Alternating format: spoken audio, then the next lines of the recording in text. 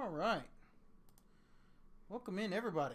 We are finally here in Season 2. This is going to be the first of 12 weeks that we are here in iRacing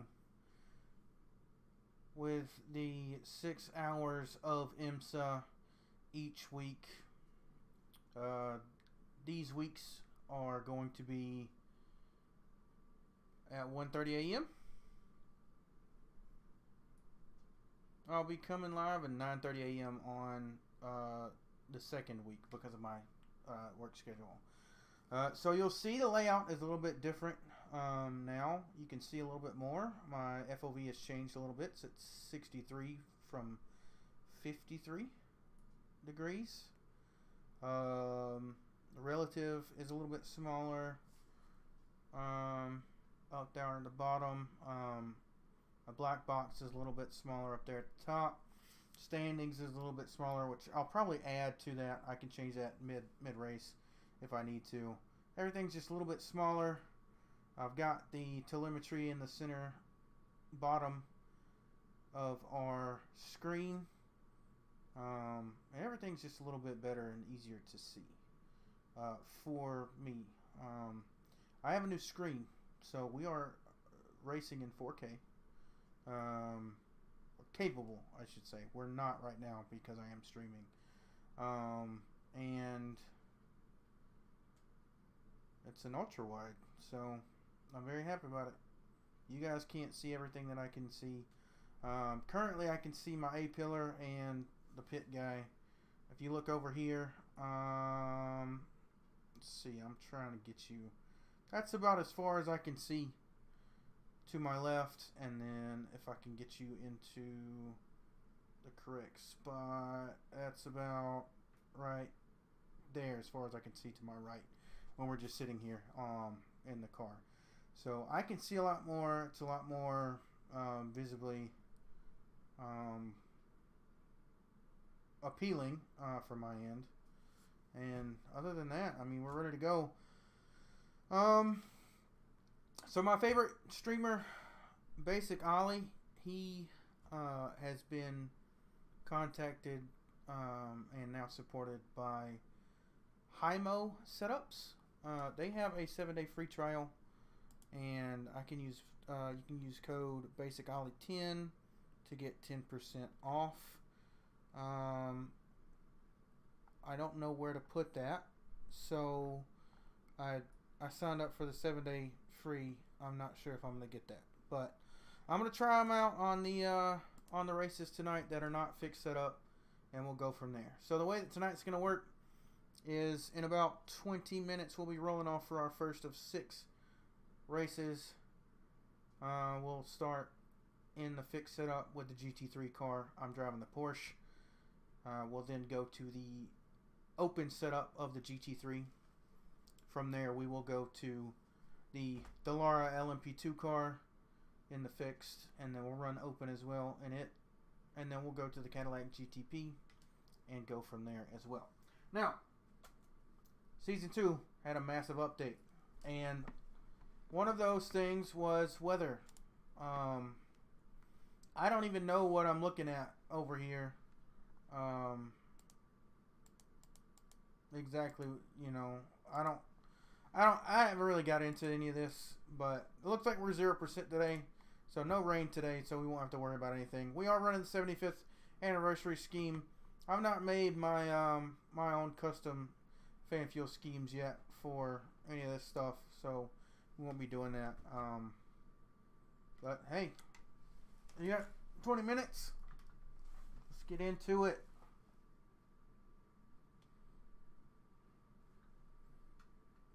You can see telemetry there at the bottom.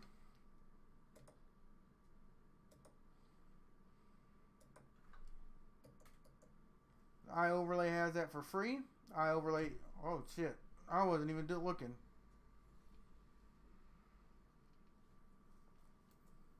Honestly, I was not. I'm a dumbass. I am completely sorry for that.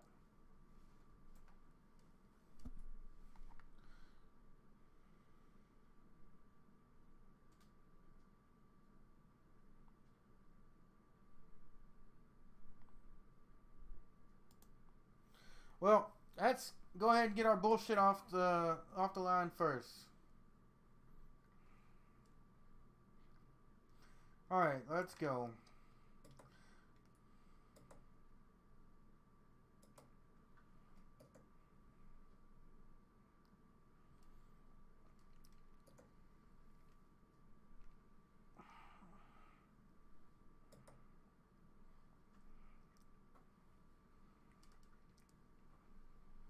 Now, I've had Suzuka for a long time on this game, and then of course it's one of the most famous circuits in the world. But I've never driven it in anything higher than the Advanced Mazda series in this particular sim. So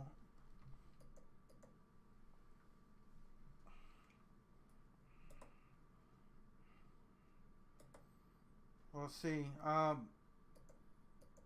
don't know why it's so fucking loud though. Like, Jesus. I hope it's not as loud for you guys as it is for me. It's like piercing my ears.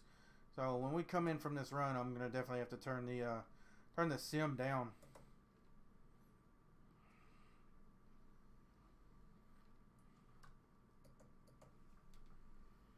Yeah, and I've got a lot more to look at now. So I got to get used to focusing back to my relative, which I probably can make a little bit bigger and still not be in your guys' way. Now, is 130R flat in a GT car? It might be. Whoa! Well, that was something. So I touched the exit curb and that happened. Alright, let's go ahead and turn down the sim a little bit. That is ridiculously fucking loud. Main volume. Let's take it there. That's... Jesus Christ. Why is it so loud? Is there a replay sound? Or is it just a main sound? Alright. Let's also go to our controls and make sure everything's good. Because for some reason... Okay, so it's correct.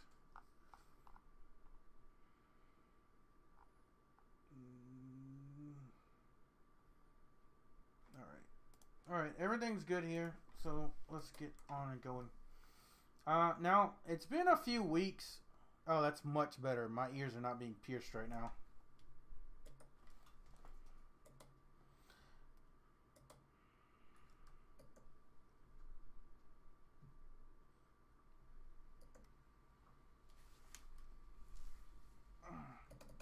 Alright, well, while we're here, we are going to park it. And I'm going to mess with my overlay settings. So we're going to do relative. Oh, we'll start with standings. We'll put that up to 16. We'll put drivers ahead to 7 and behind to 7. That should be okay. And then I'm going to go to my relative and I'm going to go from 14 to 17 on it. Okay. Yeah, that's not too big. And then I'll go to my fuel calculator. And I'll put him at 16. So the biggest thing is going to be the relative. Alright. So, Control F6 is how you do stuff over here on...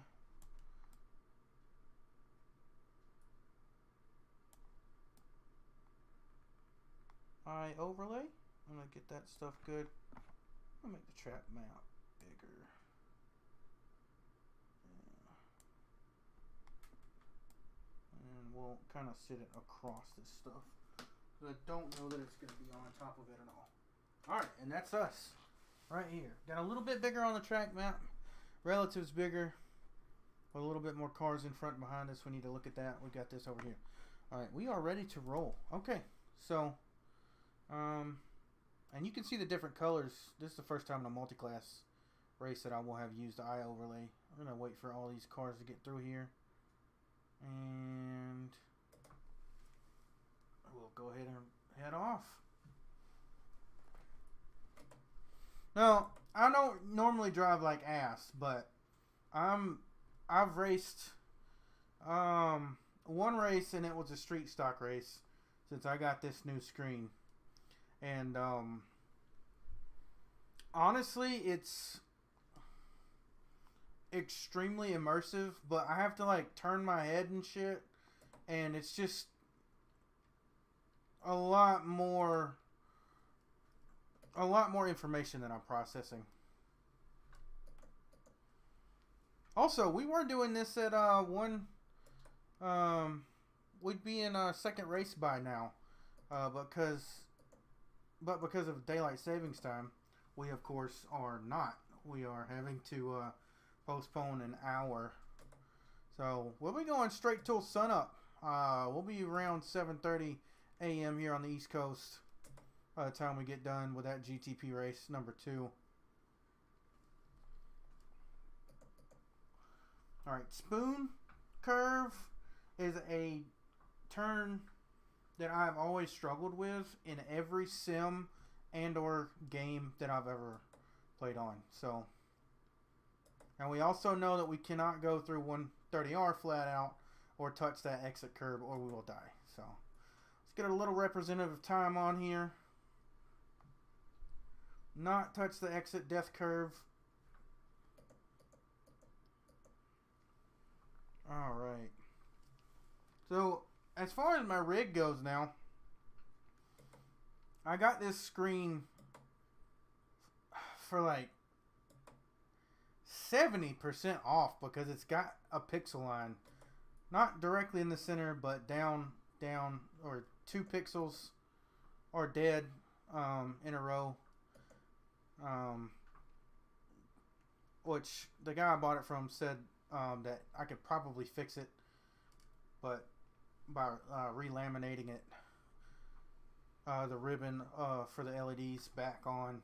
But I'm not savvy enough to do that. You can't really tell, honestly, that it's there, except for right now when I'm talking about it. But you guys can't see it, but yeah. So I got this for an extremely reduced price.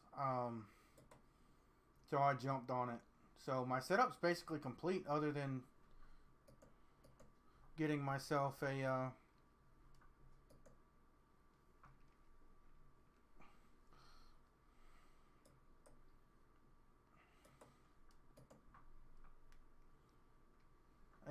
actual seat. I've got fan labs running as well now, so I've got a custom setup for my lights, so I know exactly what flags are going on around me. I know, when I should hit the pit speed limiter and all that good stuff. It's got a lot of information through the wheel now that I didn't have before, so that's really nice as well. God, there's so much understeer. I don't know which is worse, this turn or turn 10 at Spa for the corners with the most understeer, but they're both pretty crazy. But yeah, so all I need now is a seat and the rest of the frame for me to mount the seat on my GT Omega set here. It's the classic, I do believe, so I didn't actually get the seat rails when I got it, because I got the cheapest thing that they had on their website. So I'm still using my oh, that's a beautiful scheme. That's Tony Stewart's car from when he was driving in the IRL, and he was sponsored by Menards. Okay. No downforce on this car, Alex. What are you doing? That's fine. This is why we practice. This is why I get on early. Because we don't... Every lap that we do is practice for the next car, which is going to handle better. And that's somewhat true because the LMP2 car is the best handling out of them all when it comes to downforce to power ratio. We did get a time on the board. We're 6 seconds back. But I've been talking this whole time. I'm not worried about it. Suzuka is not a track that I think that I'll do very well at. Going forward, we've got a lot of tracks that I feel like I'm going to be good at. Both the new tracks are on this schedule, thank God, because I love Algarve, or however you say it, the Portuguese Grand Prix track. That is probably one of my favorite circuits on the planet. It was in the third grid, so I think that was Grid Legends, maybe. And I fell in love with that track on there. But then, Formula One and WEC have been there, and it puts on a really good show because it's a short track, and even with road course cars, the shorter the track, the better the show. Like Interlagos and Gilles Villeneuve put on really good shows, and they're shorter. You always need to pit in these IMSA races.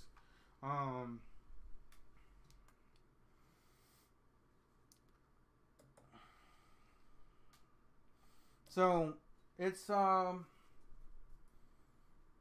really great track. And then Misciano, which is I think going to be where the preseason testing takes place next year in Formula One. That might be completely wrong. It got in the news somewhere for something. I'm not really sure. Maybe they're trying to have another Italian Grand Prix there next year because they're not going to Monza for... Or is that WEC? No, WEC's going there this year. That's right. Because they're not going to Monza. Yeah, I'm really looking forward to that. It's a very narrow track. MotoGP drives there, so I've never raced on it on four wheels, but I have on the MotoGP games. So I'm looking forward to that track too, just because it's a very unique circuit. For something that's flat and has no elevation changes, it's more fun than tracks that are similar to it, like Losail. Which, I mean, I want the Saudi Arabian tracks, or I should say the Middle Eastern tracks on iRacing at some point, just so I can do the redesigned Abu Dhabi circuit is pretty damn good, and I really want to rip around there in a V8 supercar. I feel like that would be fun as hell. The Kuwait circuit looks pretty neat, honestly. I'd love to drive on it. And of course, the 24 hours of Dubai would be great. But Losail, the Qatar circuit, or the Qatar circuit, however the locals want it to be pronounced, I'm not really sure. That track is so boring, dude. I have only watched the first half of the WEC race, so if chat, don't spoil me. I'll be watching the rest of that probably sometime this week. But, like, it is just completely flat and so boring. Of course, MotoGP puts on a good show there, but MotoGP puts on a good show at every racetrack. So,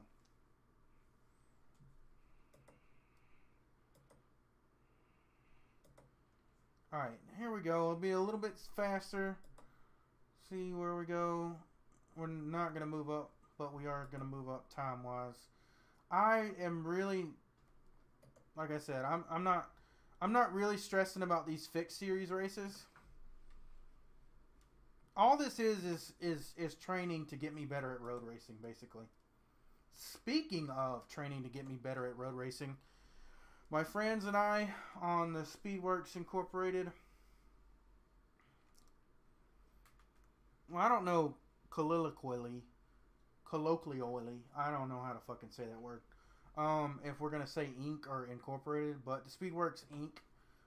Team, myself, Terry, Shane, and Kyle, have put up a little wager championship for ourselves, where we are going to be honing in our road racing skills by using the sports car and formula car ladders in iRacing now, and racing 4 races a week in 4 different championships, where we're going to race one race for each championship each week, and we're gonna take Mario Kart points from 1st to 12th, and basically race 48 races a season in those short races to see, just a little friendly competition to see who's better or whatnot overall, and in both disciplines, and of course in each of the 12 race series. But the purpose of that is, one, to gain us iRating, especially at the start, because we'll be starting in the rookies and going all the way up. And two, to get our racecraft better, because going back to the basics is always good, especially for people who are oval racers. Now, Kyle is like me, and he's in a lot of the other styles of racing, unlike Shane and Terry. And he is a massive sports car fan. He actually got into racing 4 sport cars, I think. But he goes to the Rolex and Sebring every year. You really cannot go into this corner deep. Maybe I can. I just need to change up my braking technique. Not necessarily my braking point, but how hard I'm hitting it and everything. I don't know where to let these guys pass. I know it's their job to get past, but I don't know a good place to let them pass, because a lot of these guys don't know that I'm supposed to stick to the racing line, right? Because that's how racing is. But yeah, so we're all oval racers by trade. And Kyle, he's like the biggest ARCA fan I've ever seen. And it's funny because that's a Midwest series stuff. Or that's basically a Midwest series. And he's from Daytona. And he like lives and breathes ARCA. Which, I mean, it's really cool because ARCA's having a really big renaissance right now.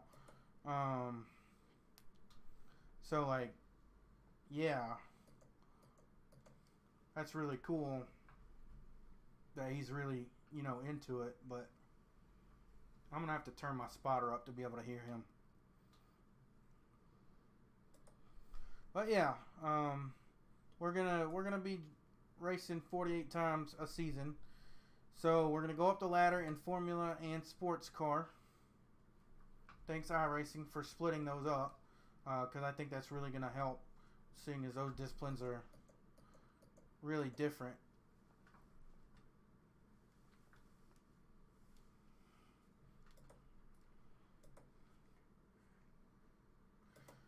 Alright, we should be getting ready to go here.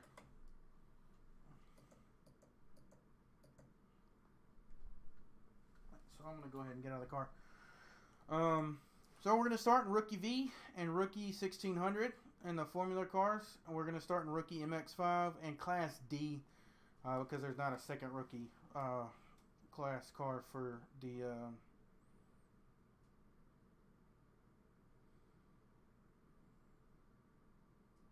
sports car side. So we'll be doing the Toyota GR86, the MX5 over there. And then we'll do that for 12 weeks. Week 13 will come around. We won't do anything. I'll probably just spam as much iRating in oval as I can between the rookie street stocks races, and then probably do a dumbass race that's short enough to fit in between. And then the next season, we are going to move up to the LMP3 and the GT4. This is kind of a second splitting of the ladder. And that'll be running the combined race, not the fixed solo race. We'll be running the combined race, and we'll run the same race in different cars. So we'll run I plan on running the GT4 first and then the LMP3, but they can do whatever the hell they want. We're not going to be racing at the same time. You compete in whatever whatever car you want at whatever time you want. You just have to race one race in all 4 each season. And you can only race once a week unless you have a really shitty race and you want to take a mulligan, I'm going to give everybody 4 mulligans. This time, probably 7 in season 3 and 10 in season 4. On the other side, we're going to do Super Formula Lights. No, we're going to do Skip Barber and the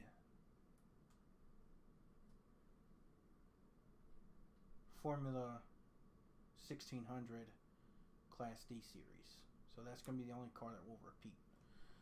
And then season 4, we will do the Super Formula Light and the Super Formula car. So, and we'll do the same thing the next season, but we'll add more cars into it. So we'll start rookies in season 1 of 2025, and then we'll end with probably the Super Formula and the IndyCar, and then we'll probably do the F3 and the F4 as well, adding them in there, or something like that. You know, maybe F3 and Super Formula and Formula Super Formula Light and F4. 1600 Skip Barber, 1600 Rookie, and V. And we'll open that up to a lot more people. And it's just simple. You finish first through 12th, you get points. Anything else, you don't. Lightning McQueen's in here with us.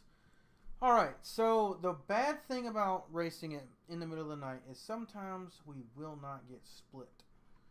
So I'm racing 15 drivers with a strength of field of 1.9, and it wasn't split because we got a 5.4K guy up top, and we are number 29 of 31. Can't do anything for qualifying here, so we'll go straight on into it. After qualifying, we will move over the iRacing UI to my second screen so that once we get to the pit stop, we can register for the Open Series race. And hopefully this time we will get both fixed and open for each of the series, because iRacing doesn't decide not to register our change of car. Alright, so we're not fast. We're not going to do very well. Admittedly, GT3 racing is really popular, so there's a lot more people that race it. And that means there's a lot more people that are better than me. I did the IMSA Endurance Series last year, or last season. I did 5 of the 6 rounds. Man, understeered real bad there. I was not slow enough for that corner. That's fine. I'm going to take this baby around the NEC this year, as many rounds as I can. Hopefully all 9 or 10 of them. And then if I'm feeling really fancy, I might do the 3-hour races. But I don't think they're in the week, during the middle of the week at all, so I actually doubt that I'm going to do that. This has been a terrible outlap because I'm still talking. So as soon as we get through 130R here, I'm going to lock in, and I will be silent for the next 2 laps, and we'll try and get in the top 10 if at all possible. Alright, see you guys on the other side.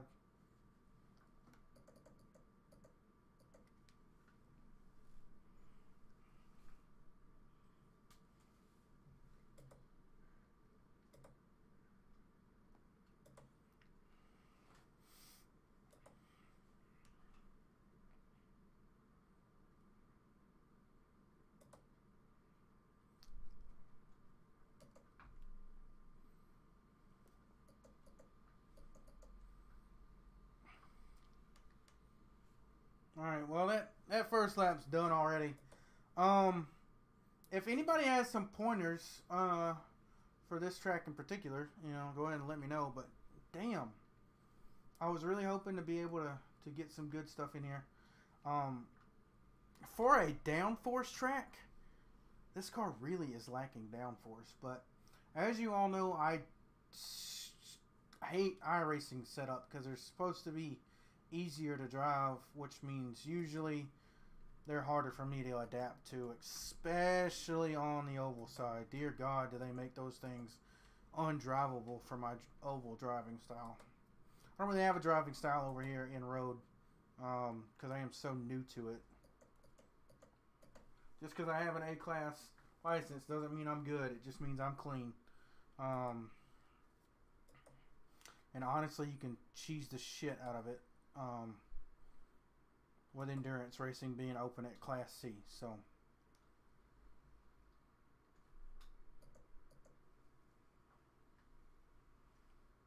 alright, let's try and not fuck up this lap, and go from there. They really picked a really difficult car to start the season off. Thankfully, there's no rain in sight, so we'll be good on that part. Yeah. Try and get something going here.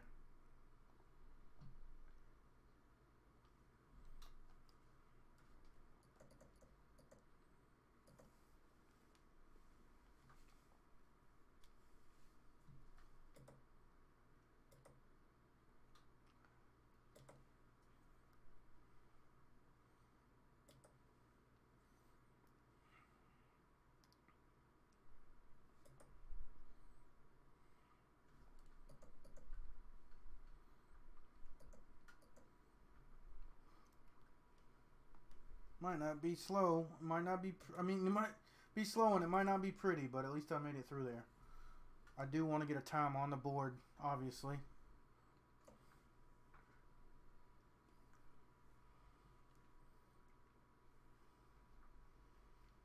I know GT3 is like booming right now, and it's really super popular on the service. It has been since they came out with the GT3 series, but man, it's just not fun to drive for me. I don't know. I do have fun once I'm racing, but like hot lapping these cars, I don't know. There's just something about them. It's honestly like that for the next gen car on road courses for me. I just don't like it.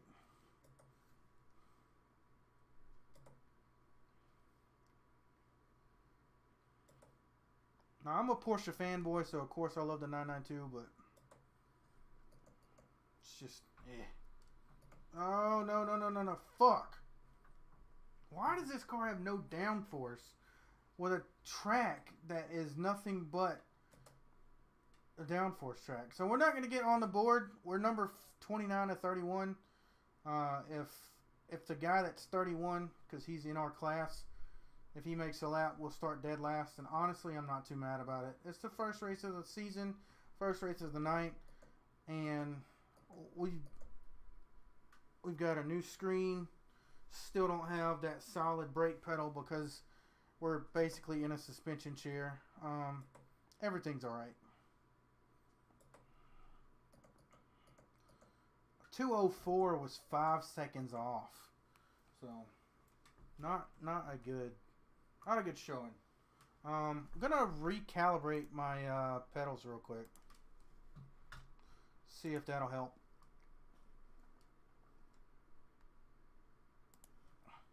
Oh, back. Reset. Reset. You get it right there. Done.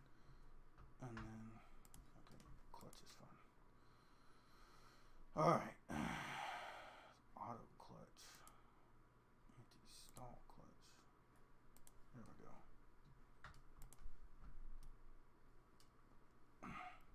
It was on auto clutch because I had my wife on here after we got the new screen.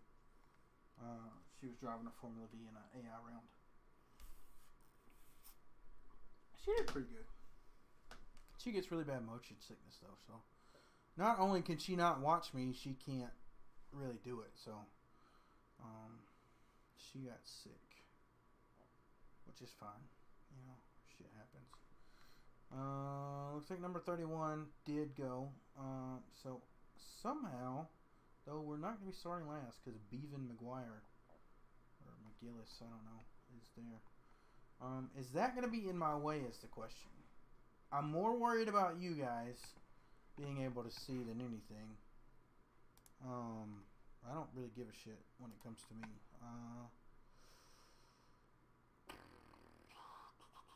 Opacity. Let's see. Got plenty of time to grid, so.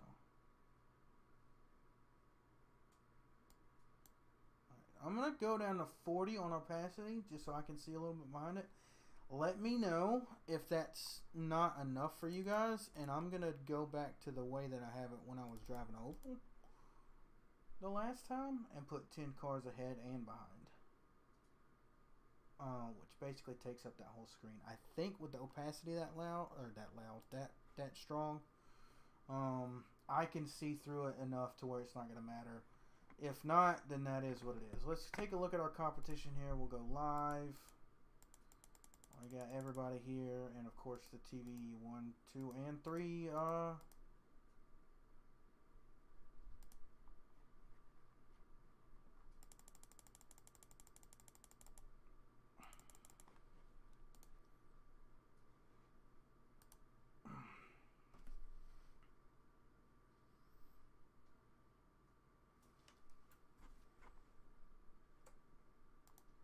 I missed the start, but I can't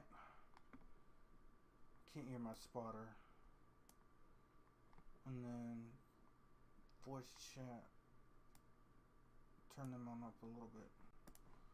Alright, that's fine. We were starting in last anyways. We're going to let the entire GT field go through. I'm not going to cheese it.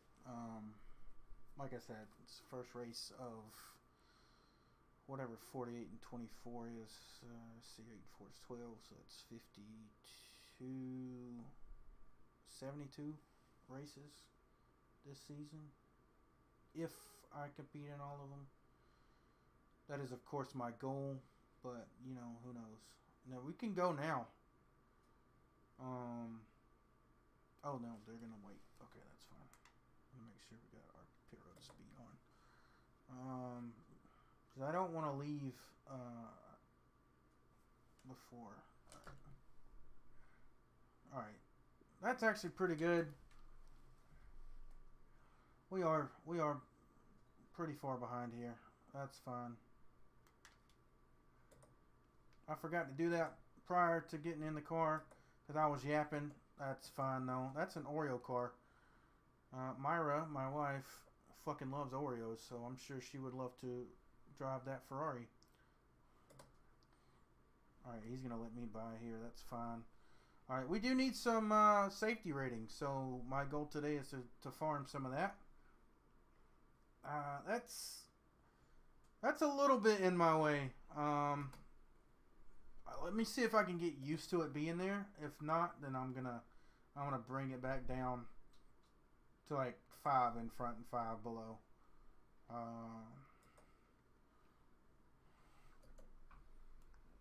Oh man, let's talk about safety rating and then try to go in there like you have fucking downforce.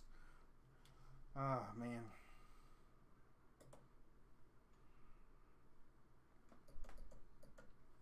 I really got to get back under myself.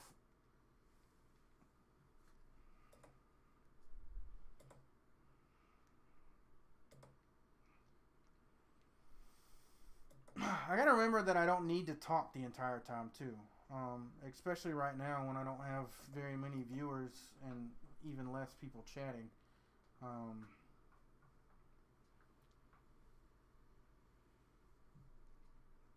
Should be okay.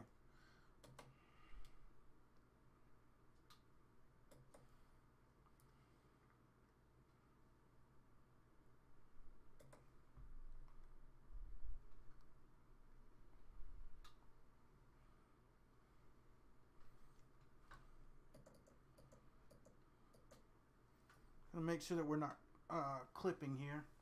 If we start clipping, I'm gonna just have to stop altogether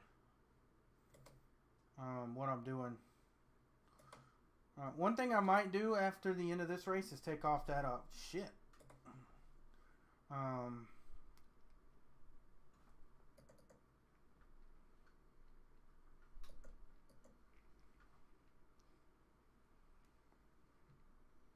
That telemetry. I don't know that you guys need to see that, honestly, since you do have the iRacing box over there at the side. I know it's probably really fun to see, but kind of annoying because I keep wanting to look at it because it keeps changing.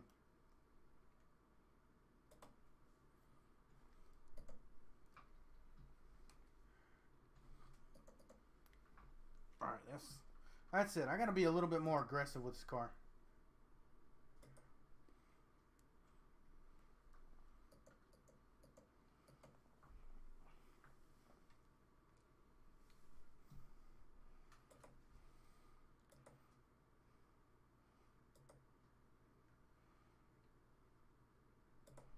Oh, and I didn't change over the UI to the other screen either.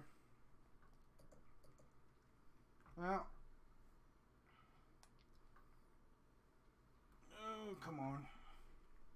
I don't think that's a second gear corner. I just got to figure out the entry line to get it to stick.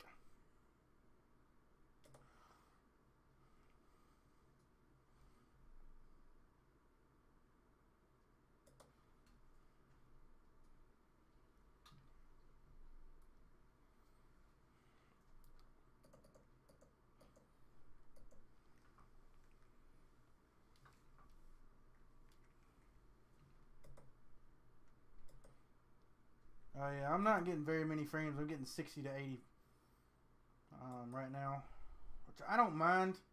Honestly, 30 frames is enough for me. I can get a lot more. That's a 240 hertz monitor, and I can get. Oh, come on!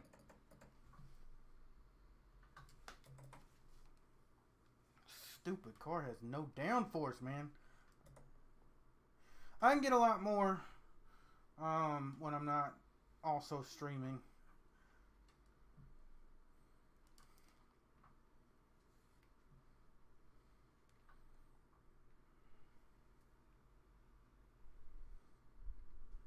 Honestly, the rain doesn't drop my frames though, so I'm really proud of iRacing for literally announcing that they were going to do this like 3 years ago and just massaging it until it was done, you know? They didn't rush it or anything, and I know it pissed a lot of people off that it took them a long time, but man, they did it, you know?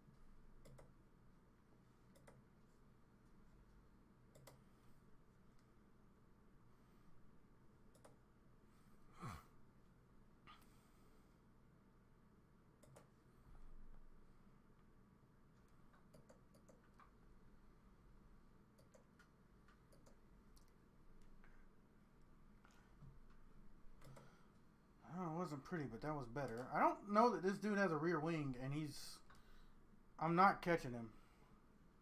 Like, that's not good.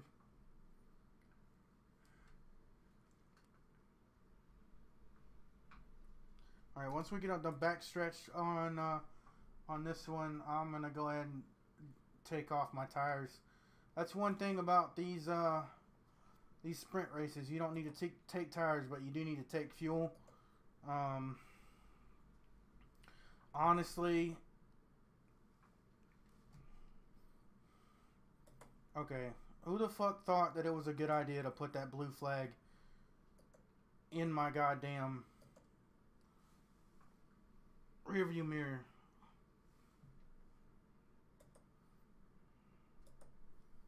Alright, we're gonna have to change that. I believe that's Alt K.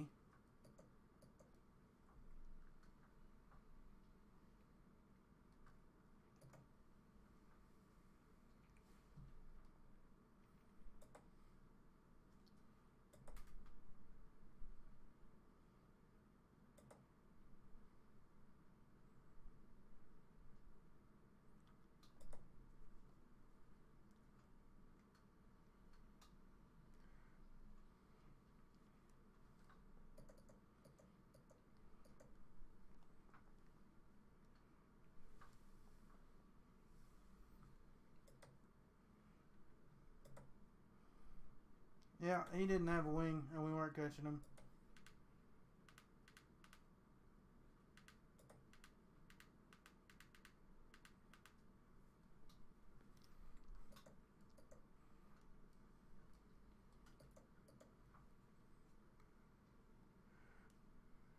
No way I'm in the top 10.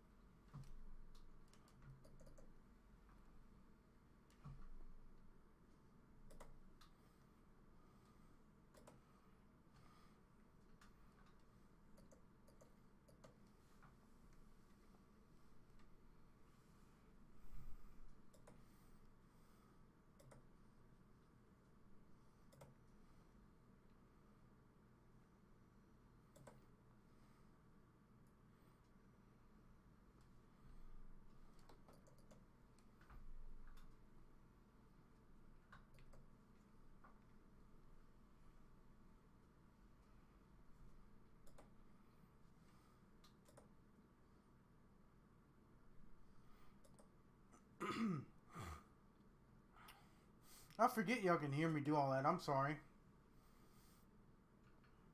It's basically spring already here. It's been spring since February, but plants are pollinating now, so getting kind of stuffy.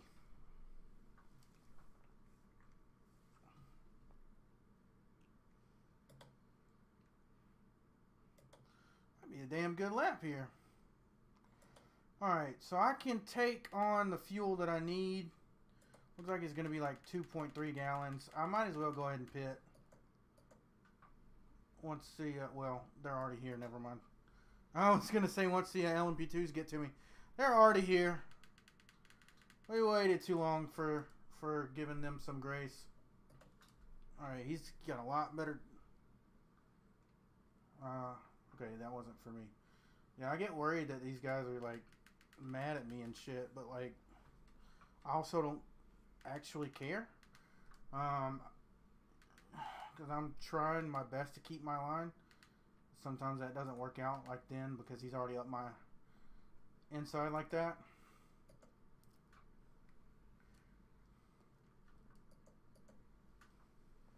I think they're a really difficult track for multi-class racing. Tonight's going to be a struggle. I love being able to see all that I can see now, though. It just feels so much more realistic. The guy was telling me that he had a guy buy 3 of these motherfuckers for sim racing, and I just don't understand A, how he mounted them, and B, you know, how he could use them, because like those screens would most likely be behind his head, so like he'd have a massive periphery, obviously, but I don't know that I could do it. I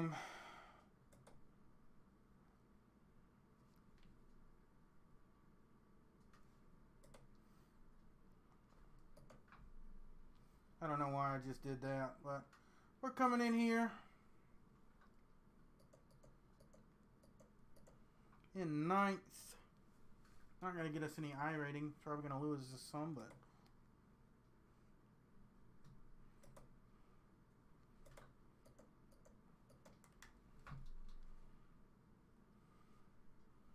that's pretty good pin entry for my first time.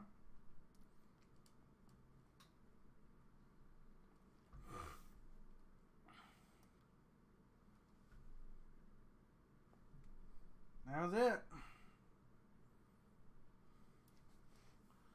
Still in ninth, it seems. We're a minute and then almost 2 minutes ahead of the guy ahead of us. Oh no. I was looking at the gap, not the interval. I need to be looking at the interval.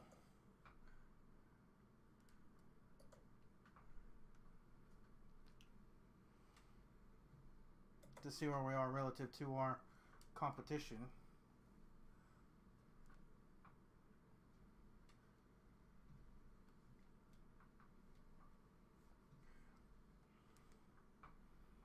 This is definitely a circuit made for high downforce cars. Not to say you can't have fun with low downforce cars, but I mean, come on. That S section, when you have a really high downforce car, oh, it's beautiful. Should feel really nice in the LMP2s here in a little bit.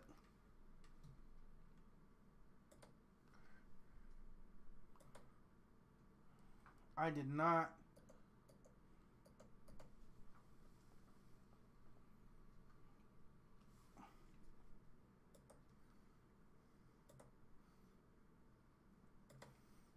sign into the next race. Good thing that fix to open is doable without having to do it in the pits. How to get into the swing of things. I mean, it's been over a month since I've even tried doing this. It was proof of concept when I did it last time because it was mid-season when I thought about doing this. So the goal is to just get better and better and better until I'm good. I can only do this a certain amount of time every week, so I can't be the best, you know.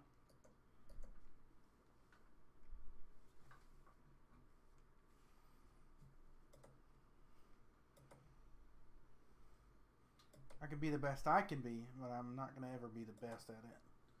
And I'm completely fine with that. It's a hobby, and I want to share that with, you know, anybody that wants to see it. Oh, that was pretty squirrely. Come on, Mr. Sir, you got to get around me. I'm not going to give it to you. There you go.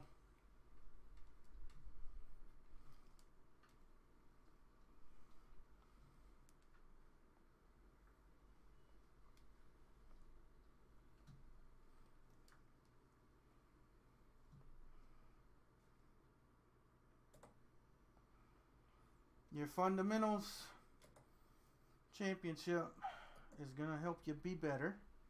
I'm talking to myself here, I guess. I meant to say mine. So, definitely looking forward to the amount of racing that I've told myself that I'm going to have to do to get better.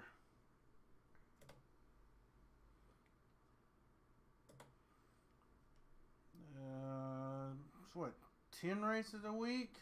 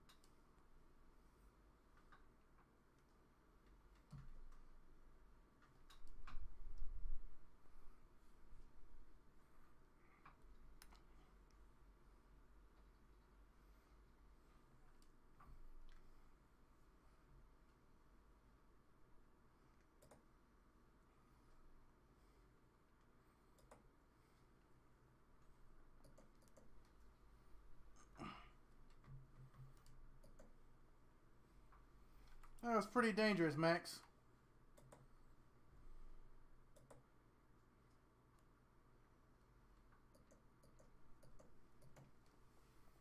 That's alright, I'm wearing my brown pants.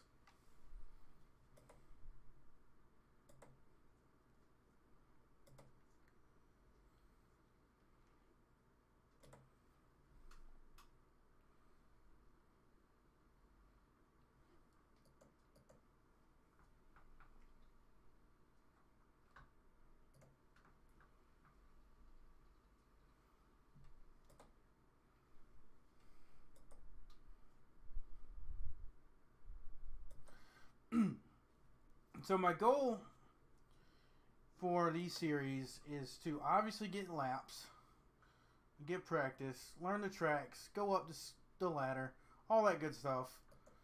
But I don't really have a finishing goal other than top half, so that I'm gaining I rating. And if I'm not, it is what it is. We want to see a net positive. You know, every week. And I got 10 races to get that net positive between the 6 that I'm doing on these days and the 4 other ones that I'm doing. And then sometimes we'll have 9, maybe even 10, depending on where the NASCAR and the iRacing IndyCar leagues are going.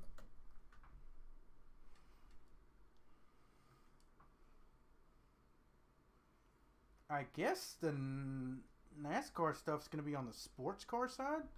I hadn't even thought about that. Or is it going to go back to being on your oval license? It's a good question. I didn't think about that. I haven't read anything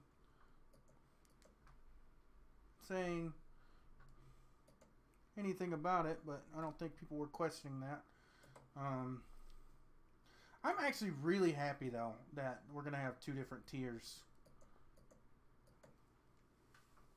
I wish it would have been like this at the start, though, and not split, because I feel like this season a lot of people are going to go way higher in one and way lower than in the other than they were, and it's really probably going to frustrate them. But open wheel and endurance racing are so different, despite the fact that they're on the same track. So I really like everything about season 2 2024 update has been amazing. And you know, 2 free tracks and a free car have been added to. Like, what iRacing is just providing fixed ups that don't have any fucking grip, apparently. Jesus Christ. Yeah, I know I got wheel damage, my guy. What in the fuck? Jesus. You guys believe that? I even let off. Oh my god. Well, that's the first one of the night. So much for all that shit I was talking about with net positive I rating and all that shit. Jeez, man. So I have 12 minutes left in the race too. So we are done. We're not done. What we can do though is go ahead and migrate everything else that I was telling you about earlier over. So sorry about that. Yeah, let me go full screen over here. Reset. iRacing. Oh, I didn't forfeit yet. Let's forfeit that. Yeah, we're gonna forfeit that, and then we're gonna go to the Open Series. We're gonna have to select the Porsche again and race. There's already 7 people getting ready to race over there, so that's good. Alright. And that's the first part of that done. I'm so sorry, guys. Oh, that's what I get for just talking, you know.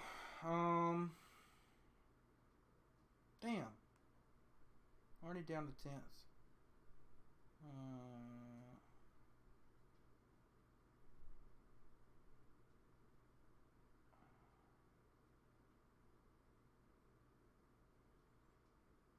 I don't know if there's anything I could have done there. All right, let's take a look at it. I do have race control here. So I'm gonna go to my where is myself? I just saw myself. There I am. Let's go 5 seconds before that. Is that? That's not it. No, it's this one. There we go. No. Is it this one? No. Is it this one? Yes. Here we are. Yeah. I honestly don't know what I could have done there. What an odd thing. I mean, I was there, I just barely squeezed the gas on, and then it just went from me. So we got plenty of time. Let's look at these other crashes. Oh, that's me.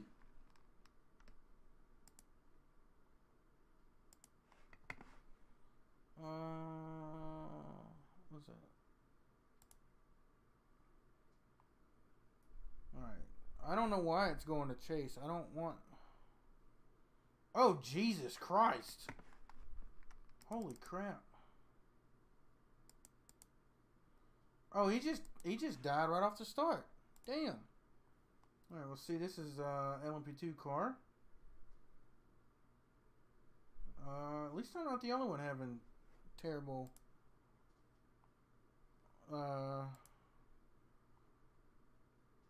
luck with grip tonight. Well, he just got into that, so. And then he had another one here. No, he was just getting out. There's a GTP here. Oh, he just fucking sent it. And that was my dumbass. There's Rexy when he lost his wing, presumably. Oh! I would not say that that's his fault at all.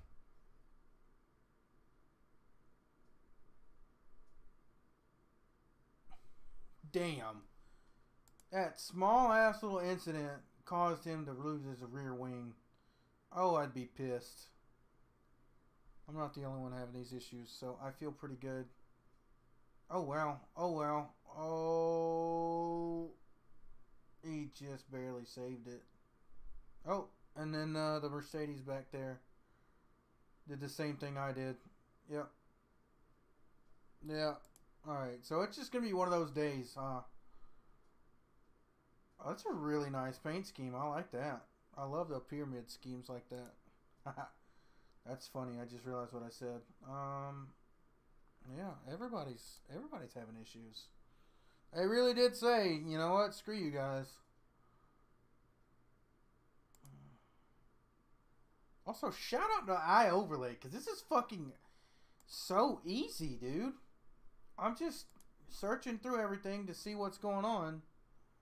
Let's see if Vance did the same thing he did last time. No. The Acura.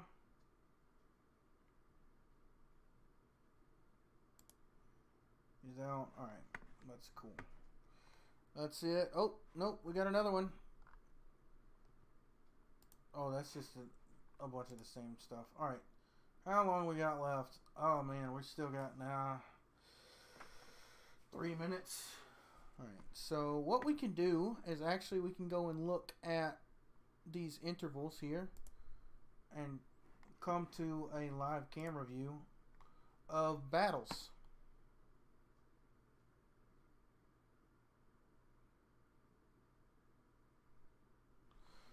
Another battle going on is in the LMP2 cars here. Not sure why it's scenic. What the fuck's going on? Alright, well. Whoa! Holy shit. Something's dying right now. Oh, okay. Let's just calm down, boy. Alright, so obviously the computer did not like that.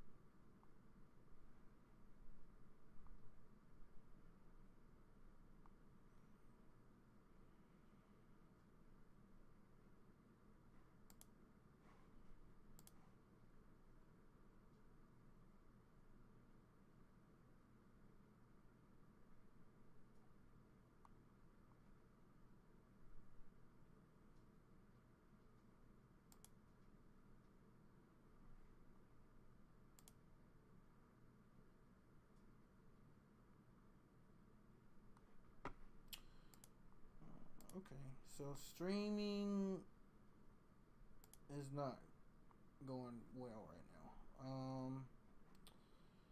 Alright.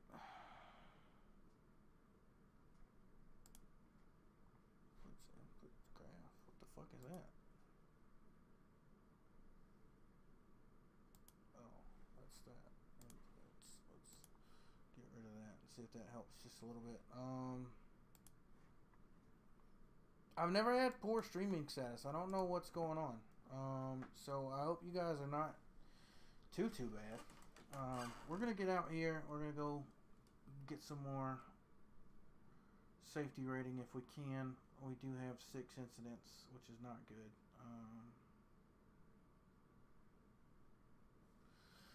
Man, I don't know what's going on. Yeah, I've got really good internet. I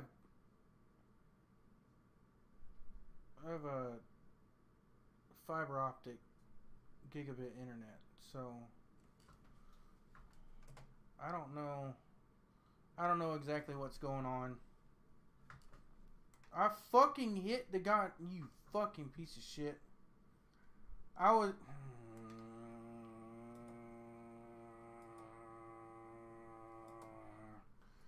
I'm a very angry man right now. Oh, of course that's a fucking off track. Alright, we're gonna hit Alt K here. Well, since we do have Mr. Flag here, we're gonna move him there. Fuck you, iRacing. My thing was flashing and then I moved and it stopped flashing. Why? Why have you done this to me?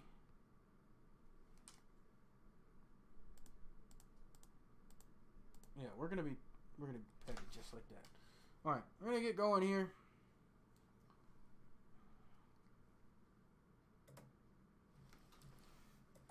Try not get any another incident point iRacing? Are you fucking kidding me right now?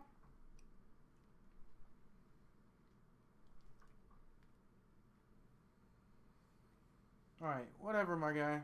Whatever.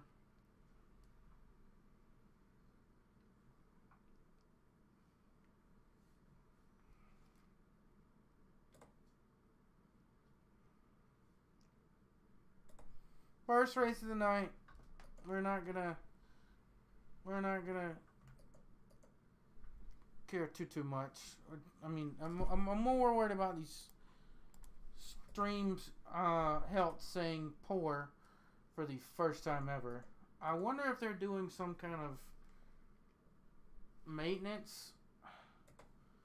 I mean, I've streamed it this time before and not had a problem, but I will say this, Tuesday nights, at my old house in Alabama, we did have maintenance on Tuesday nights, which sucked for me, but we also didn't have gigabyte internet. So it says excellent now, so that's good.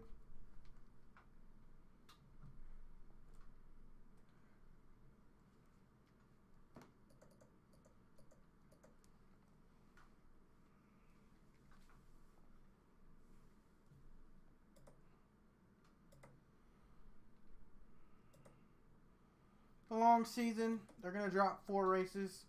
This will most likely be one of our drop ones. Oh, I forgot about that.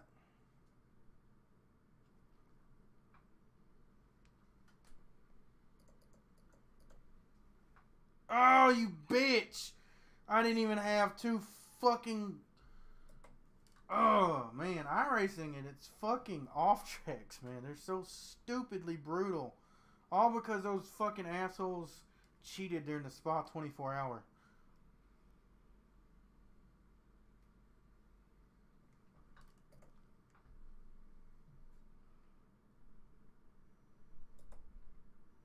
I don't know what that guy's problem was. I literally didn't change lanes or anything.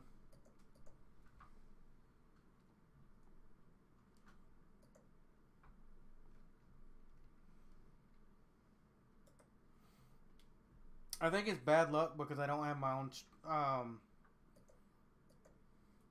paint scheme. That's really what it is.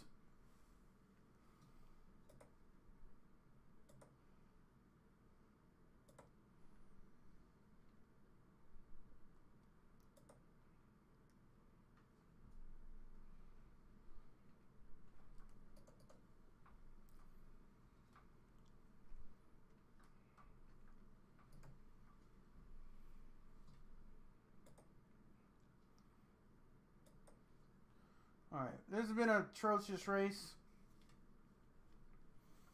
I mean, ever since the Daytona 500, I've had nothing but atrocious races, though. So, honestly,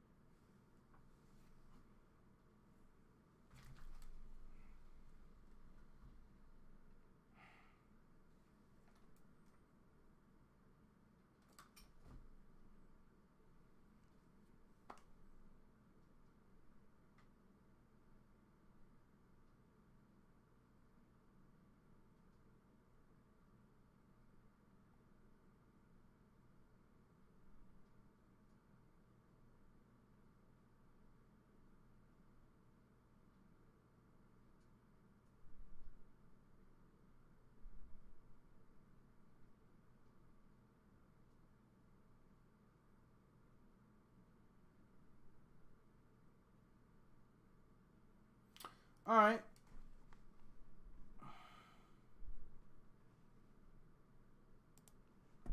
Well, that was embarrassing. I don't even know what to say there.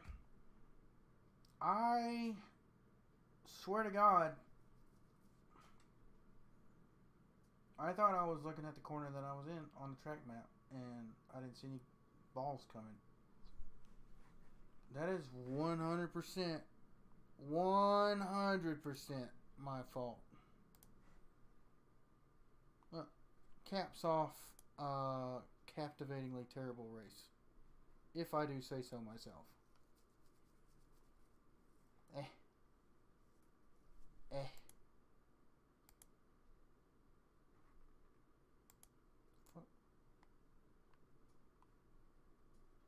Oh. Oh, wow. It says skipped frames a lot. What the fuck was going on?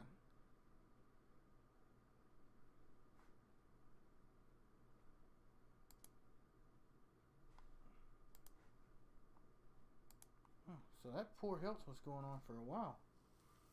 Why, though?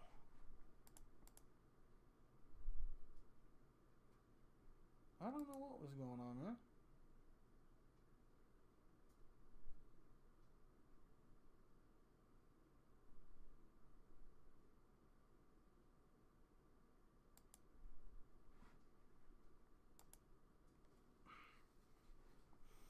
See how bad my,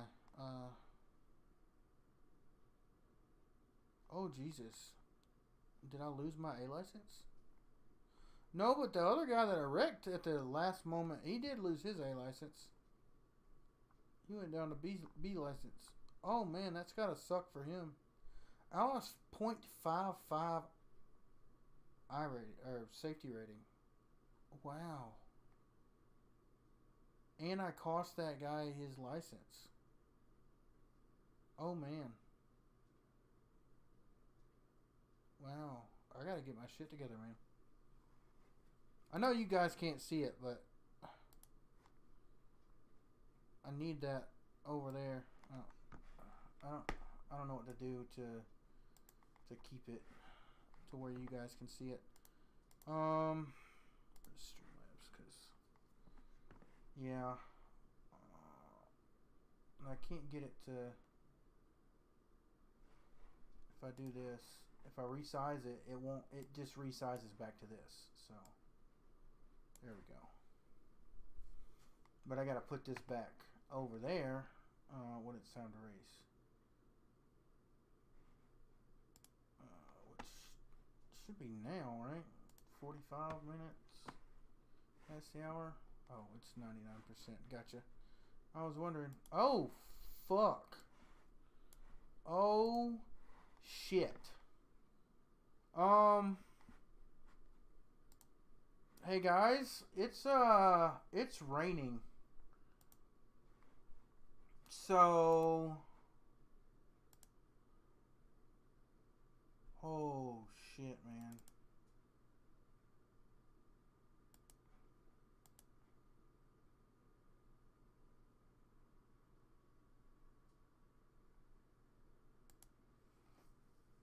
Oh my god. I'm terrified.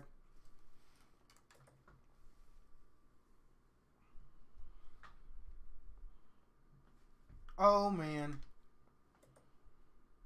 I couldn't get in a rain server during week 13. It kept booting me when I was trying to drive the Battle of the Little Wings. I just practiced with it a little bit. I know you don't have the ability to touch the curbs, but I still did. Oh, what a fucking joke. Oh shit. Okay, so I'm very glad that I'm using the setup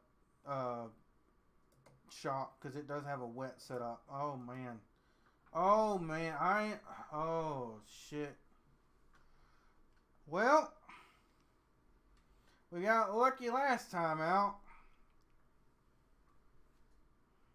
For our second stint tonight.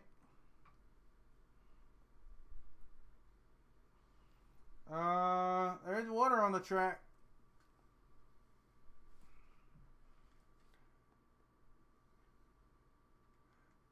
Oh my god, you cannot see anything in the spray. Oh man. Oh dear god. I am fucking terrified.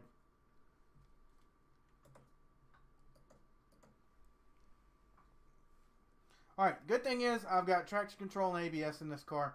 We should be completely fine there. But this also means that we're probably going to have rain when we come back here in 4 hours in the GTP for the open setup.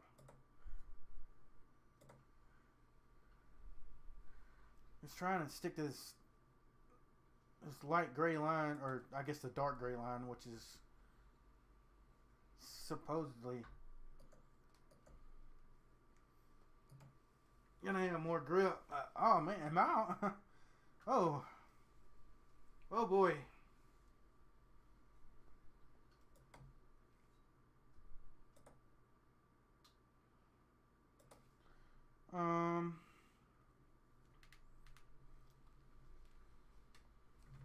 Oh man, that's my fault because I was trying to mess with my wheel, but I fucking... There you go, you motherfucker. Yeah, my car does have too much damage. Okay, also, that's why I'm getting clipping. Why? I don't have the 8 Nm. Thank you. That's why I'm getting clipping in the wheel. Okay, here we go. This should be better, guys.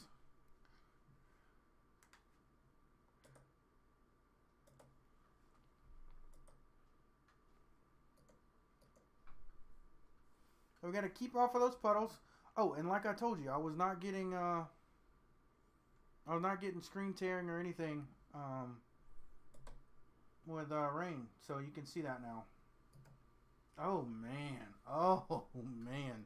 Understeer City, boys and girls. We are trial by firing here at Suzuka in a fucking monsoon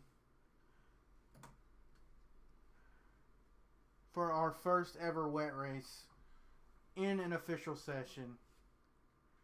No AI, no hot lapping, real people, real consequences.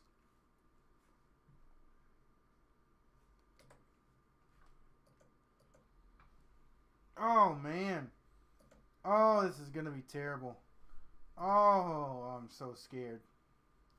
I might not be able to do this whole thing.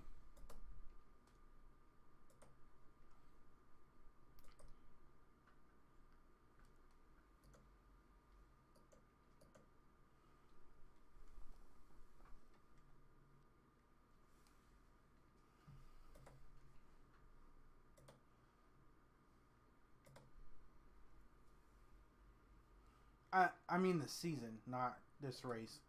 I'm definitely gonna do this race, but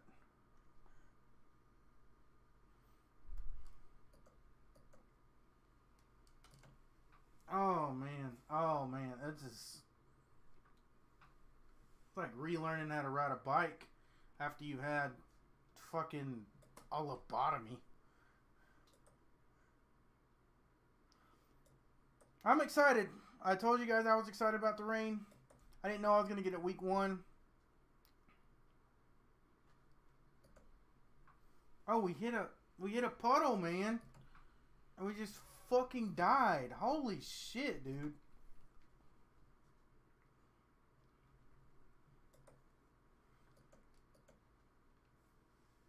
All right, how many people are in this race session?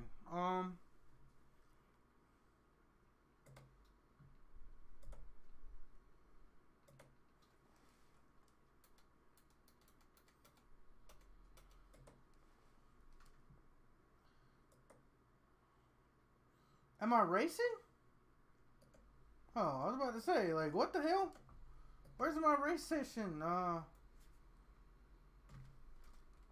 Cape thing.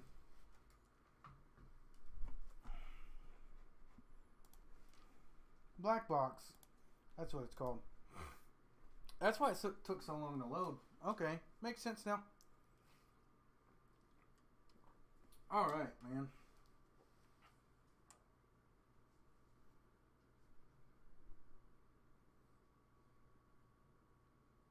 Hmm, hmm, hmm.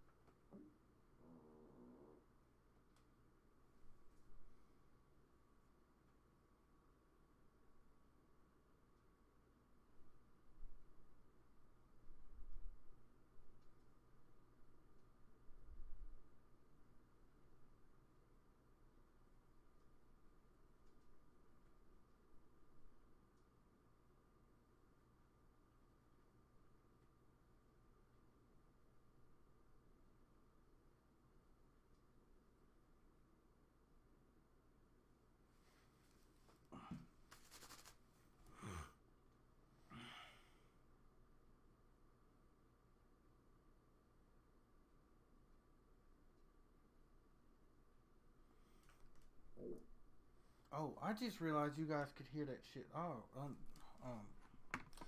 I'm sorry. Excuse me. All right, well, 6 hours of Suzuka. We got 1 hour down. Hour 2 coming here right away. It is dark as shit. Oh, it lightened up a little bit. We got weather in the area. We got rain. Okay. I'm not quite sure if this is zoomed in and this is zoomed out. I'm assuming so. It looks like we're going to get a lot of heavier rain. And then it's going to come back out. So, it's going to dry up and then start raining again. So, this is our first wet weather race in an official capacity. So, this is going to be interesting, to say the least. I'm going to go to my garage here. Oh, well, I can't show you guys that, and iOverlay is not letting me do the garage cover.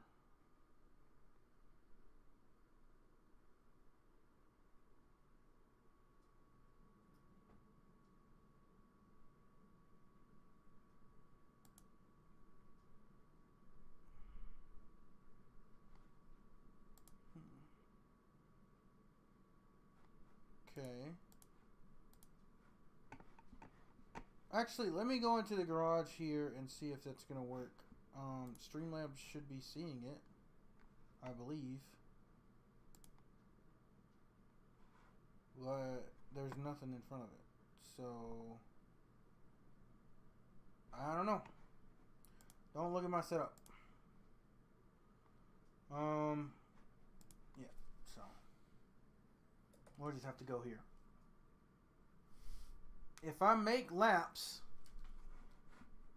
without getting an X, or I get no incident points, I'll probably start up front of my field. How many cars do we have in here? I wish it told you the whole field worth of cars. I don't want to do math. 14 and 14 is 28. That's math.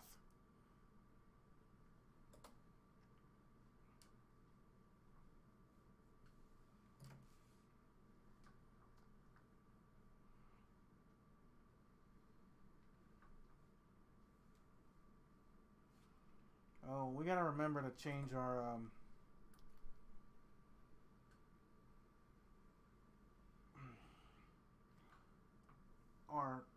force feedback when we get in each one of these cars, so we don't have that clipping bullshit again like we had in the last race.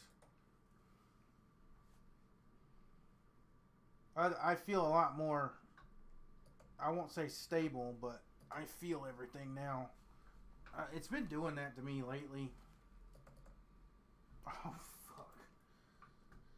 What the hell, man? How the hell am I even supposed to do this? What the fuck? Alright, let's go. Let's try this one more time.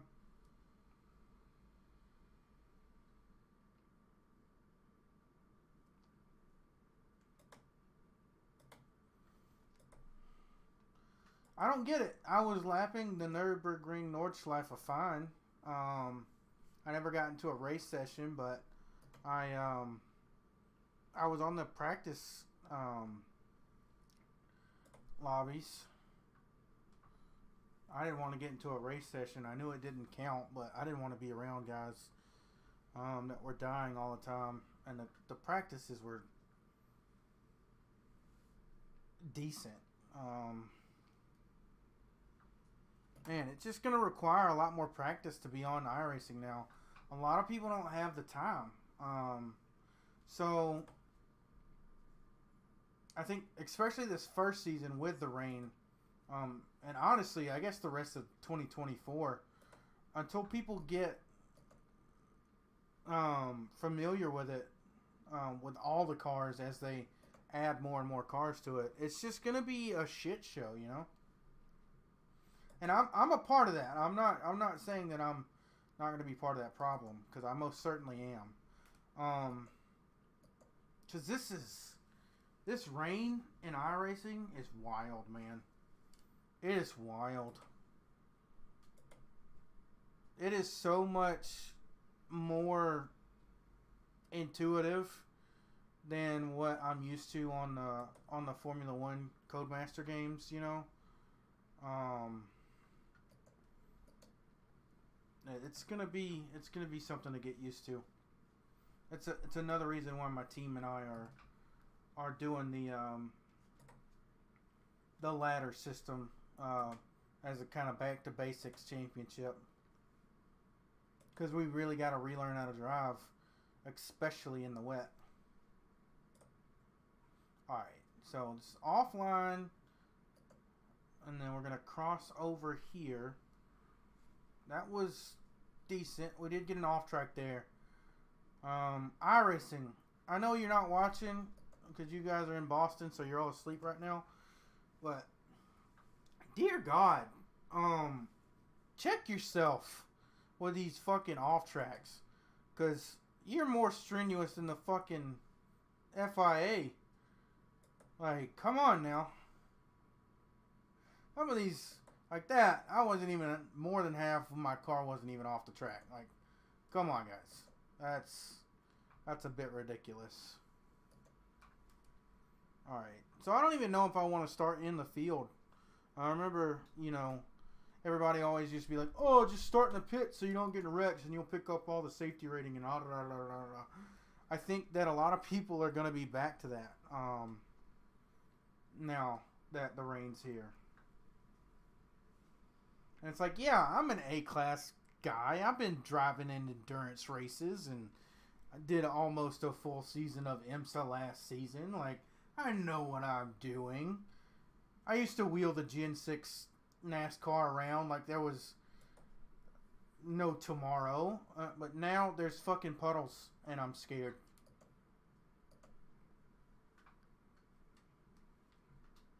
and everybody's gonna be like that. I didn't want rain to come because I didn't trust myself or anybody else to be able to drive it, because I couldn't trust anybody else to drive, oval racing and stuff.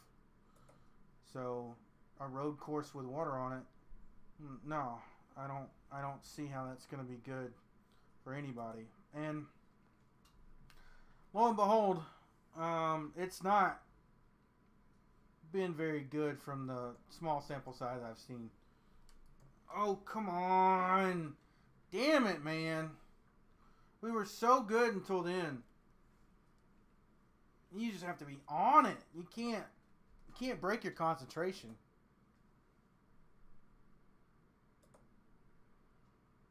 I have no idea what a good lap's going to be. None of the GTPs have even made a lap. We're going to be them a little bit later, so. That's, come on now. Honestly,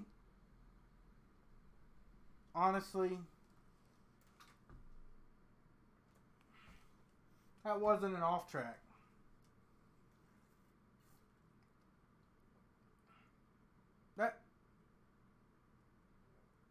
Okay, that was an off track. Let's be real. I'll say this though. I will say this. There's a curb. Why the fuck is it an off track, Let's just hit ready to race. We're not going to make it back. Go to entries, results here. Grid.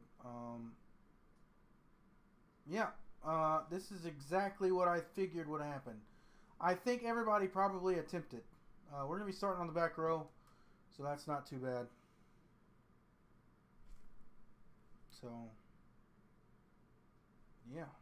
Let's go ahead and get iRacing over here. Let's get that ready to go. That way we can forfeit as soon as we come into pit. Now, the question is, will a wet tire make the whole race? I don't know.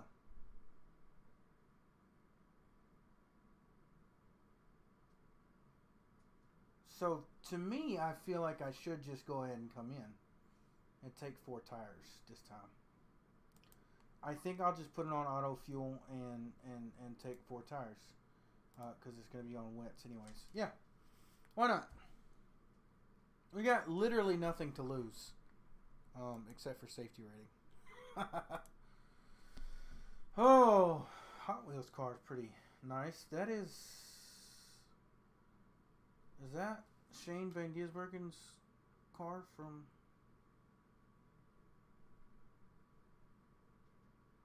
like 2013? I'm not sure. We're on the back row here. We got an Audi and an Audi scheme. I'm in a Porsche scheme. I can't say much. But my Porsche scheme has a rainbow on it, so.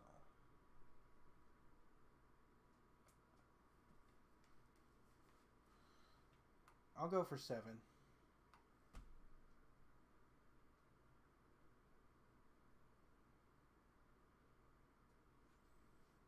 It's not about where we finish, it's the friends we make along the way.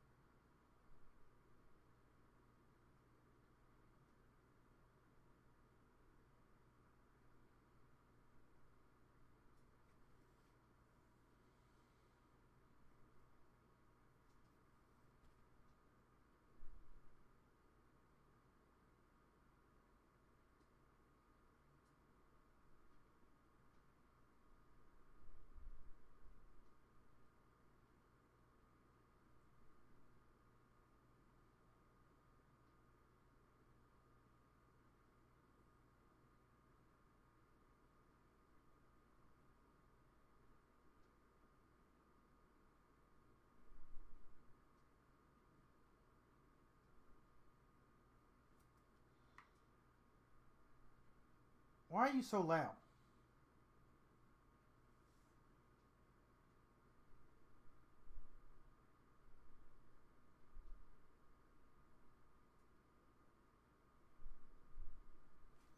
Alright, we're going here.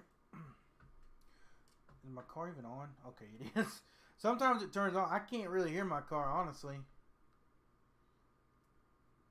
Alright, we got 14 guys. We got to finish 7th or above to guarantee ourselves some I rating here. We're going to try and keep our safety rating above a 2.0. I don't want to drop down, though it's probably bound to happen if we're going to have rain all night. This will be the first rain race in every one of these series that I've been on. Despite the fact that I do have a lot of rain experience, I'll say about 3 hours in this car on the Nürburgring Nordschleife in the various practice sessions because I couldn't get a race session to work. Well, this is a terrible start.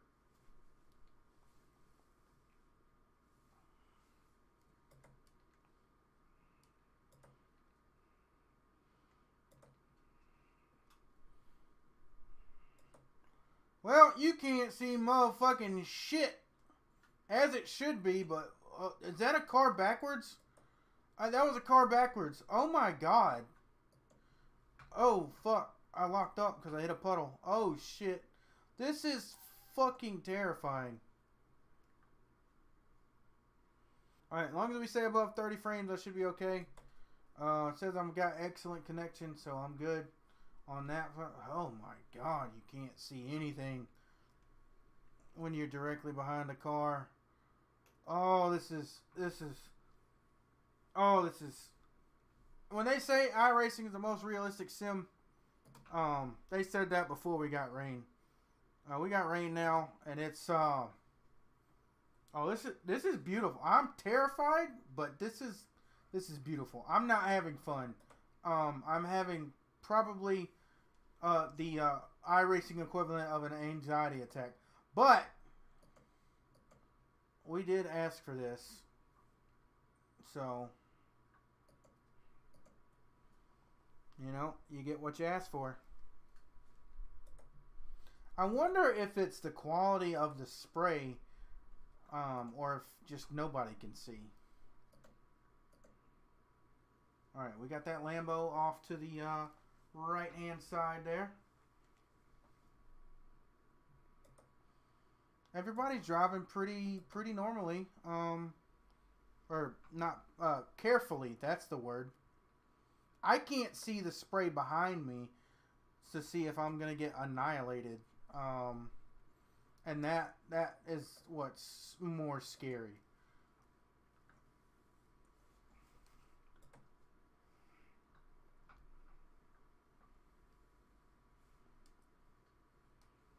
I love the sound of the rain. It might put me to sleep if I wasn't in a race. Oh, you just can't see anything.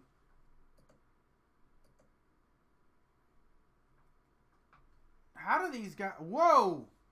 There was a car there. Holy shit.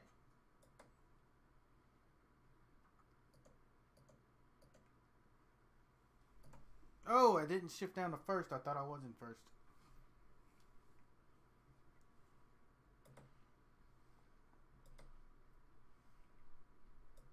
Are you gonna fucking give me my slowdown or what?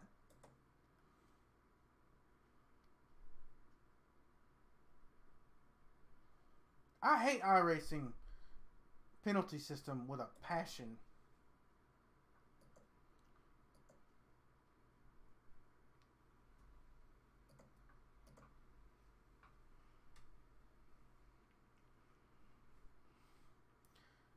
This might be the most terrifying thing I've ever done on the sim.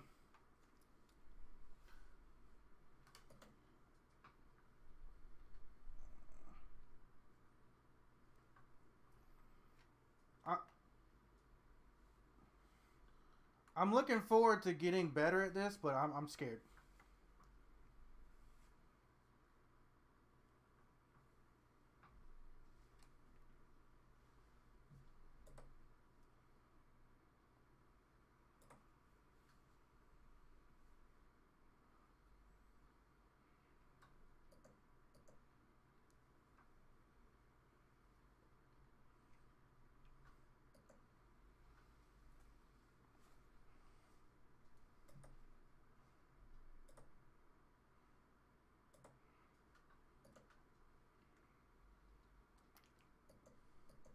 Trying to find the lines while there's spray in front of you, it's near on impossible.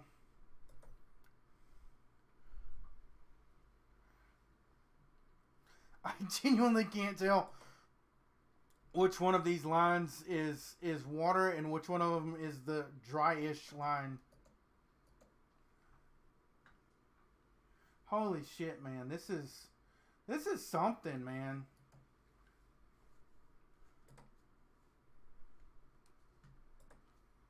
We're only on lap 2. It feels like I've been racing this shit for 12 minutes.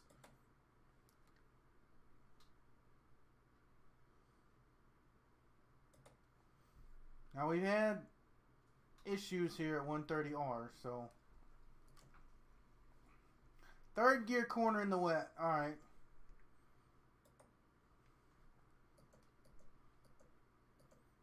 I'm actually really having a lot of fun. This is so different than anything I've ever done in sim racing. I'm not confident at all. And that's like a good thing, you know? Oh shit, that guy's dead.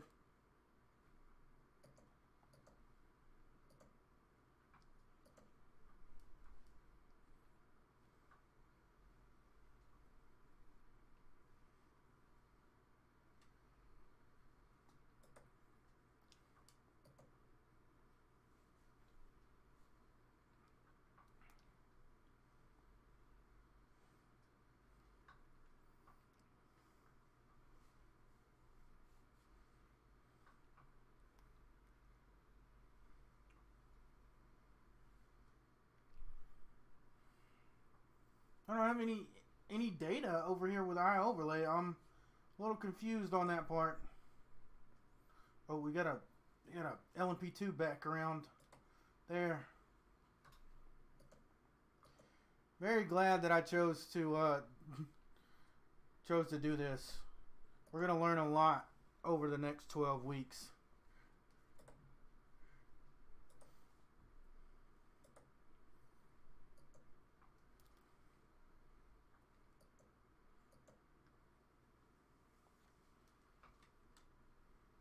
Oh man. I wonder why it keeps it. I don't think that I had any off tracks the last one, right? So why are none of my data is going anywhere? Like,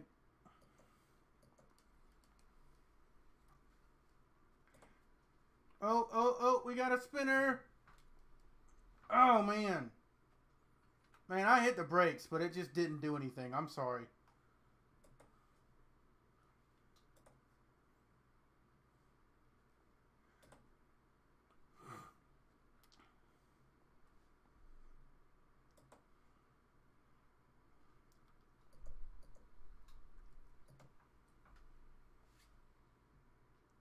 Yeah,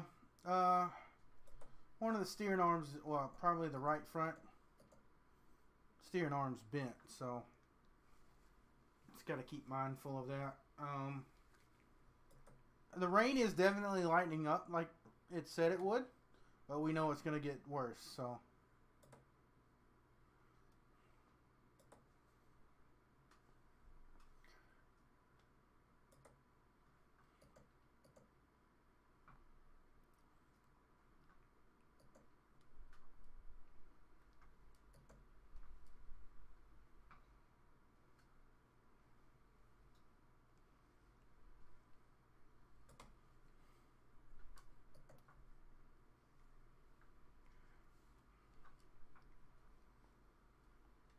We are going to have to refuel. I'm just going to go all the way to the end of the race.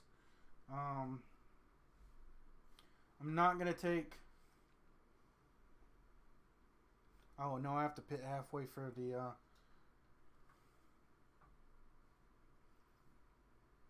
to get into the next race. Okay, it says we're going to do 20 laps. That's just not true. I don't think. We'll come in on lap 10 though, regardless of what happens. Hopefully we don't have required repairs. Would not be I would not be surprised if we did have required repairs though, because we hit that guy pretty fucking hard.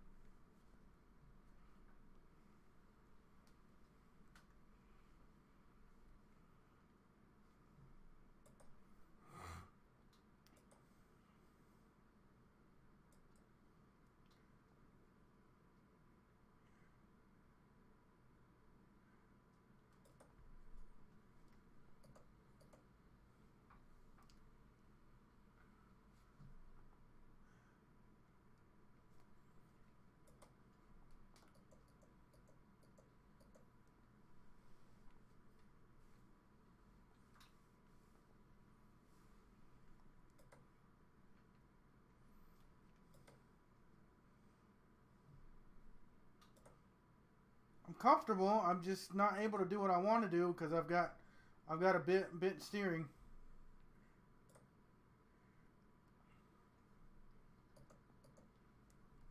Oh, you see, as soon as you hit a puddle, you're just getting thrown around. That's fine though. I don't really care where I finish if we're gonna be rain racing. Honestly, it's the first race in each of these cars in a rain race, so we'll do what we can.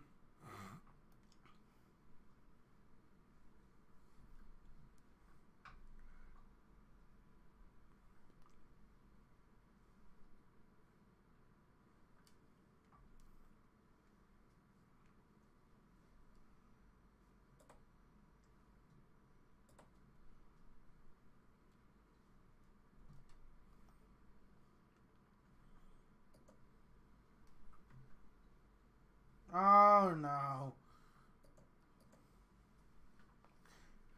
Second gear corner that one is.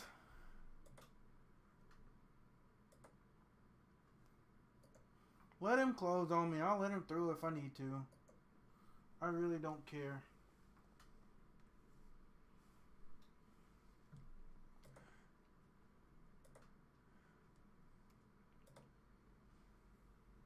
I can't really race with the damage that I got, so I'm just kind of moseying around right now. I came through Spoon Corner here for those of you just joining, and there was a couple of guys battling in the BMW in the back. He was like 2 car lengths in front of me. I tried to avoid him, but I just slid into him, and so I got a bent toe link at the front there. So I'm just kind of puttering around somehow in 4th.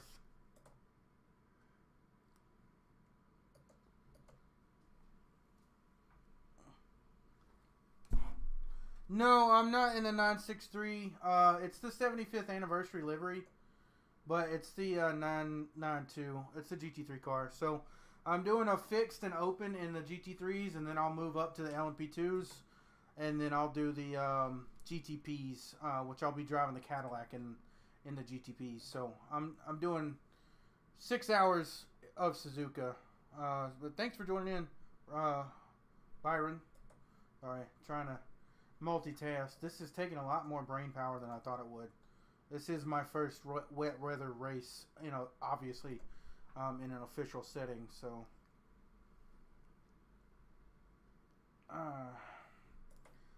still saying we're gonna get almost 20 laps out of it, so 19's probably it. I'm gonna go ahead and get tires because I have no idea how tire wear is in the wets, because running 2 laps and then pitting at the Nürburgring Nordschleife for like 3 hours the other day. Like, it didn't really do anything for me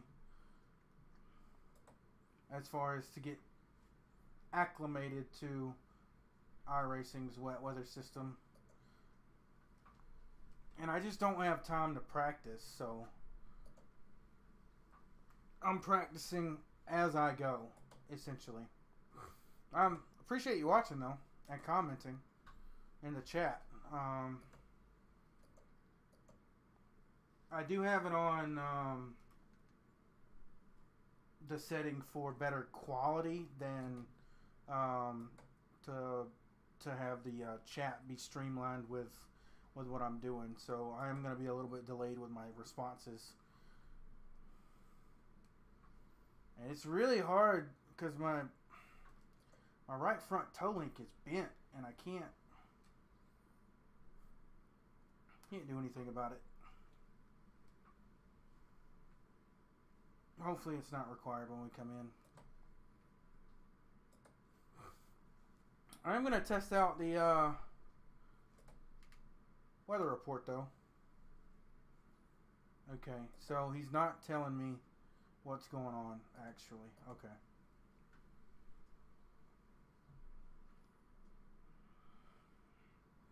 He just said that it's going to continue. He didn't give me a very detailed report. I'm not sure if they just call up Marcos and tell him to get some new lines, or if they're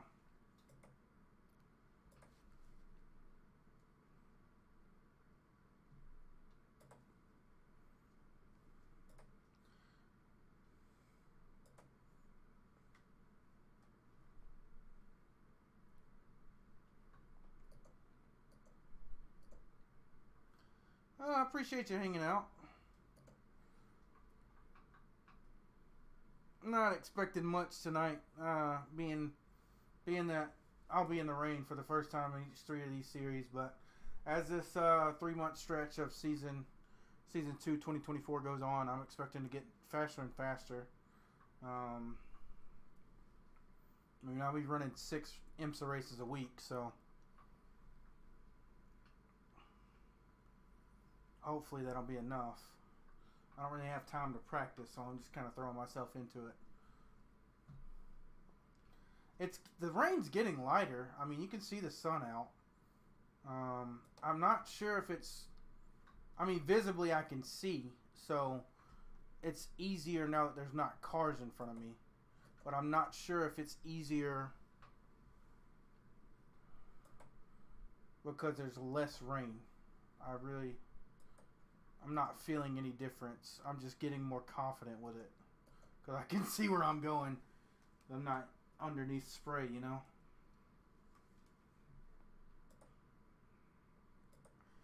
So, Byron, is the text in all of my black boxes legible? Because I know it's a lot smaller than it was last week because I got a new screen. So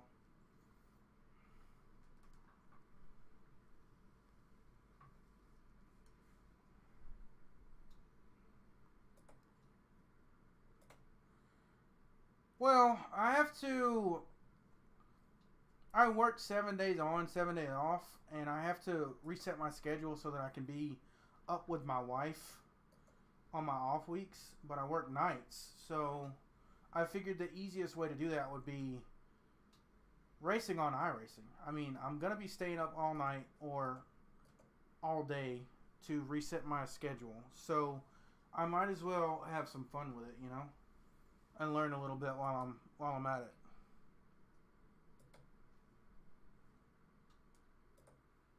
So, and if I get people to hang out with me, that's really cool. If not, you know, it is what it is. I'm not striving to be the next Basic Ollie or Jimmy Broadbent, but, you know, I'm just figure if I'm going to be playing for 6 hours, I might as well have the ability to have some other people join in. And then also get better at iRacing, which is quickly become my only hobby. I'm having a lot of fun with this rain, though. After my first initial couple laps where I was terrified, this is actually really, really fun. I do have an LMP2 coming and you can't see their headlights. So, well,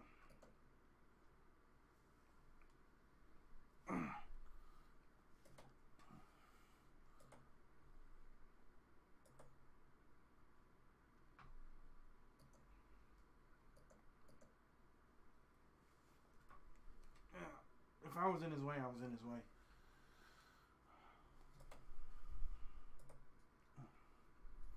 I mean, if everybody came on here expecting clean racing on week 1 of the service having rained, then that's that's on them, you know.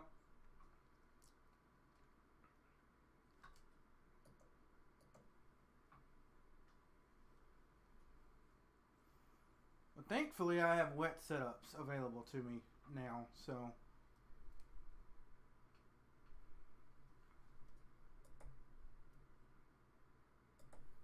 Was he asking me to let them buy? Like, what the fuck?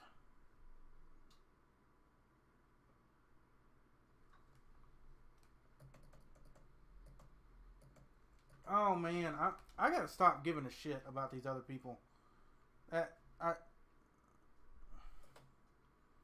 I should have just not tried to look at chat and see who's talking and stuff. Like, I mean, if you're gonna yell and scream, that's on you. I shouldn't. Oh, come on. Now, iRacing, that was. Alright, we're gonna come in at the end of this lap. Looks like it's about halfway for us.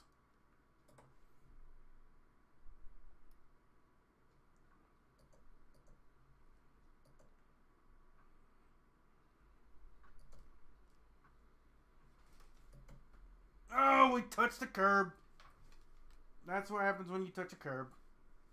Never raced in iRacing. I've loved racing for years, but I've rarely gotten into sim racing. Yeah, man, I've been a racing fan since I was born. I popped out on the greatest day in racing with the Monaco Indy 500 and Coke 600 triple header. Live and breathe that stuff. I got iRacing while I was in college on my old laptop, and that laptop was trash. I'm surprised I could even run it. And then I went on a hiatus until 2020, and that's when I got back into it. A good friend of mine bought me a PC because he was tired of me whining that I didn't have one. So that's the only reason I can play right now. But yeah, sim racing's expensive.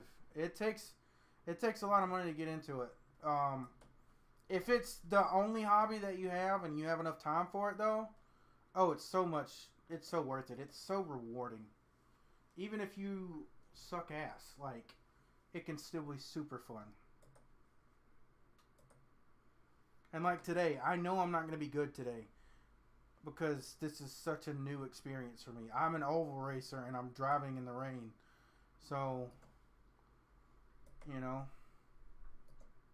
my goal is just to finish all these races, not lose my A license, which is a very real possibility, and maybe net some I rating.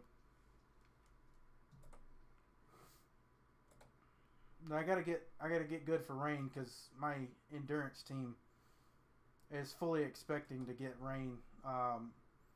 If not at Sebring, definitely for the Nürburgring 24 hours, which we'll be driving this car in.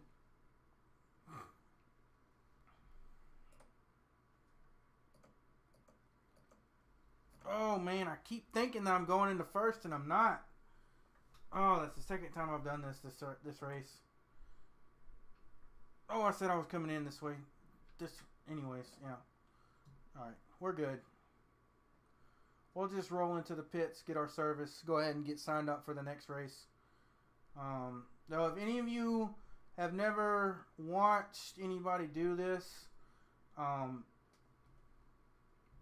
was surprised that was not too far forward. We've got to forfeit this race and then sign up for the next one while we're in the pits so that we can get into it. It's quite an interesting few seconds. And it's actually taken a lot of time. So I'm going to go ahead and get in the Dallara, register for that race. Technically, I forfeited this one, but iRacing is still going to let me in there. Yeah, okay. Alright, so we're good on that side of things. Like I said, I'm just kind of running here. Do I have my limiter on? There's my limiter. Last time I accidentally turned my limiter off, and I did. Okay, yeah. So F123.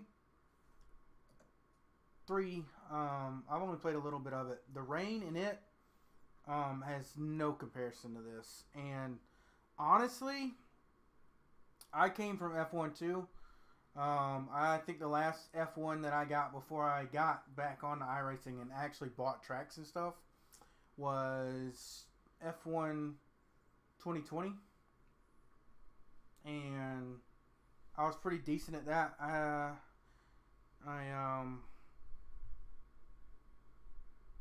used to play on a controller before I got my wheel. And I was really good with the controller. Of course, I had assist and stuff on. And I was decent with the wheel. I could play about 90 to 95 AI.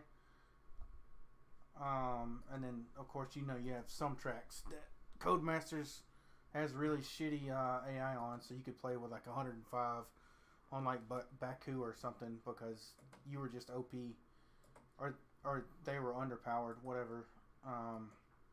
Yeah, honestly it doesn't translate very well.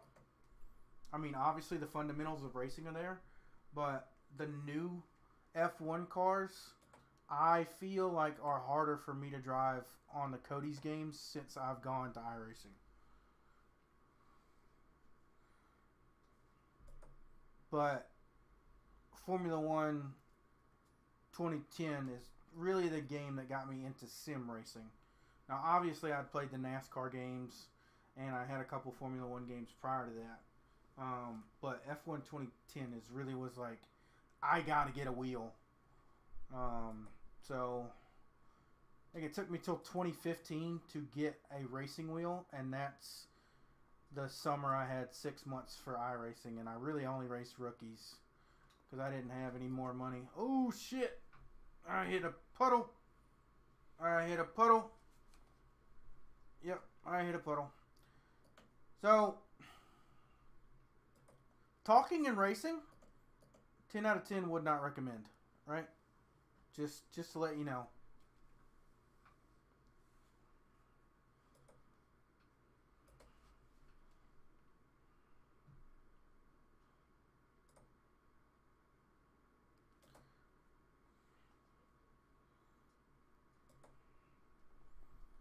I think was 2018 the one where they had the ERS bugs, or maybe it was really complicated. I had 2017, 2020, 2023, and then prior to that I had 2010 through 2013.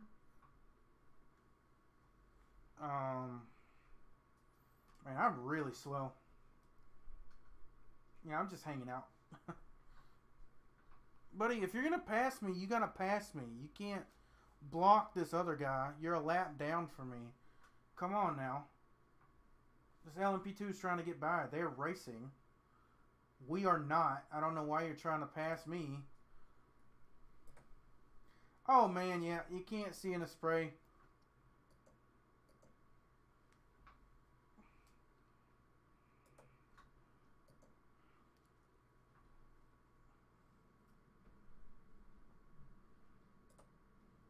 Alright. Hopefully there's no more barreling down on us, but there might be. No, I don't have any more blue flags. Obviously, I can't look at chat while this crap is going on. So, if you'll just give me a moment.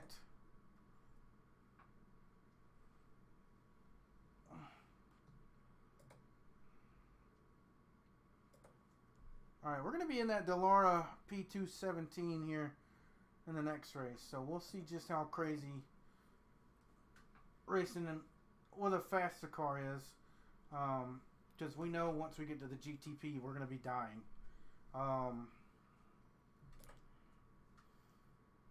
That's gonna be something else, I tell you.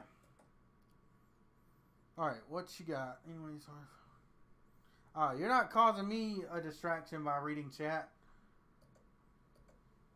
Oh, I'm just not doing good at all. I mean, well, I was on a straightaway and I hit a puddle.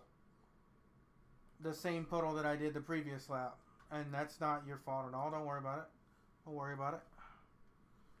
Like I said, I'm just kind of hanging out. I'll get serious when we have, you know, some dry racing. I'm still in the top half of the field, a lap ahead of the guy. Well, never mind. He's a lap down. I'm not. Oh, I'm about to be a lap down from the GT leader, though. There he is, right there. I'm not trying to block him. I just trying to survive.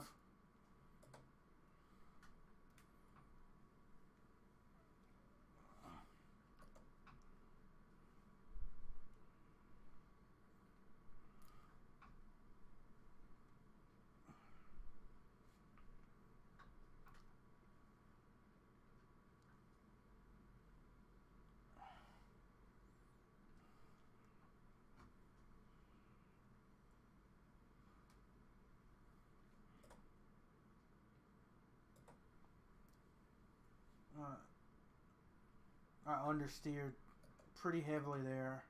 I wasn't trying to block him either. Oh, he got really squirrely. Did you see that? I mean, I barely saw it, so you probably barely saw it too, but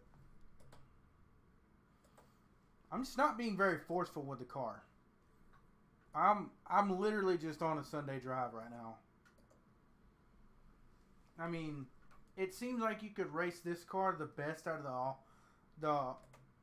the IMSA series just because I do have traction control and ABS, being that it is a GT3 car. Oh, what racing series do I watch? Well, right now I'm only watching IMSA WEC and NASCAR. NASCAR is my bread and butter, but usually when I have more time on my hands, I'm probably gonna catch up on the IndyCar season opener this week. I have followed MotoGP before.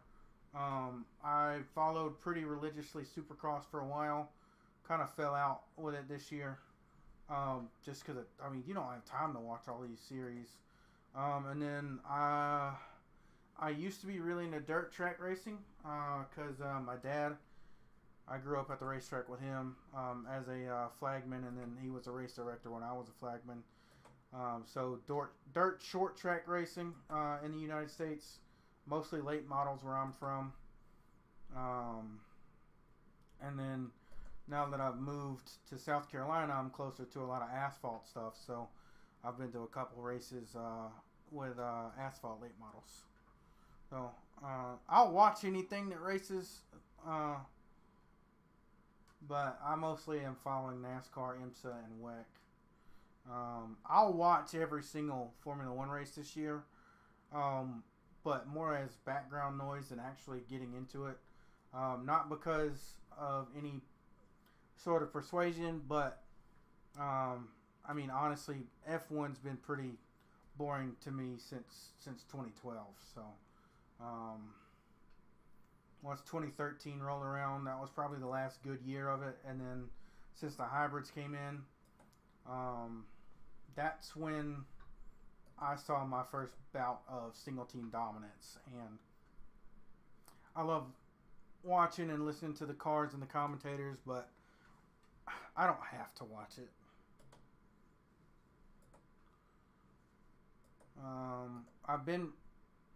I've had my own little renaissance with the endurance renaissance that's going on. I always watch the 2 24-hour races and Sebring and Petit Le Mans.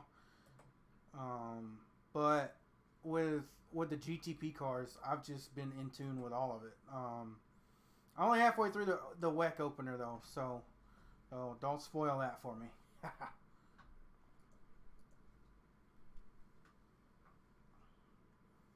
I went to the first 2 races of the NASCAR season this year too, so that was fun.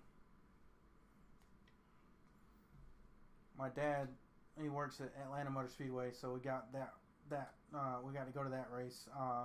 And then because it rained out on Sunday, I found some tickets for $35 on SeatGeek and drove 8 hours straight to the Daytona 500. And then as soon as the Xfinity race was over, drove those same 8 hours back. Yeah. No, I live and breathe racing. I used to follow the Supercar series a lot. Watched every event since I think 2018 when they released Superview up until now, and I used to catch it on Speed Channel prior to that. I probably won't ever watch that anymore because Shane Van Gisbergen came over here. And the first race I watched was Hamilton in 2011. And that was the race that he won. And so I was like, all right, this dude seems good. Commentators are hyping him up. It's his first win. Hometown race. Yeah, seems like a good story. And then he went on to be one of those guys that dominates and makes everything a little bit boring. But I'm really super excited to see him over here. I got to see his first 2 Xfinity races, which I thought was pretty neat. Damn, when is this race going to be over? Oh, this is the longest 45-minute race I've ever been a part of. I know it's kind of an oxymoron, but it feels like it's just going on forever. Probably just because we're racing so slowly. We're still in 6th, though. Need to get up on it, though, because Stefano in 7th is catching us by a couple seconds a lap. Let's see if we can put a decent time in. I just realized we haven't had our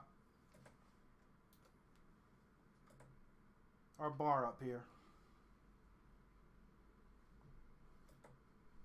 Delta bar, that's what it's called.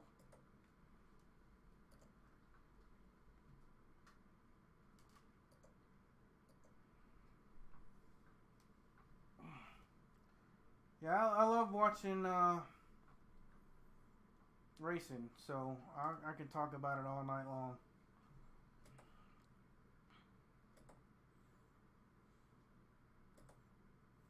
Yeah, and honestly, the swap from V12 to V10, V10 to V8, and even V8 to the 6 cylinders, I don't think that was the problem. I think the problem is there's so much technology and engineering now that when you get a regulation change and you know it's coming 2 years, 3 years down the line, you can just go ahead and start developing that car. And so if you find something that no one else has found 3 years before the car's even on track, there's so much of an advantage you can't take that back. I think that's exactly what Mercedes did when they went to the hybrid power engines. That's why they dominated so much. And with the new regulations, obviously Max is an alien, but with the new regulations, they've absolutely killed it over there at Red Bull. I mean, and Adrian Newey is probably the greatest car builder in Formula One history. So, I mean, I don't think anyone expected that not to happen. But the thing is, it's not conducive, I should say, of good racing. And so, while the technological aspect is there, the pageantry is there, the popularity is there. Of course, they got the Drive to Survive or whatever. It's just not the same. I mean, there's always been dominance in Formula One, but I feel like just the advance in off-track technology has ruined what the sport had as a spirit. And then, there's too many races now, so you know, 24 races. I mean, honestly, 16 to 18 races was a good spot for Formula One. Somebody's always going to run away with a championship when it's that long, and there's only two to six competitive cars a year. You know, everything's just, it's just a shell of its former self. And then Liberty Media seems to want to print money rather than make good racing.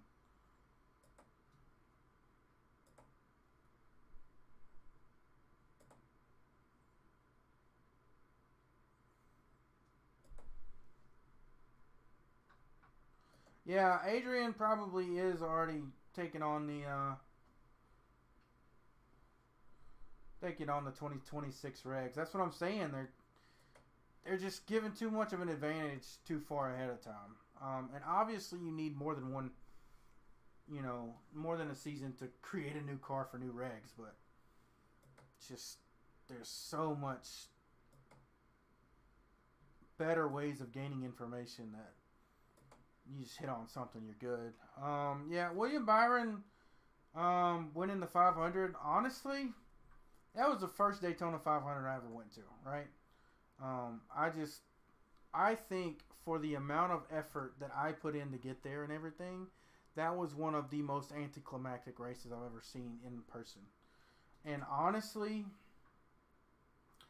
speedway racing has never been my favorite thing. It's really entertaining in real life, but I've never really liked it as a form of motorsports because it's not necessarily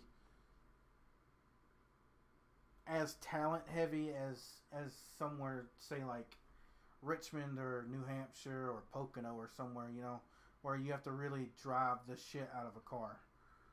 But God, I've been to every Talladega race from 2011 all the way to 2021.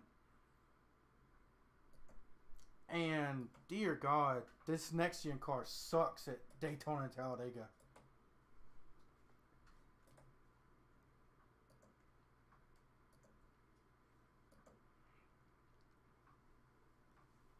But that Atlanta race was probably the most entertaining race I've ever been to in my life, as far as NASCAR is concerned. And my wife, she's from Mexico. She actually grew up kind of alongside Daniel Suarez's racing career, not him as a person, but like his actual racing career. When she was in high school, she and some friends created an online magazine covering motorsports in Mexico. So she was, you know, on pit road as a photographer, meeting all the drivers in NASCAR Mexico Series and all that stuff. And so she saw him rise through the ranks right before her eyes. So we went absolutely batshit crazy at the race in Atlanta, as you can probably imagine. There we go. Actually put it in the first gear that time. Man.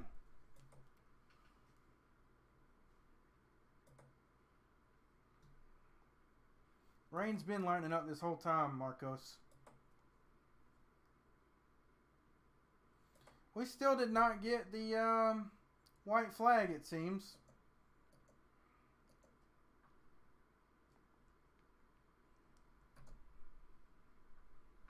Is that the leader or is that my leader?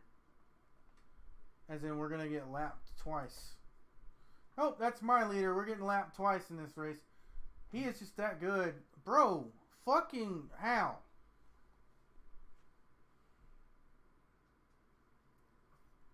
How did he hit me? Did he just not give me any room because he went around the puddle? I mean, is that legit in the rain? I'm not really sure. I say legit as in, is it okay? Not, did it actually happen? Obviously it happened. There's the white flag. Was that the race leader that just passed me? Oh man, the oh wow. No, that wasn't the race leader that just passed me. I was about to say, why am I on a white flag now? I'm very confused if I'm on the last lap or not. Because it didn't give me the white flag until at the end of the S's.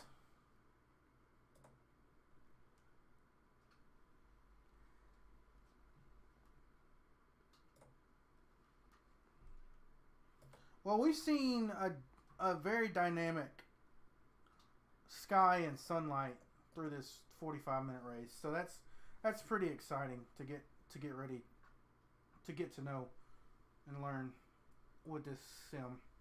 I mean, they have literally went from people calling it the best sim, and then other people clowning people for saying that because it never had rain, to having the greatest rain system in modern gaming, potentially. I mean, not just racing. As far as weather generation and stuff, I mean, they were talking about like Red Dead Redemption 2 type weather that we're seeing. Nope, we are hitting the checkered flag here. That's good.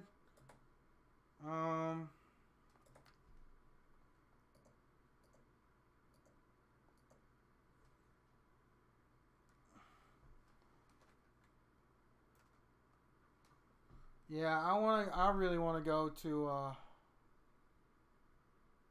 I really want to go to Austin too. I don't really care for Vegas or Miami, but yeah.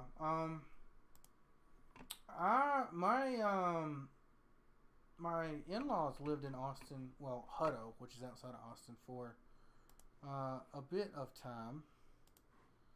So I did go to Austin, but I only saw downtown from afar. I think I was there for 2 days. So I've heard nothing but good things about Austin, but no offense to you, I strongly dislike the entire state of Texas. Not the people, not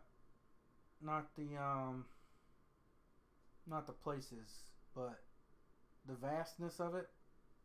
The fact that you have to take 4 hours to get to literally anywhere from anywhere else pisses me off because there's no trains. And then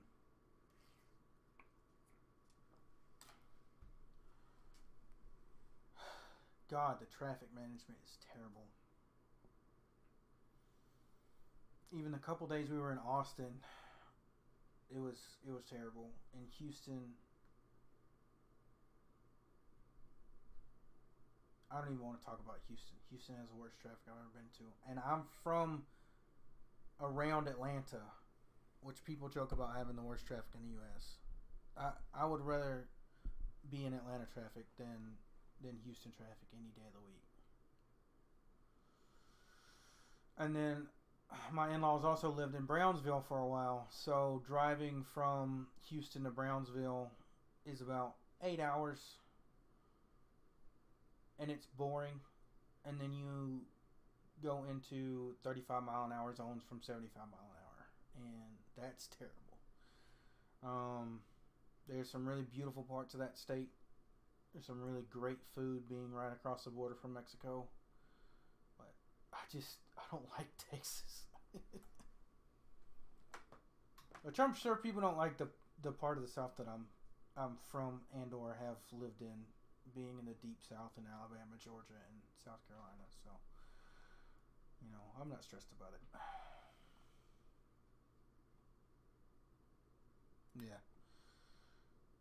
Yeah, driving in Texas has to suck, man. I could imagine living there. That would be the perfect state for high-speed rail. Massive metropolitan areas. Public transit in Texas would make it probably the best state in the country. Oh, damn. I'm going to get to qualifying here. And we're going to fix, so I don't have to worry about it. Oh, it didn't load my paint. That sucks. I'm going to try and load it again. Nope, it didn't load, so that's not good. Alright, I guess everybody's going to see not my paint. Well, they might see mine. I just won't see it. Oh man, I have a lot of grip now compared to that last race. So, how much time do I have? I still have 7 minutes, so I should get some laps in here. Remember, this is the first time on this track in this car this season. I do not practice for these 6-hour endurance races that I have put myself into. So we're just going with the flow. My practice is the previous race.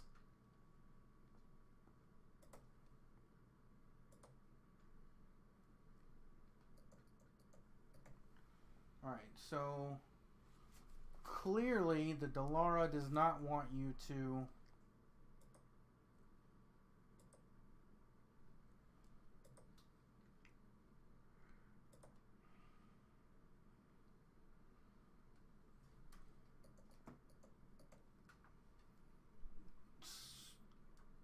shift down into first. Well, you still have a lot of revs. That's fine though. This car is a dream to drive, man. I didn't think that I was gonna like it. But this car is really probably the funnest prototype on the game. Now, I do say that with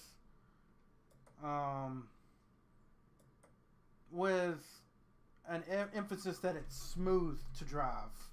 It's not that it's not that it's funnest as in most challenging.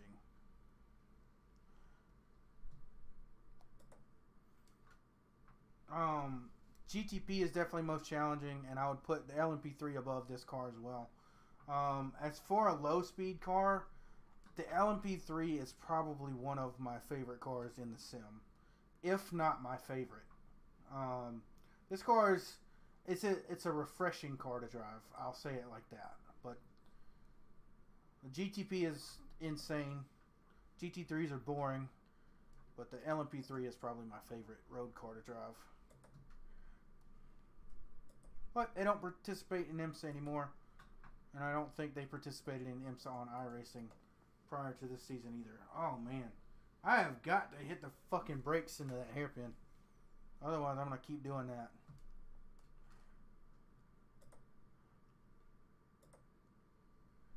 Alright, so there's only 4 of us in this race. That's actually pretty decent for me. So that means we're going to do at least the top 5.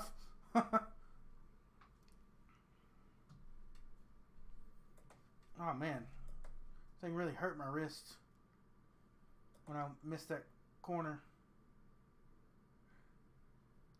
147. I think I could probably do that flat. Alright, I can brake a little bit harder and not lock them up.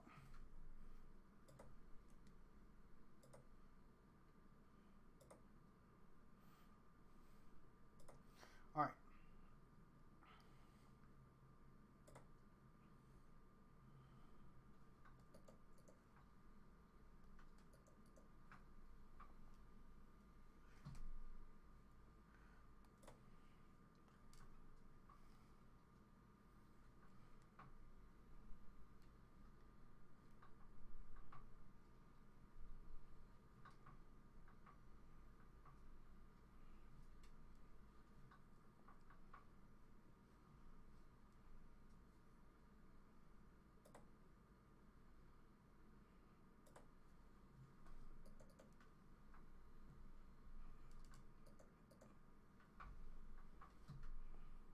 I think I could probably get the first gear there.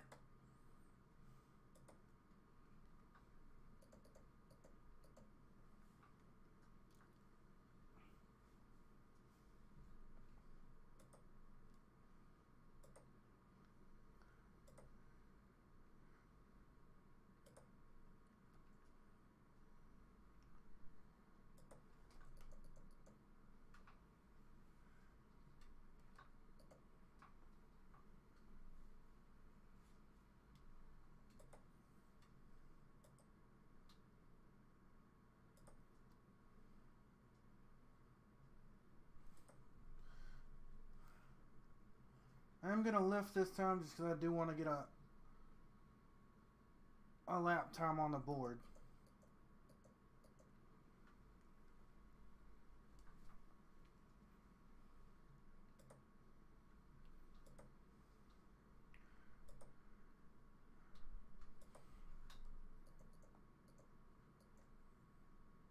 Alright, 2 seconds off. Not bad for my first 2 laps.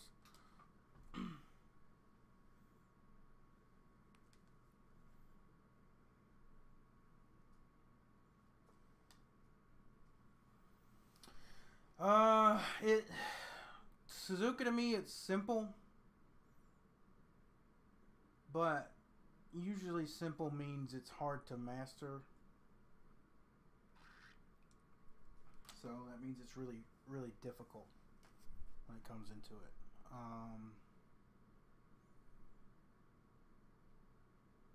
As far as Houston going, I was going through Houston at 3 a.m. one time. And this dude had a Hellcat, and he was just like gunning it and making it scream. And he would slow down, and I was catching up to him. So like he'd go like way far ahead of me, and then I'd just drive up. And I drive a Nissan Versa, a little 4-cylinder car. I'm doing like 100 mile an hour, catching up to him, and then he'd slow down, and then it was the funnest time. If a cop would have been there, probably would have got busted for street racing, which would have been hilarious because I drive a 4-cylinder car. But yeah, that was one of the coolest things I've ever done on a road trip, was semi-race a Hellcat, just so I could hear the noise through empty streets of Houston at 3 in the morning. I believe that was a 2020 trip, so there was literally no one there. Alright, let's see if can we see? Is there a good? I like to look at people's paint schemes, but there's not really a good spot to do so. I need to customize my own camera. That'll help it out.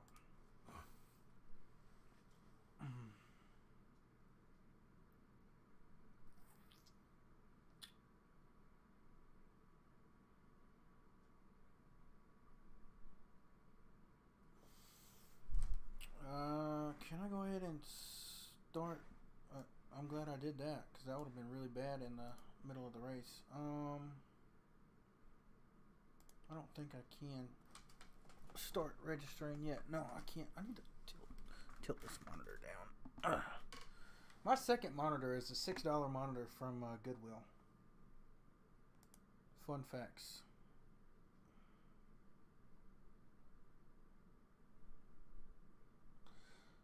Well, I wasn't really racing him. There was just literally nobody else on the road, and he came hauling ass off of a entryway ramp right before we got to Houston.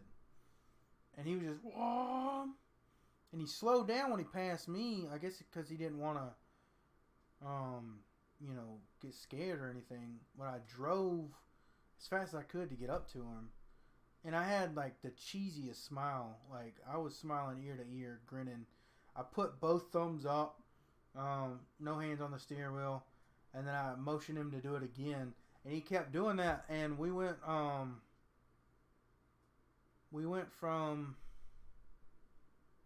the bridge right on I-10 right before you get to Houston through, I think it's called Sugar Land. So yeah, that was a really fun night. It actually helped me stay awake because I still had 7 or 8 hours to go after that. Why are we waiting so much? My guy, like, there's only 4 of us. We didn't have to wait that much.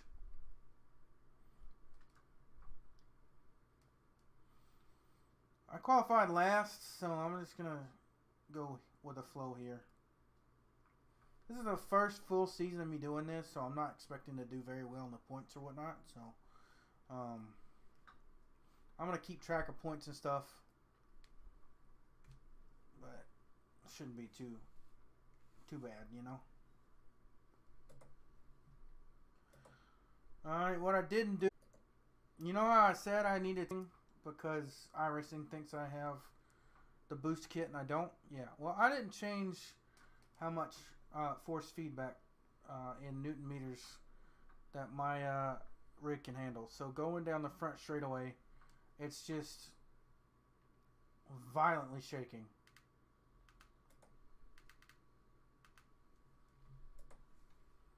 All right.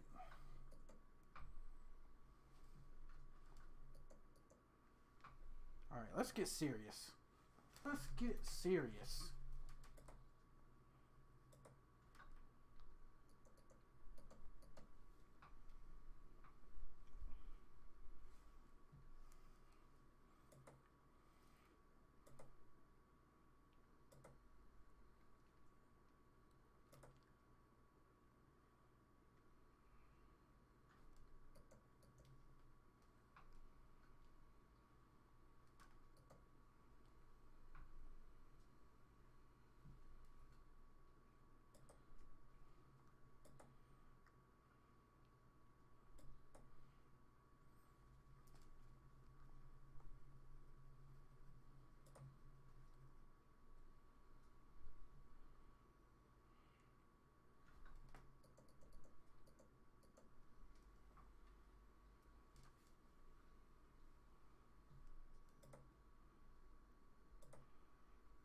I know this car has a lot of downforce, so it does tear the tires off of it a lot more than the other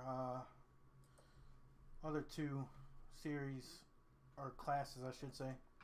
But I guess the GTP wears the rears out because it's got so much horsepower too. So I might not be able to double stint the tires, but actually these races are still smaller than one stint in a regular race. So yeah, I should be able to double stint the tire, no problem. I just know there's going to be a lot of oversteer because that's how iRacing likes to do these fixed setup cars on ovals and road courses. I don't race dirt, which is surprising because I grew up on dirt tracks, or I should say at dirt tracks. But yeah, I don't like racing it. My brain can't comprehend what to do, and that's just even more money that you got to spend. All right. Oh.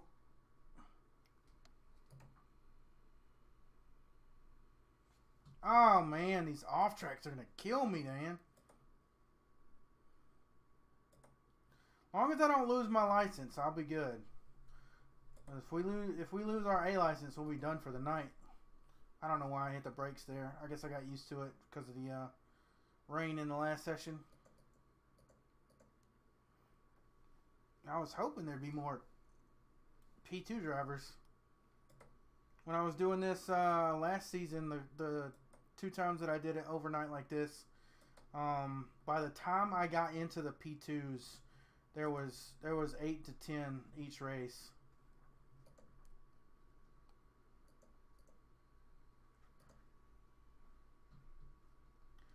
Oh, that was really good. That was really nice.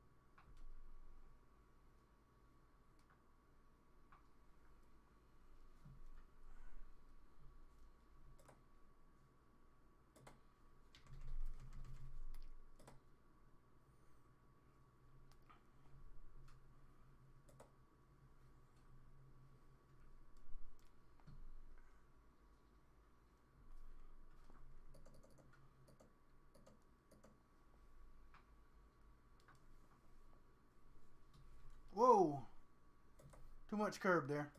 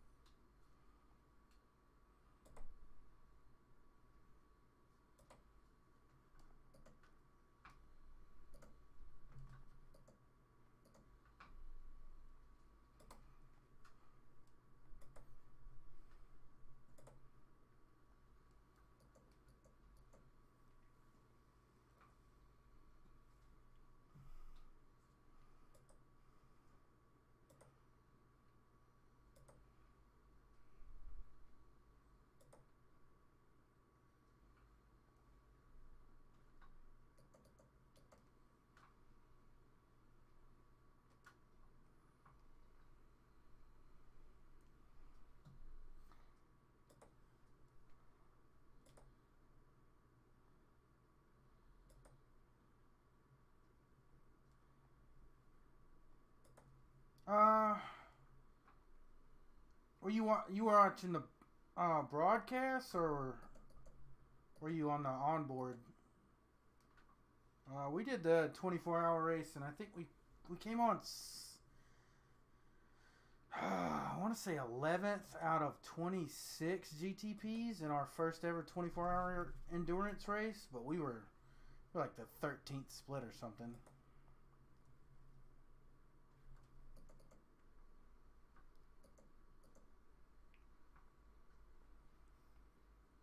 Yeah, I don't think I'll ever be as good as those esports guys. I'm just some dude trying to have fun.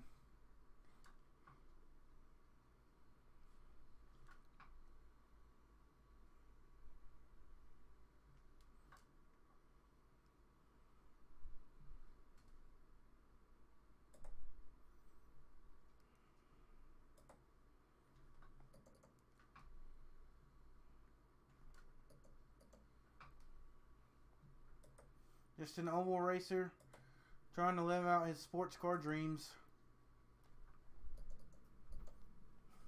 Like Jimmy Johnson, the IndyCar. Hopefully not that bad, though.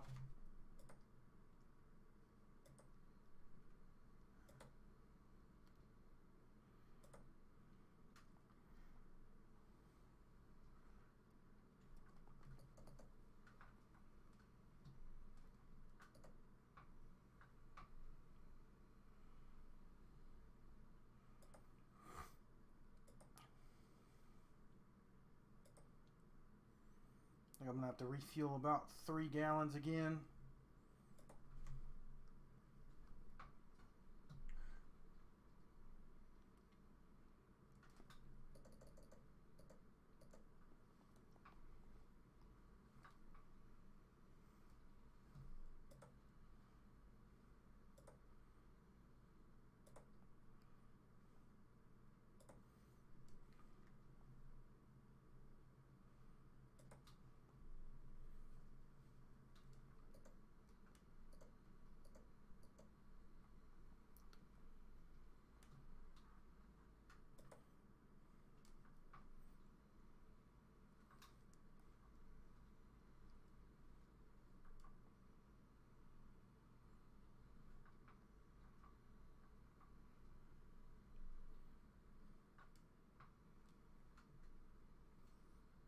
Am I getting close to GT3s yet? Nah, I'm not. Nowhere near it.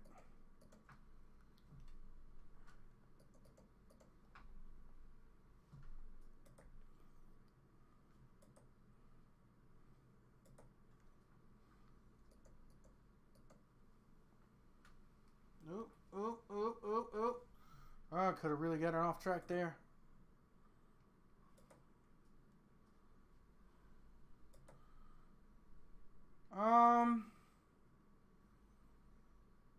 Honestly, it's a little bit frustrating. They don't have caution, so if you mess up, you get screwed over. It's really fun no matter where you're racing at, though. Like, I'm having fun right now in fourth, not battling anybody. But it's really interesting trying to be competitive with a bunch of different guys that you're racing against in different teams that might have way different talent levels. So you might have a guy that you're racing with in your stint that's 3 seconds faster than you. And then he gets out of the car, so your second stint, and you're driving with a guy in the same car that's 4 seconds slower than you, so you pass him.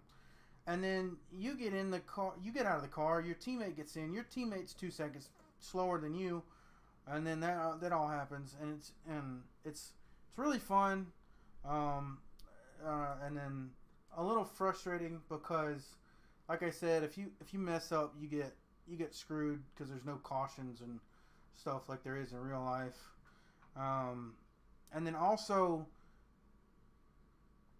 I really have. It's like the necessity to be in control. So when someone else is taking over the car from me, it's kind of nerve-wracking because you're like, oh no, when he makes bad moves or they wreck or something. So it's a good experience just for friends to do something like that. But also, it teaches you a lot of patience because it is such a long race.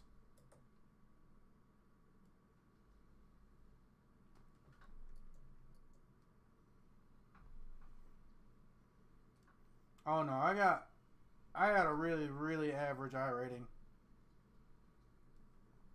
I do not have 6K. I think I'm like a 1.2K after all the bad races I've had since February.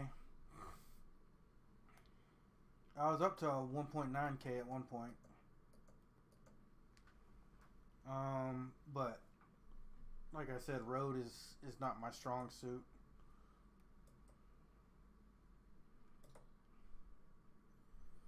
I don't think you have to necessarily be 6K to be a pro. I'm not sure how it is on road.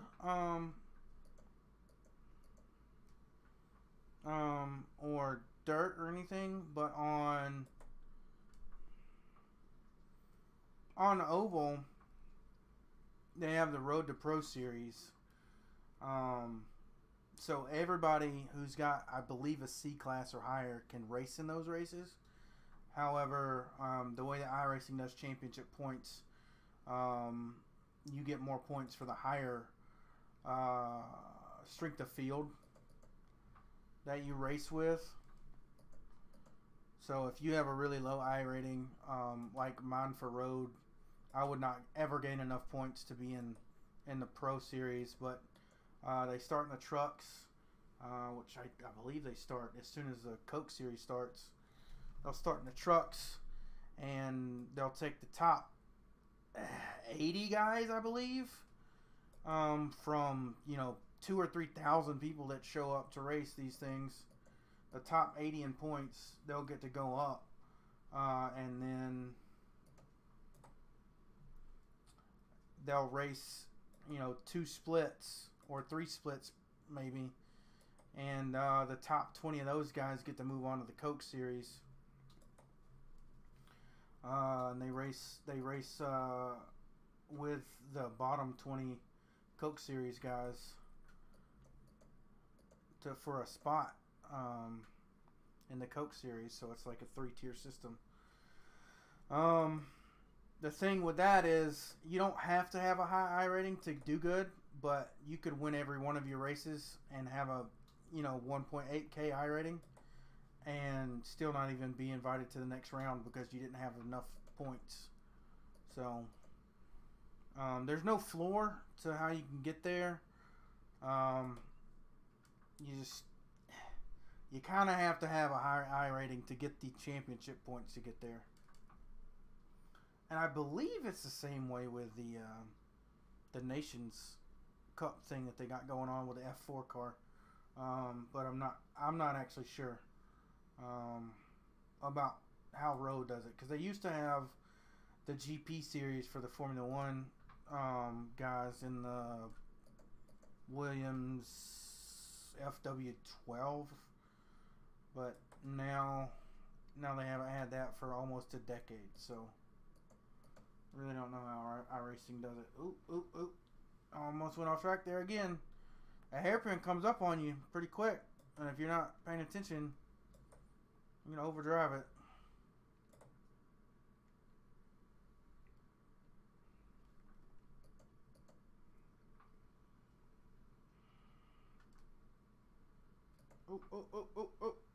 Oh, there we go. Yeah, so the one thing about iRacing is, well, to answer two of your thing, on road racing, they don't have yellow flags unless you get into a league, which is set up by regular people, not the iRacing servers itself. And they have yellows. They only have local yellows. The reason for that is a lot of people on like Reddit and whatnot, they say that well, nobody's gonna die to recover the car, so there's no real reason to have a yellow. I mean, yeah, but that's not really realistic if we're trying to be a realistic sim. But you know, that is what it is. And the other thing you're talking about, you have to purchase a lot. Yeah. So, as much as it's changed since I first got the sim in 2015, where you have a lot of really expensive free content, you have to purchase a subscription to even do anything.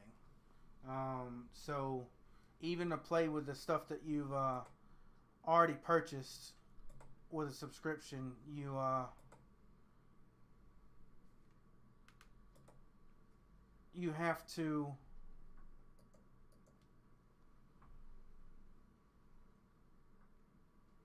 to have that subscription, otherwise you can't use it. So that means you can't AI race with anything that you purchased unless you have a subscription. On top of that, you have to buy every single track. Tracks cost either $11.95 or $14.95, and then you have to do cars, which all cost $14.95, unless they're legacy content, because all legacy content costs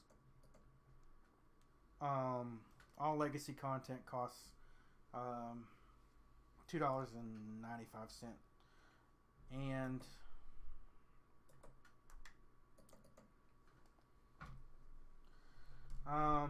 yeah, it takes a while to build up a library, and that's really the hardest part is sitting out races because you don't have racetracks and you can't afford them.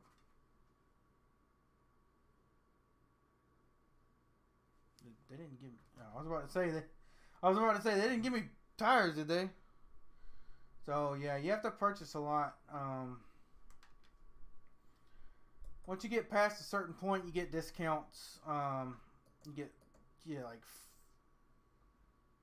40% off if you own every single piece of content. For any new thing that comes out, if you get 40% of the content, you get 20% off. If you purchase 2 things, you get 5% off. 3 things, you get 10% off, and then 4 things, you get 15% off. Everything in your cart. So you can be really strategic about stuff. And there's buyer's guides before every season.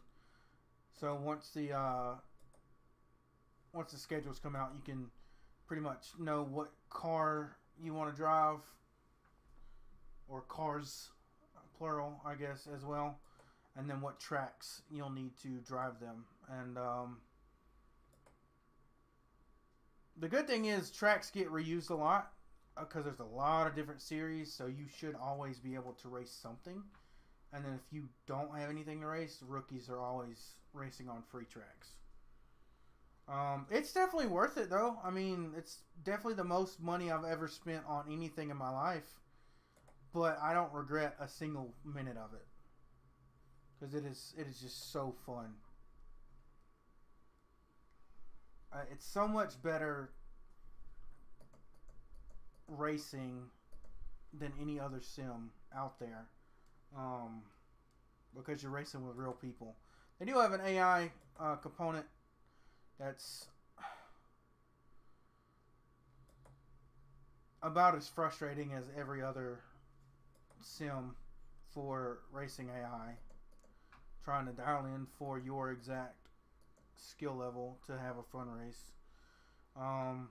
The place that you're going to get the best offline racing is going to be F123, which you already have. So, as far as AI racing goes, you got probably the best that you're going to get.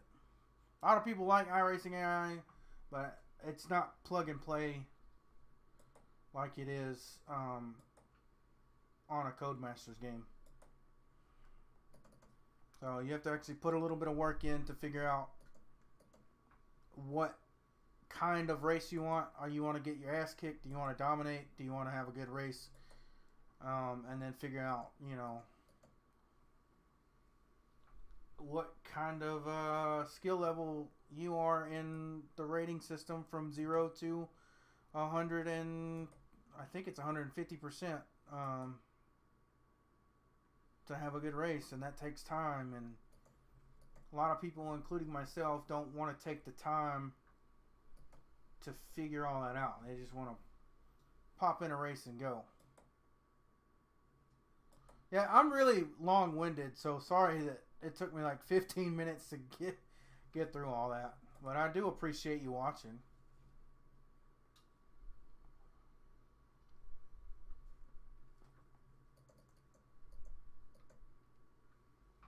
I hope you're enjoying. Not been the best showing of my abilities today, just to be completely honest. How were all those GTPs 4 laps down? What in the hell?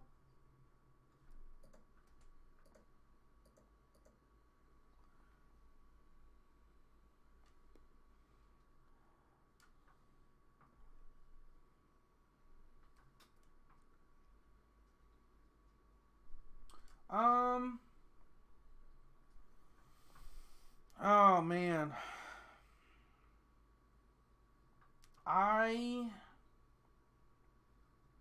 Look, I've always wanted an endurance game like that because the only one that I've really ever had to play offline was Grid, and that was just the 24-hour Le Mans, and it was only with 16 cars. But man, motorsports games really fucked over NASCAR and IndyCar and British touring cars and others. So like, I don't know.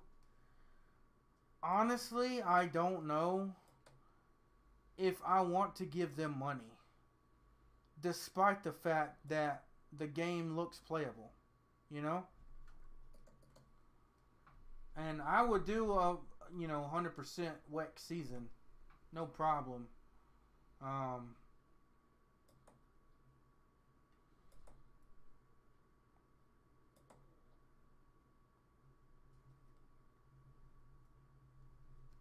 But I don't know if I can bring myself to give those people money because they screwed over iRacing too with the IndyCar crap.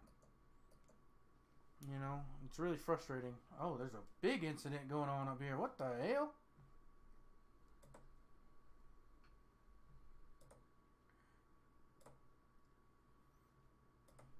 Well, that was a big cluster.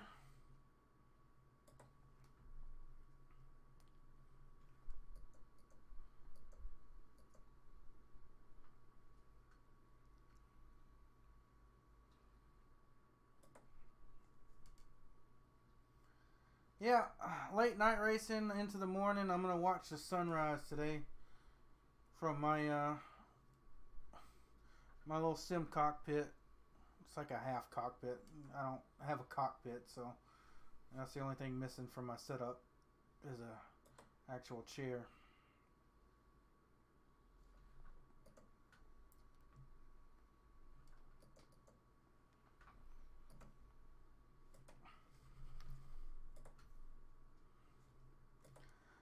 I tell you what, when it comes to other games, I need to stop buying games. I bought WRC when it came out. I bought F123 when it came out, and F122. I probably have less than 20 hours in the 3 of those games combined. So buying another sim would probably not be the best idea. Why did he just hit me like that? Was there a reason for you to just hit me like that?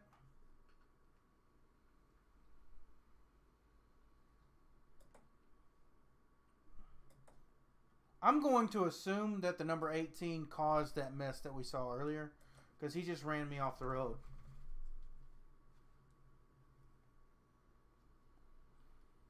I had a really clean race up until now. I should be gaining some safety rating here.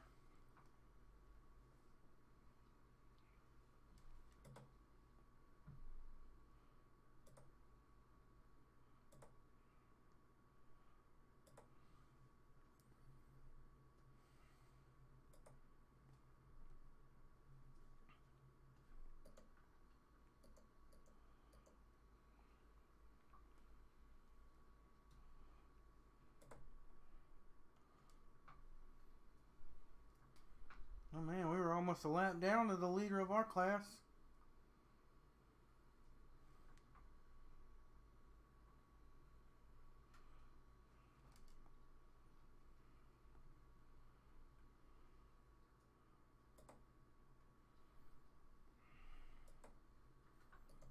Now, okay, for another example of a game that I bought, also from EA, I bought the PGA Tour game when it came out. Probably played 4 hours of it. I spent $80 on that sumbitch. Oh look, I can use my flashers for the first time this race. I'm gonna do it too. I just like doing that. I don't know that it's necessarily dickish, but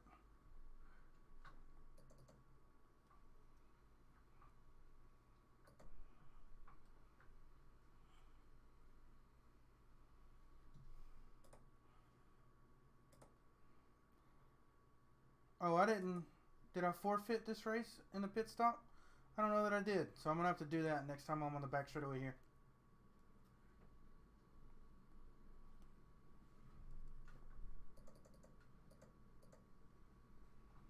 Or the front straightaway. I can multitask. Watch me.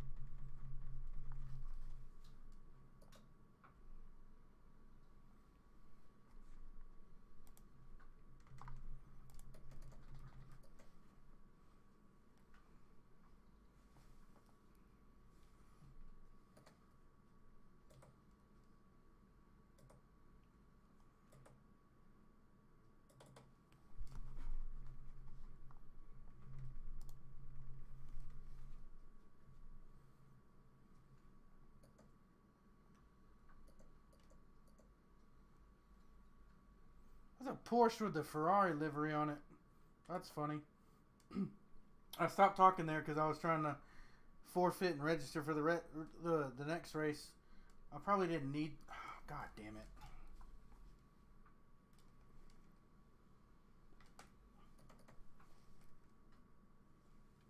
What are you asking me what I'm doing for? You were right beside me. I was obviously netcode.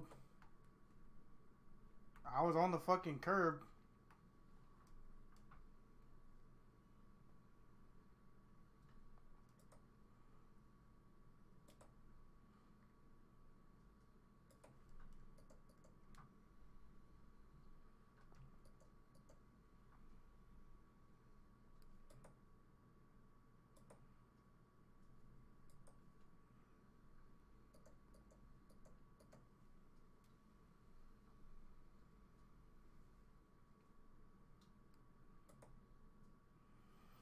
Yes, you're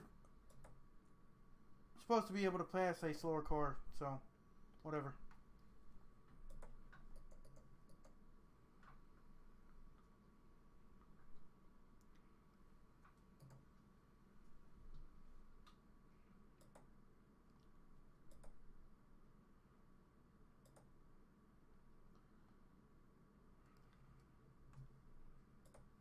See if I can make this move. Probably not the smartest. Yeah, it wasn't the smartest, but we made it stick.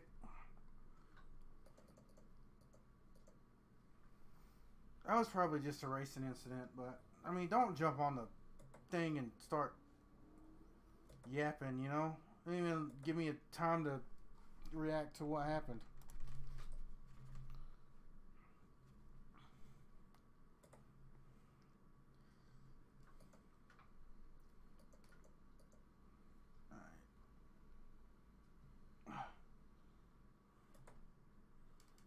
So you built your setup yourself. That's as far as I've gotten.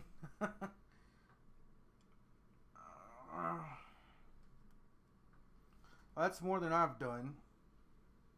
I got the GT Omega Classic without the seat add-on. And I'm running in an IKEA chair.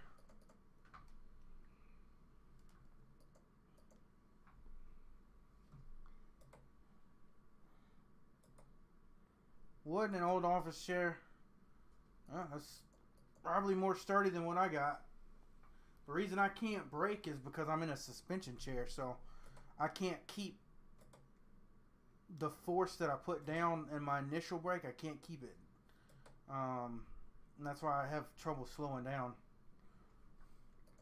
Doesn't really bother me on oval races, but on these road races, it can be a hindrance.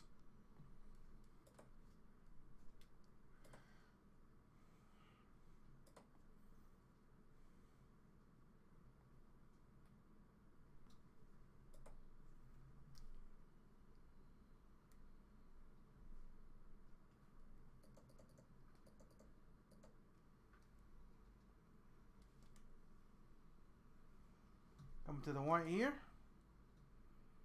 We will have some time after this race to watch that incident, though. So I'll be sure to do that. I didn't send you a new one when you got one that was bent from shipping? Or did you just not want to wait that long and build one yourself?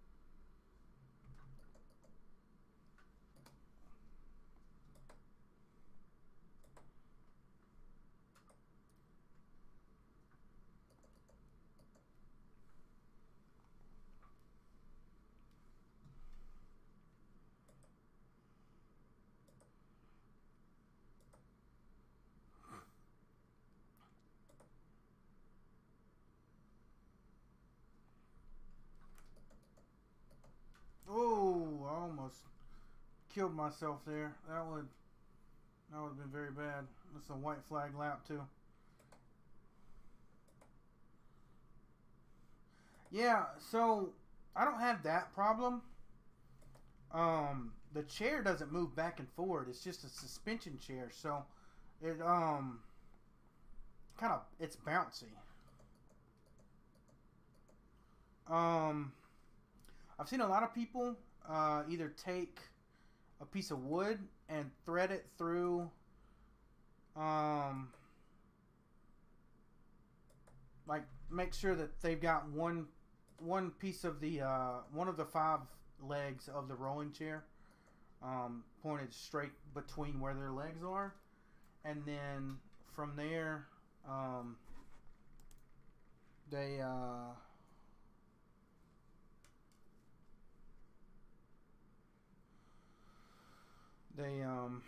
let's go. That's not the garage options. Make sure. No, it's on 5. Okay. All right. Let's go to race control real quick. Go here. No. All right. Let's see what happened. Yeah, I don't. Bro, I don't know what you want me to do there.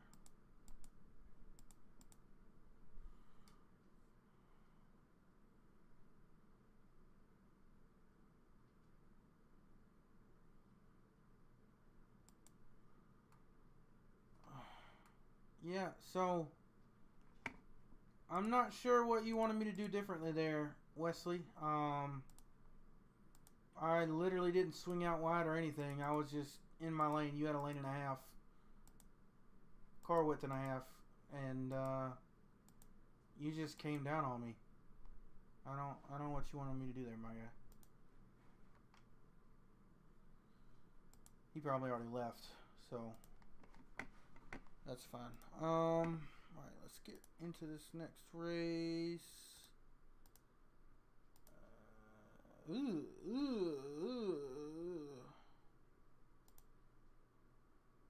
Okay, we have a 174 I rating, so we're not doing so hot right now. Loading up. I gotta get a better background. So really, that's not my picture, so that's why it looks like crap. Yeah, so anyways, what I was saying, I've seen people put a piece of wood, like a 2x4. You put one set of wheels, if it's a 5, if it's like a star pattern, in between your legs, and then you thread the 2x4 between the wheels of the other 4 legs to not move. If you're a heavier guy like me, that might put a lot of stress on it. So I've also seen people put old shoes on the ground facing rearwards on the rear 2 set of wheels on the chair. And then if you're on carpet, it can dig in. I've used an office chair on my carpet and had no problem. But yeah, honestly, if you can find a folding chair that's comfortable, like a metal one, or just a stationary chair that's comfortable, it's a lot better. Depending on what seating position, and if you have, back pain or whatever, obviously it's going to be different. But I would recommend finding a fixed chair, and you can probably go to your local Goodwill or Salvation Army or one of those stores like that and find a decent chair. It's not going to be comfortable to sit in for long periods of time, of course, but it might be better than an office chair if the 2x4 or the shoes don't work. I'm the same problem with moving under braking, but because my chair bounces up and down, not because it moves back and forward. All right, so here we go. Rain race number 2. 5 cars this time in the Dallara, 5 cars in the GT3, and 9 cars in the GTP. I don't know if it's because we have rain that nobody's racing or what? Because I swear to God, the last 2 races that I did at this time of night in the IMSA series, I mean we were getting split. Oh, I'm a dumbass. That says 54 registered right there. We are in a practice session. That's why that's happening.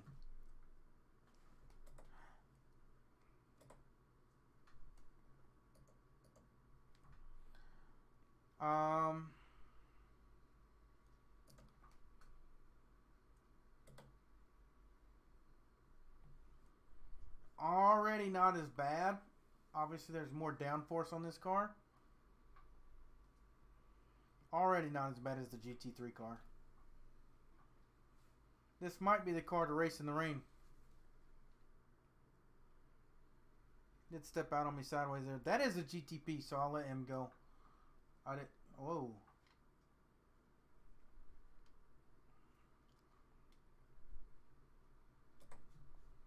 That dude just meandered all the way over here. I probably could have clipped him. Oh, that's not a second gear corner anymore. Alright, let's... Something's wrong with my steering. Oh, that's what's wrong. The bolt came loose. Well, I gotta fix that. I was like, why does my wheel look like it's leaning to the left? Because it was leaning to the left. Because the bolt that's holding that sumbitch up came loose. Let's fix that real quick.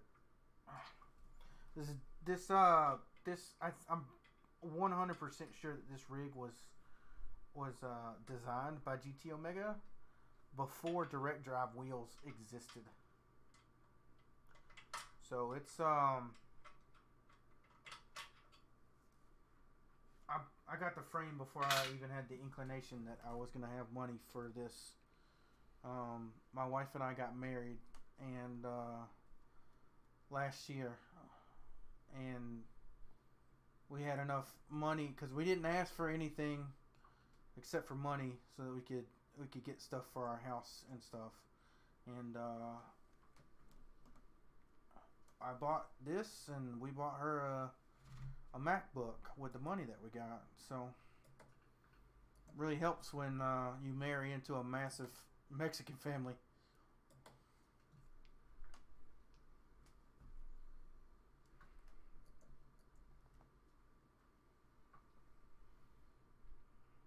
I got this wheel, I should say. Honestly, it's not that bad. A lot more drivable.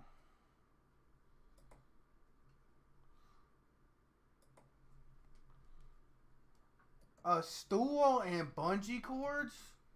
My guy.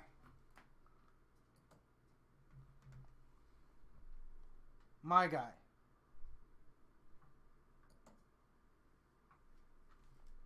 A stool and bungee cords.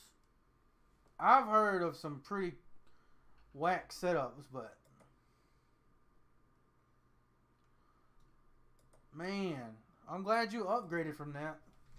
I will say this, one of my wife's friends, he was in the Army, so they moved away pretty much 2 months after we met, or I met them, well, because she worked with this guy's wife.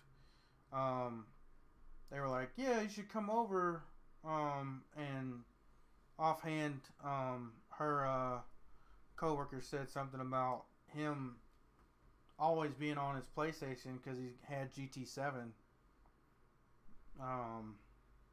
Like, you should come over and play. So we went and played cards with him, and then we went upstairs because they had the his little simulator up there. He had a play seat challenge. Now I'm pushing 270.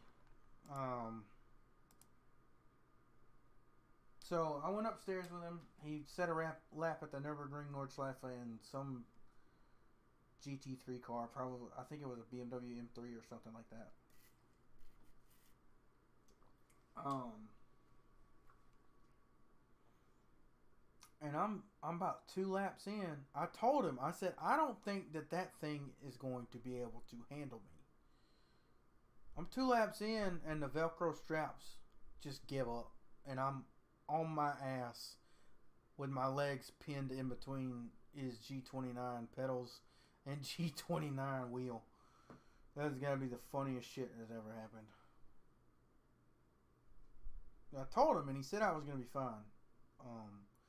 So for my recommendations, I would not get a play seat challenge, even though they're cheap.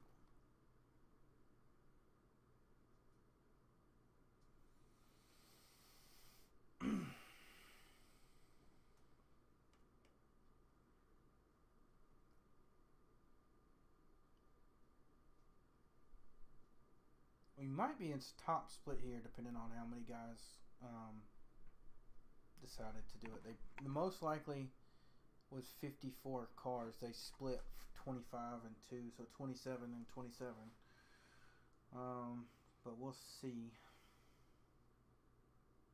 I'm not tired at all. I thought I'd be tired today. I've been up since 11 a.m. I got to work tonight at 8 p.m. So, all right. Why am I not in the setup that I was just in?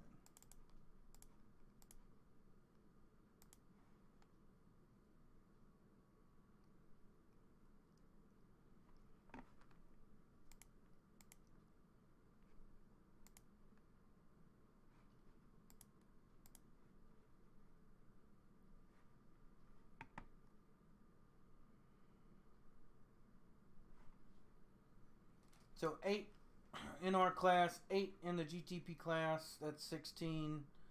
So 36 cars with 15 in the bottom class. Should be a pretty decent race. Thank you. 9 months.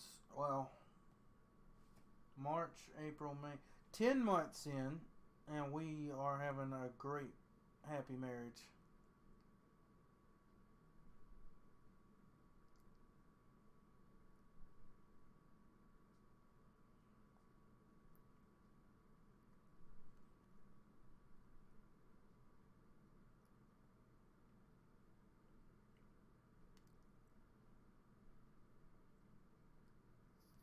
Alright, let's get to qualifying. Hopefully we can do better than last time.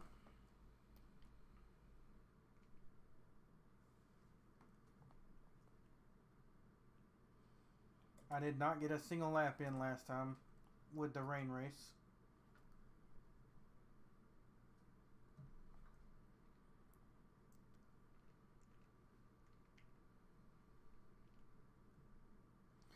I gotta say, iRacing's version of rain is really pretty.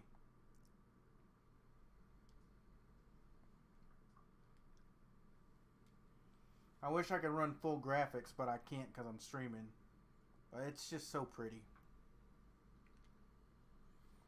Oh, snap and die.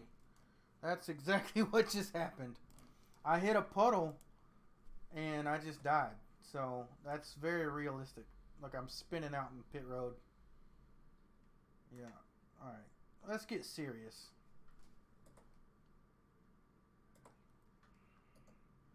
My main goal for this race is, again, to gain some safety rating. Is that going to be possible in the rain? Nobody knows. Probably not. Although I do have an easier time in this car than the GT3.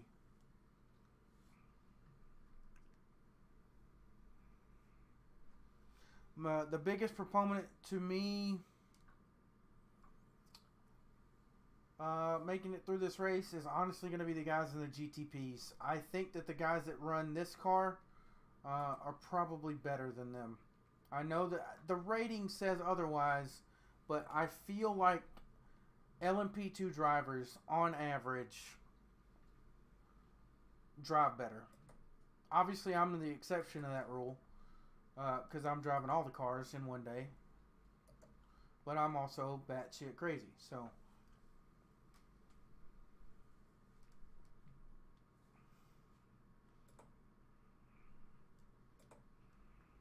Oh, oh, oh.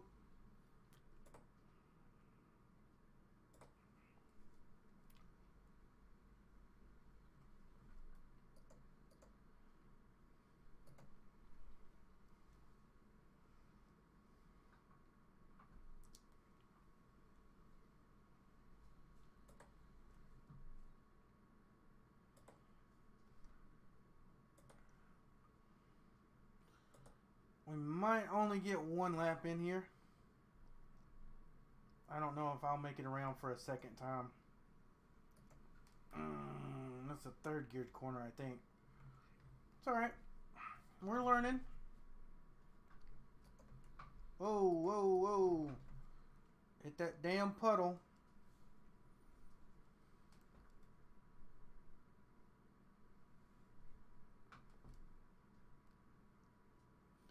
I don't know if it does a this and next lap of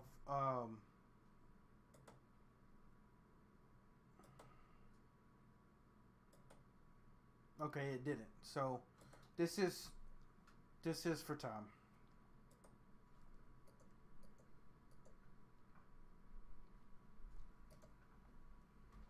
Oh man.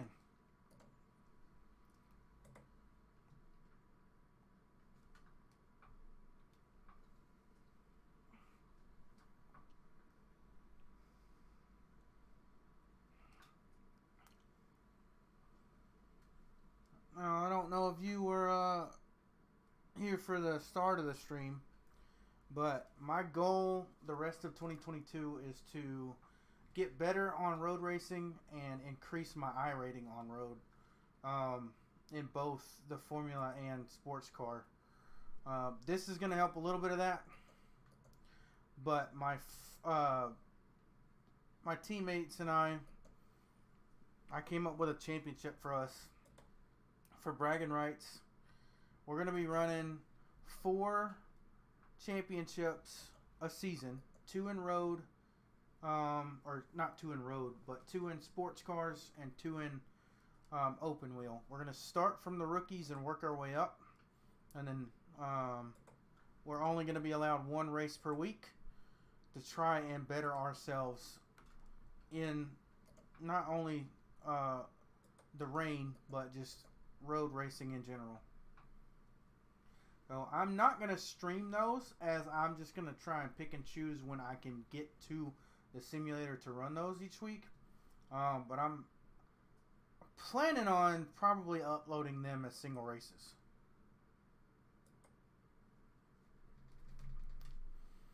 So my plan is to run 10 races a week. 6 obviously for each Tuesday before I go into work, and each Tuesday after I get off work, which it'll start at 1:30 on I guess I'll call this an even week, and on odd weeks odd weeks, because this week 1, on odd weeks it'll start at 1:30 a.m. and on even weeks it'll start at 9:30 a.m. I know that's not good for people who want to watch me live every time, but that's what my work schedule allows me to do. So that's all I can do. So yeah, so I've got this archiving though, so you can go back and watch anytime, any of these streams. 6 hours worth of content guaranteed. So you can see me progress through the license, well, not really the licenses, but the I rating, and just visibly whether or not I'm better. Rain is really throwing a loop into this.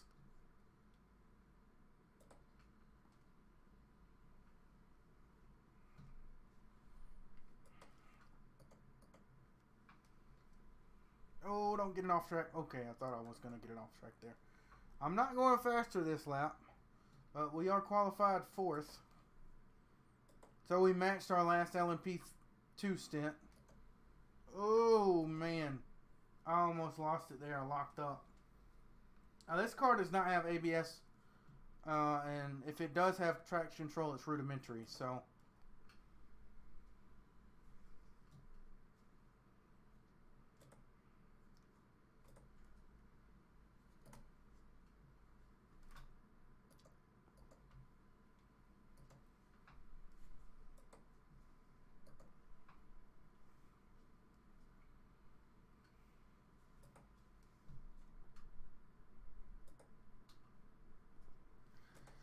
We're not lighting the world on fire, but we are going to be a little bit faster.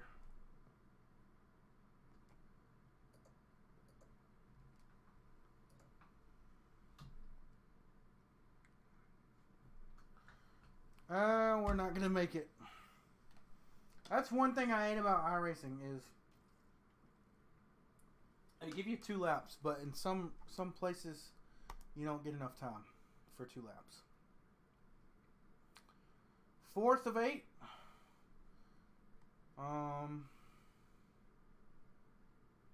We just gotta hope that people don't run us over, and we don't run over any of these GTPs. We know we're not gonna be able to see literally anything in the beginning of this race, so that is what it is.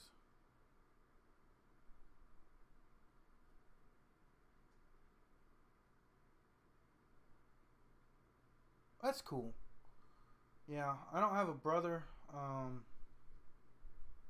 so I never was able to do stuff like that. But my dad and I, he fundamentally, I guess, doesn't really understand road racing. He could never do it, but we would always get on the NASCAR games and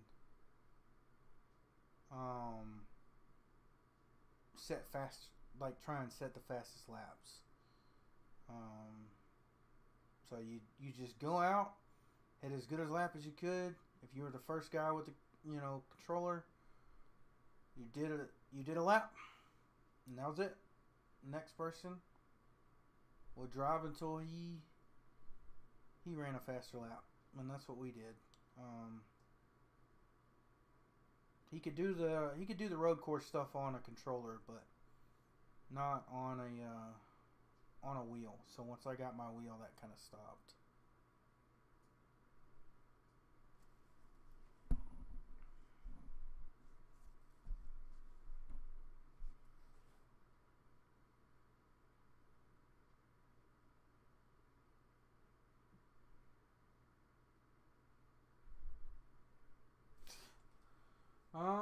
So if you want to join me later this week, I will be streaming the NIS race on Thursday. Yeah. I guess it's 3 p.m. Eastern and 2 p.m. Central now. I'm not quite sure what daylight savings time, but I think that's when it turns out that's gonna go.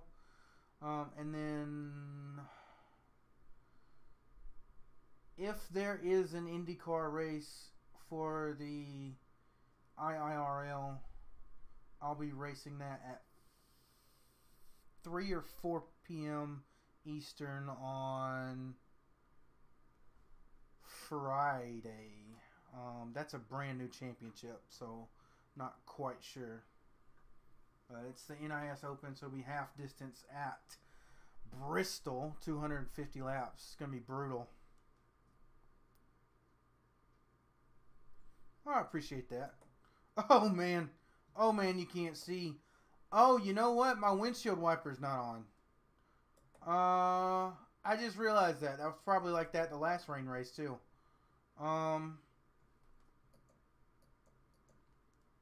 That's fine, though. I mean, it says that we've got rain lights on because they're blinking, but you can't see anything. There's a GTP beside me. I might as well just let him go.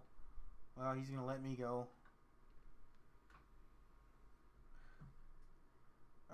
You can't see, which is a good thing. I mean, that's realistic, but it's also the sketchiest thing I've ever done in a simulator is iRacing rain.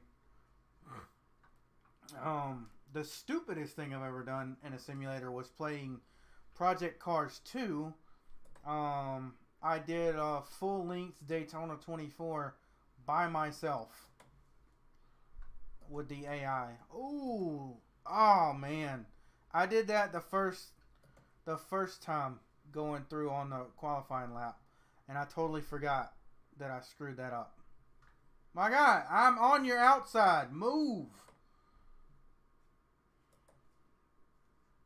Oh shit. Oh fuck.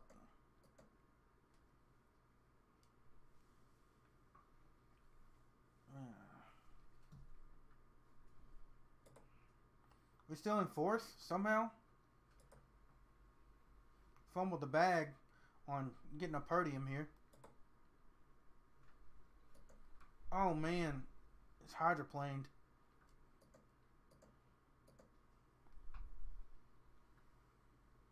He's off the track. I'm sideways, so I'm not going to be able to capitalize on it.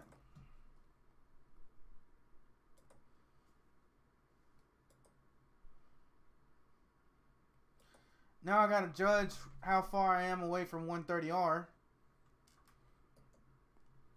Oh, it wasn't as... Oh, shit! That GTP just fucking died. What was he thinking? That he could go flat out through that corner?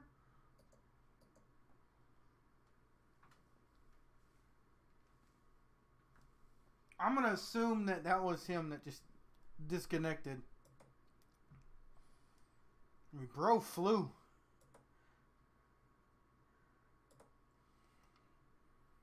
Alright, I got to remember this time that when I do go in,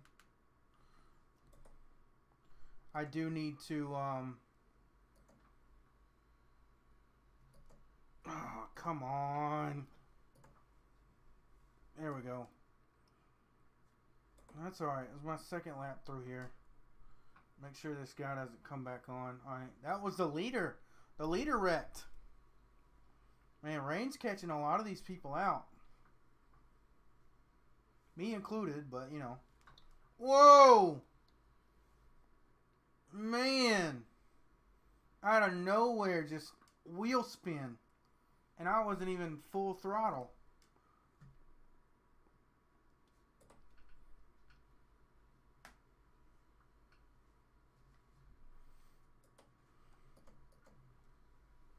I will say this. Rain is going to get really old really quick if it's like this every single week. So I hope they get the IRL weather forecast working with it.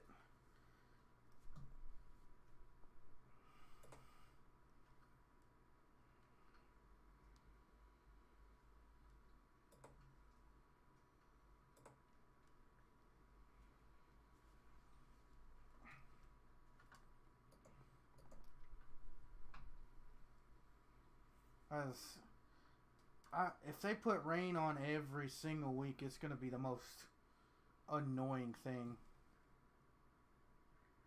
Because, you know, rain races in real life, they happen like twice a season in Formula One, not every week.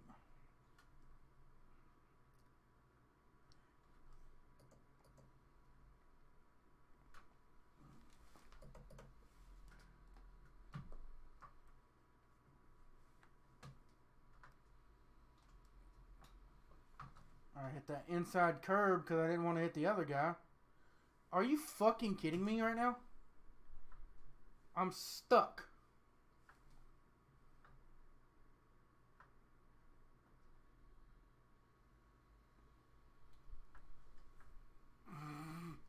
Well, that was fucking stupid.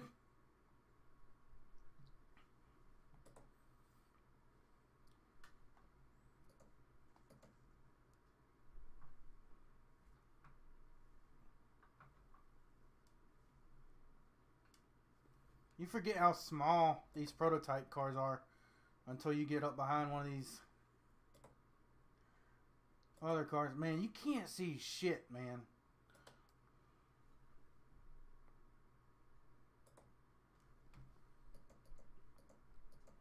Oh my God, another one of the GTPs just decided to die.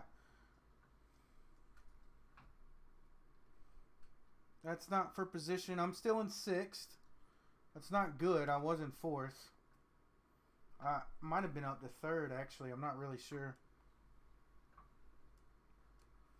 Try and get around this Porsche here. Try and get around this Lambo. He's the leader of his class. I really didn't expect him to go all the way over. Like,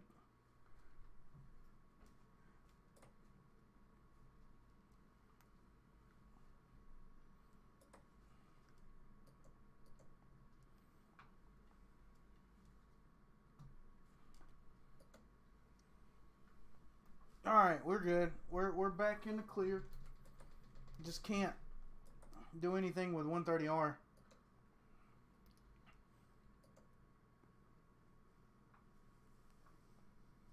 Oh man.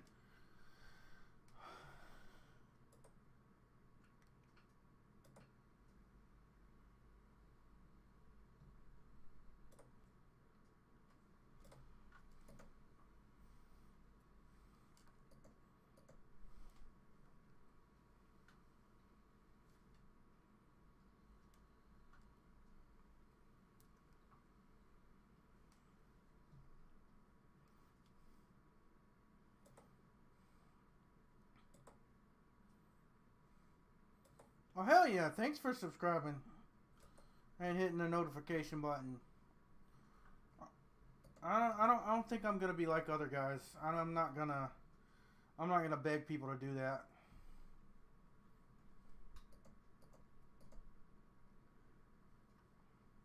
But I really do appreciate you doing that.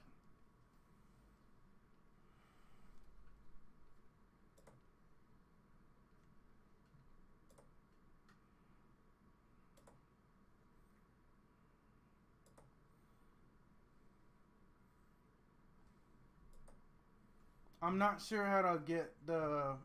I've got the chat on the side. I'm not sure how to get the notifications for me on YouTube to show. Because it looks like I've got options for stream helps. Oh man. I just keep bouncing over those puddles. Analytics, which is where I can see that there's multiple people watching right now, and then settings, which I'm not going to touch. And then I thought the Creator Studio was going to be a little bit more intuitive about making thumbnails, but it's not. So I'm really going to have to get into that over the next couple of weeks to start making some.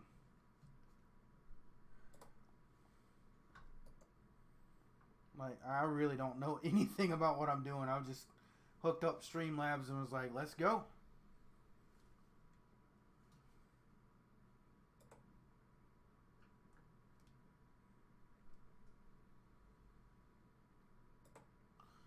Well, I appreciate that. If you want to see more of my personality, you can go back and look at some of the podcasts that my friend Colton and Nathan and I used to do. I had to stop doing it because of my new job schedule. It's just not worth it. We talked to Rajah Caruth before he made it big. Jeremy Clements, one of his sponsors. Steve Myers. Talked to hauler drivers.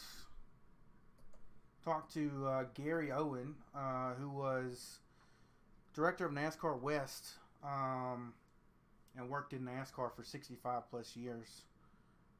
We talked to a couple of different dirt car drivers, all kinds of stuff.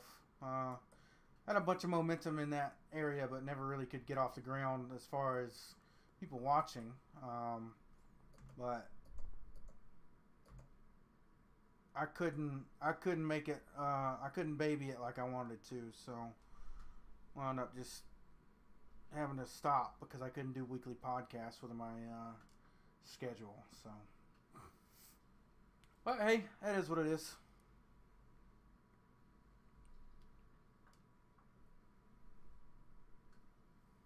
Well, that man is not happy.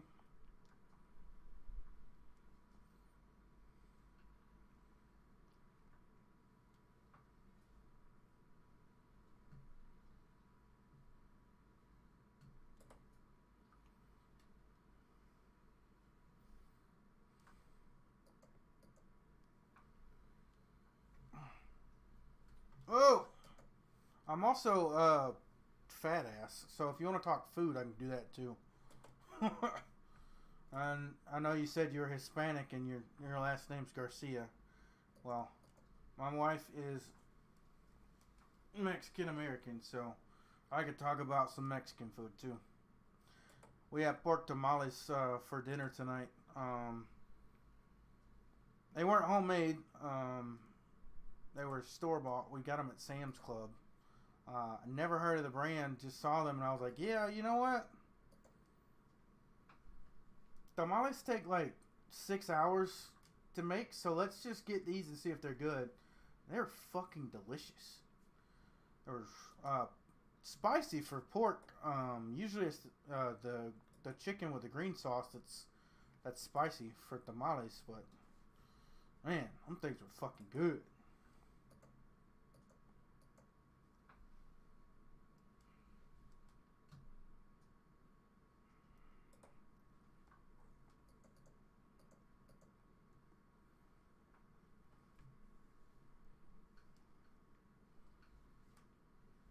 Ah, man, I keep getting off track that I shouldn't.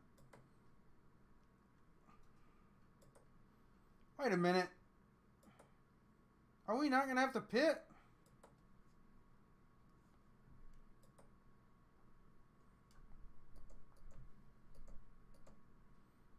Wait a minute. That says that we are good on the refuel. Are we not going to have to pit? For real? Oh, man. Did these other guys pit? I know I pit in the GT3 in the rain race. I am going super slow though, so maybe I won't have to pit.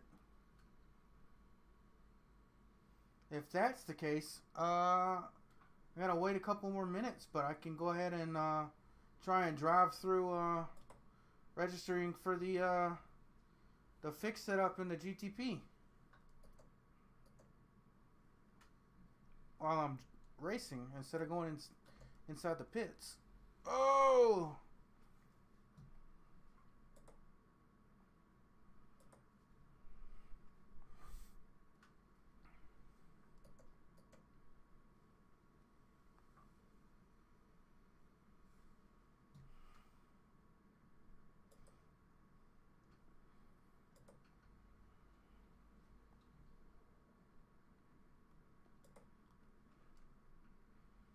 It's lightening up just like it did in that first race. But there's not really a dry line showing up because obviously the rain didn't actually stop in the GT3 race and this race.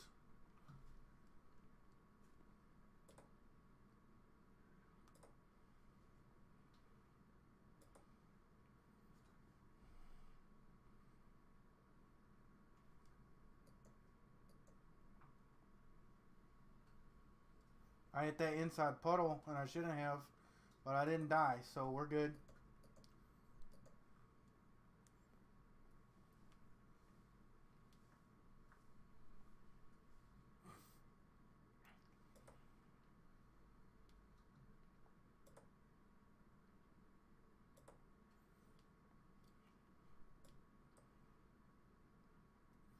I'll take it.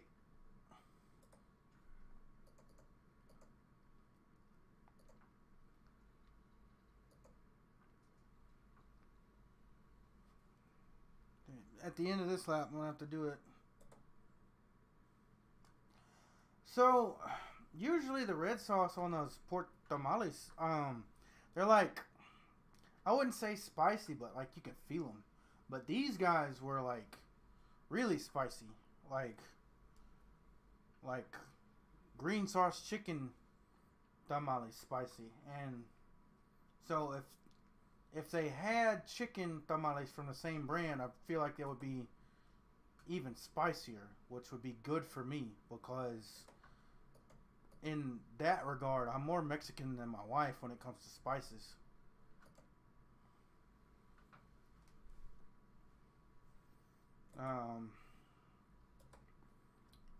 There's a local restaurant here that they have some carnitas.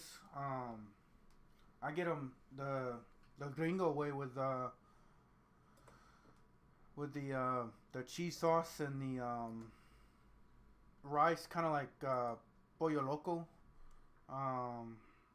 where it's just chicken and rice and the cheese sauce. I get it like that, but I get their tomatillo sauce, and their tomatillo sauce literally makes me cry, but it's so tasty.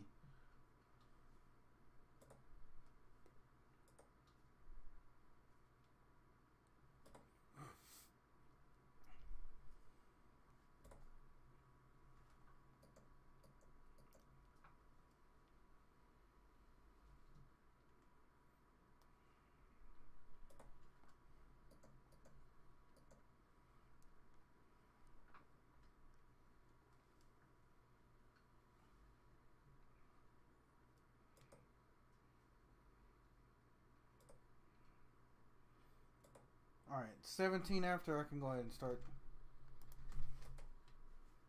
Not if my rim's gonna do that. Alright, I got a yellow flag? For what? I don't see anybody off.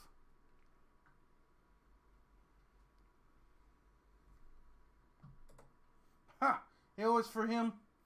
They knew that he was gonna crash.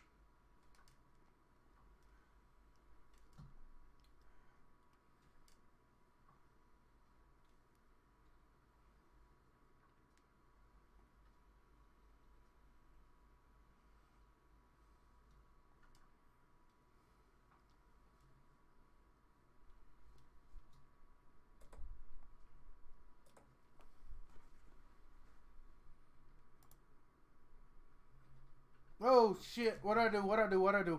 Oh god.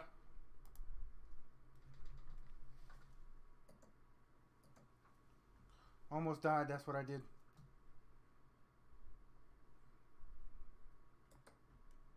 I'm gonna have to come into the pits. I think I left my my window open on my main screen. We're about halfway through, so that's fine.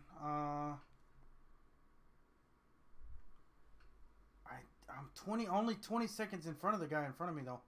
I'm gonna have to just deal with it. I'm gonna have to really quickly get this thing from one side to the other right here on this straightaway. And hope to God that this guy doesn't decide that he's gonna let me through.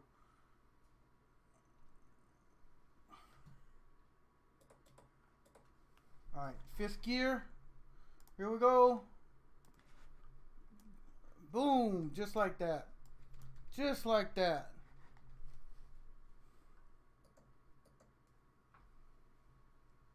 I'm a menace to iRacing society. Oh.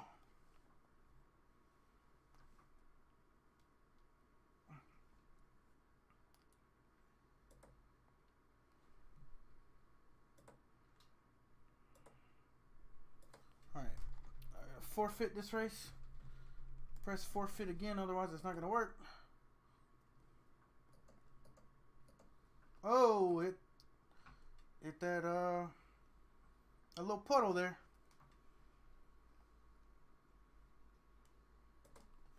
And then I need to make sure that I think the white one is fixed and the black one's open, so I gotta make sure I hit the right one once I get back on the straightaway.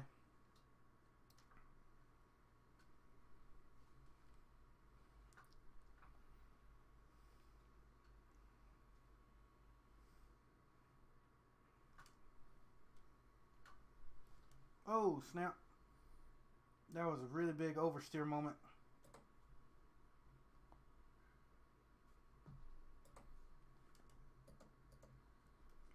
Oh man. If you hit one of those puddles and you lock up, you don't recover like at all. So as soon as I started trying to go a little bit faster, because this guy behind me, Daniel, and the number 21, he's catching me. So I started trying to go a little bit faster, and no, I just immediately hit that puddle and locked up.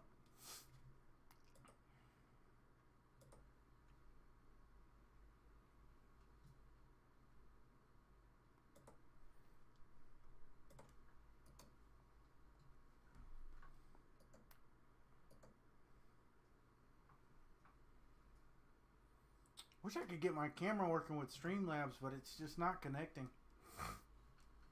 So the software that I used, I should say, for the podcast was different than Streamlabs. I didn't use Streamlabs, and I never had a single issue with it not picking up my camera. But Streamlabs, it'll detect it, but it won't. It's like it won't turn it on.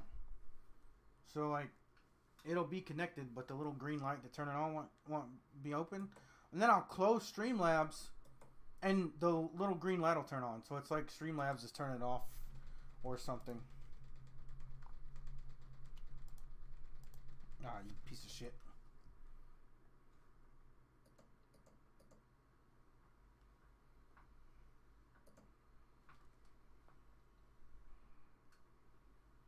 I think I handled that pretty good for being one-handed.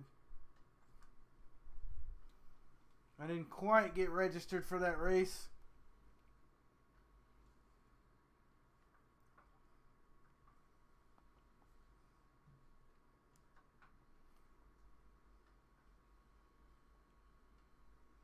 I selected the wrong GTP car. I don't have the Acura, but it lets you select it even though you don't have it. So I gotta get on the Cadillac.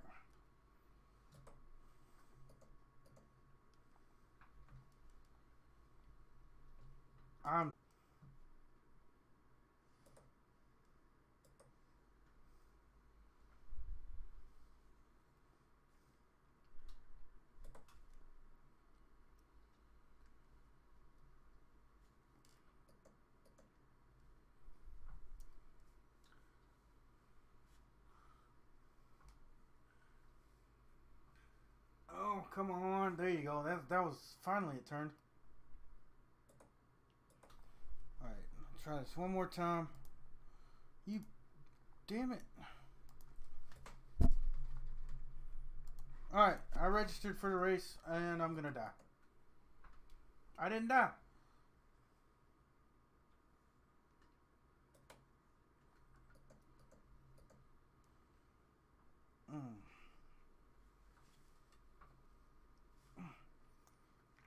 The UI kept lagging, so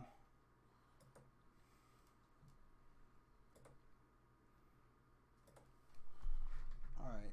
Now I can catch up on chat.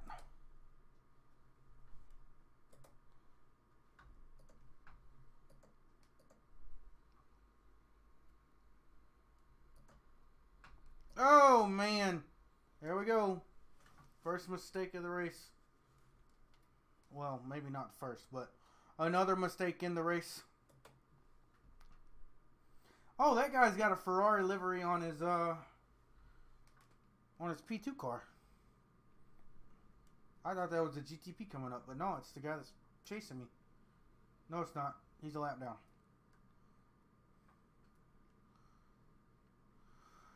Oh. Man, I don't know. Cars have just fallen off a cliff lately. My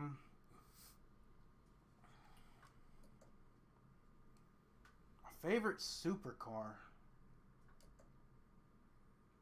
I mean, I'm a Porsche fanboy, so I gotta go a 911 GT3 RS. But I feel like that's a pretty basic bitch answer.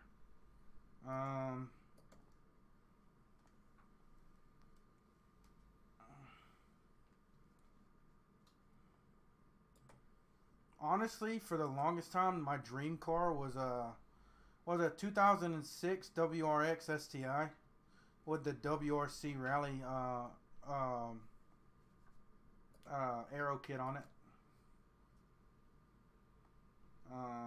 then of course I would have the Subaru livery on it, and then $199 for Travis Pastrana, because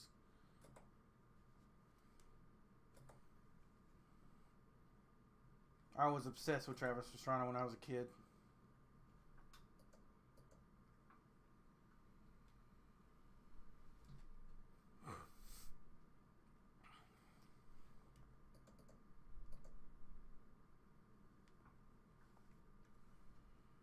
Looks like we might not make it all the way.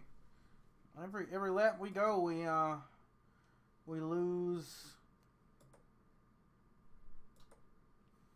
some fuel down there at the well, no, we gained that time. Well, as soon as I get something out of my mouth, I'm contradicted. That's fun. All right, we're still getting caught by Daniel.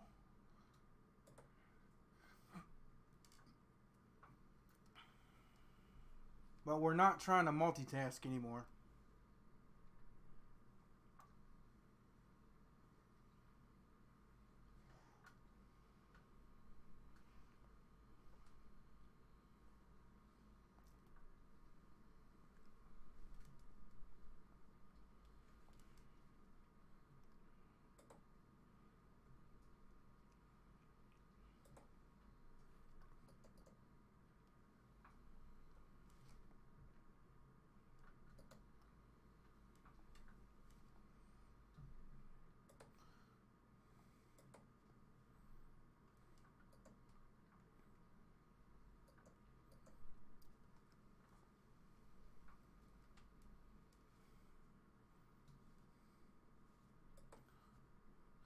Yeah, Porsche does make beautiful cars. They're also like the best manufacturer in endurance competition of all time. So I love that about them. The fact that they put racing ahead of pretty much everything else, with the fact that they've got the they've got the Porsche Cup Series basically on every single continent. They've got the Mission R, Mission E, whatever it was, series. I don't know. I think that probably fizzled out, but and you know they've got factory efforts in WEC and IMSA now. Not only in GT3, but in whoa, snap, oversteer again. Or hypercar. That's what I was trying to say. Oh fuck. Oh, I'm really getting it now. Oh man, this was supposed to be a SR game, but I'm fumbling the bag right here at the end. Oh, I didn't go into first gear. That's why I screwed that up. I still lost there to Daniel. If I'm only losing a second though, he shouldn't get to me. Anyways, yeah. So if you were to ask me what my dream life would be, it would be to have been born into a rich enough family to be a Porsche. That was like a Porsche dealership person who had like 8 or 9 dealerships or whatever. That way he was like known, or I guess my parents were like known, like buying that first name basis from like the Porsche brass, and they just kind of like said, you know, my son wants to race in your cars, and you know, I got the chance, and I was like some god amongst men, and became like the Porsche journeyman driver and driving in all the endurance races and all different teams around the world. Pretty much never having an off weekend, just always in a race car. So basically what Matt Campbell's doing in the Porsche this year. That would have been my dream life scenario.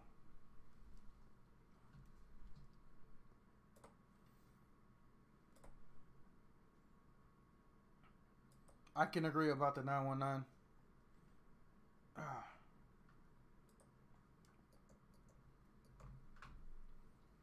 Oh man, there's another dead car. I you know I'm really satisfied with the rain, but iRacing really chose chaos to put this racetrack as the uh, first one for rain.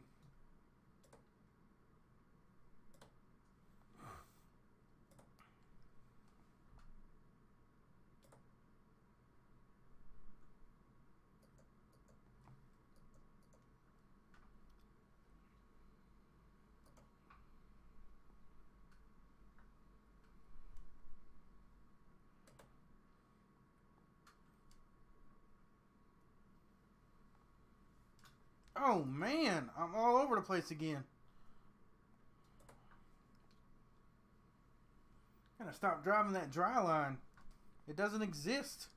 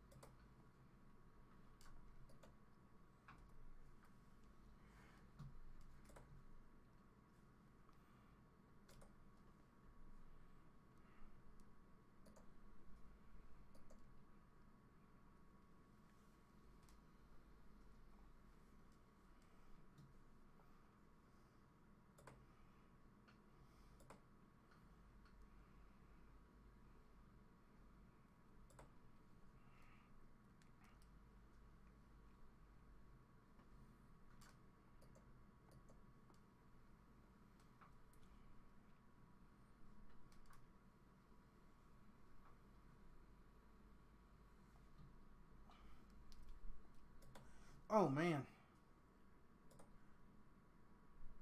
I wonder if that's the tires wearing out or not.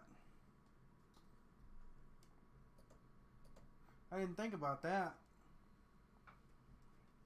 Surely a wet tire would last a full stint, right? Especially because, like, there's a lot of water, so it's not like the rubber would be melting all the way.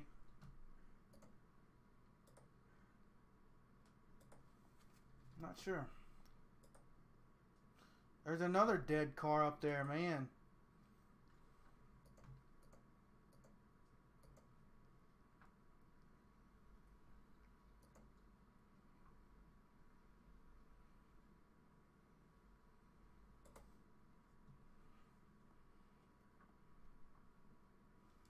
I think everybody that was like begging for rain is probably kicking themselves now because we get it and it's so difficult.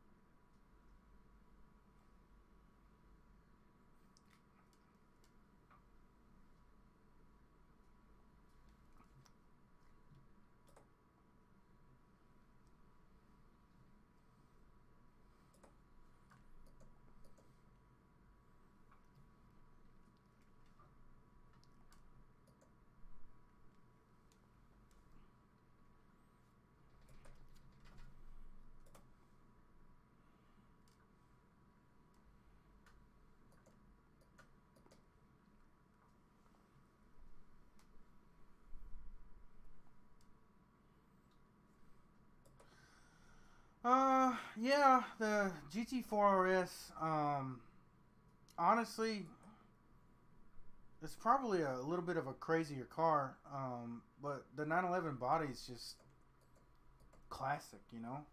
So, I could see it. Yeah, we went to, Barber Motorsports Park.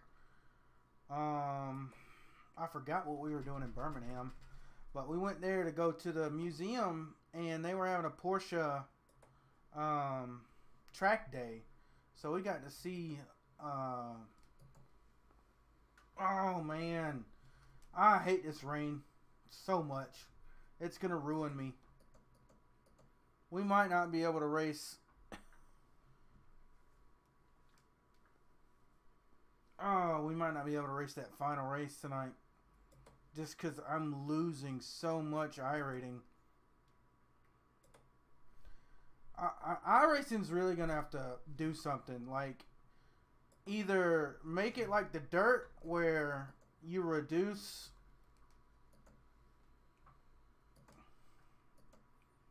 Yeah, see, that was ridiculous what just happened. Either you reduce the weight of the incident points when it's wet, or not give them so easily for off tracks, man. Because this is ridiculous. Like, I'm not driving horribly, and I'm losing safety rating. Like iRacing is taking my safety rating like baby candy from a baby, you know? And it's like I can't do anything about it because the off-track limits are so tight. And I'm not causing harm to anybody, just losing time, you know? That's only hurting myself.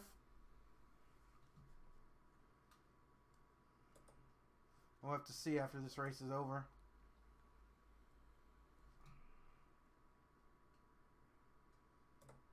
We know the fixed race is going to be open. Or not open, but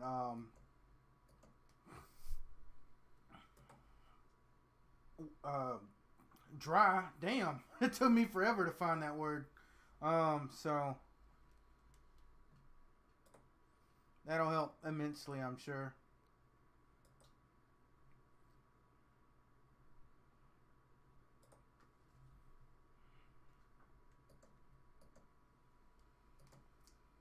There's another one. Oh, no. I actually wasn't.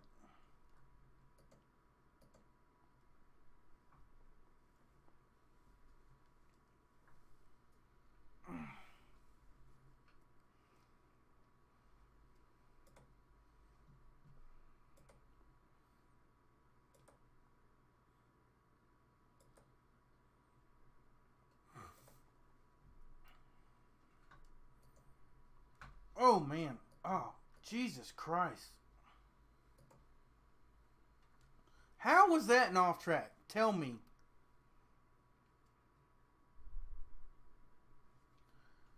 I'm going to tell you on the voice chat.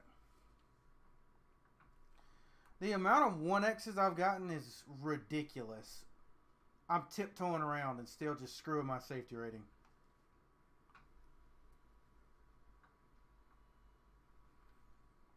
$14 right now.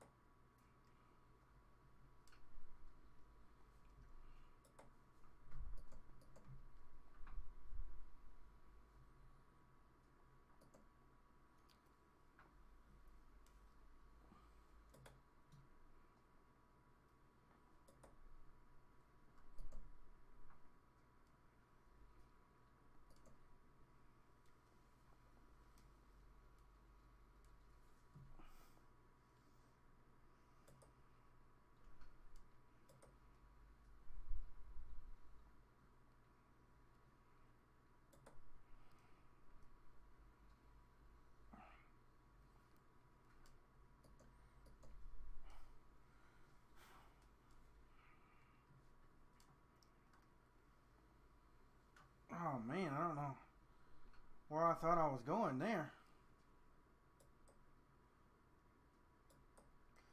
This is GTP in front of me? Really? Faster than a GTP.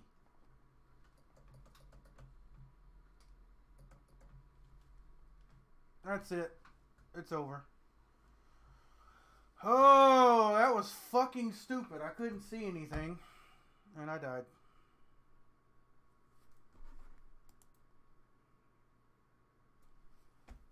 Honestly, I'm going to say it. I know that was my fault because I was just going too hard. But I think iRacing doing this was a joke.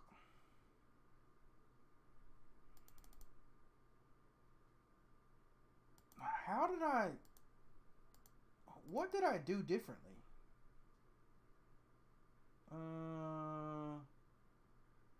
Roll bar. No, that's not the one. Gearbox? Sure. No, that's behind. Sure. Let's do 4 cheese.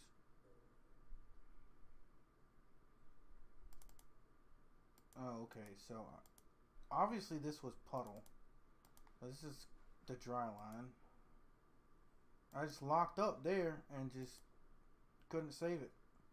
Because once you lock up, you can't recover.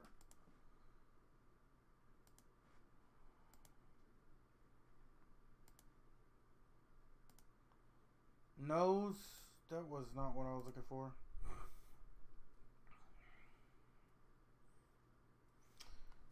Alright. 2 minutes and a half left. We got 6 minutes required, so we will be leaving. Alright. Not gonna sit here and put this over here last time because I didn't. However, I'm going to take a small break. Just know that it is loading. We are loading into the GTP, I think.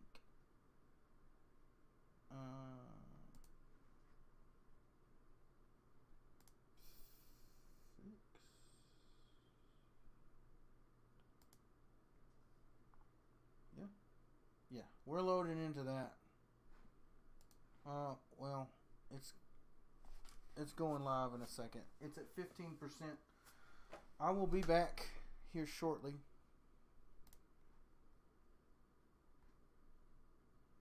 So I'll see you in a minute.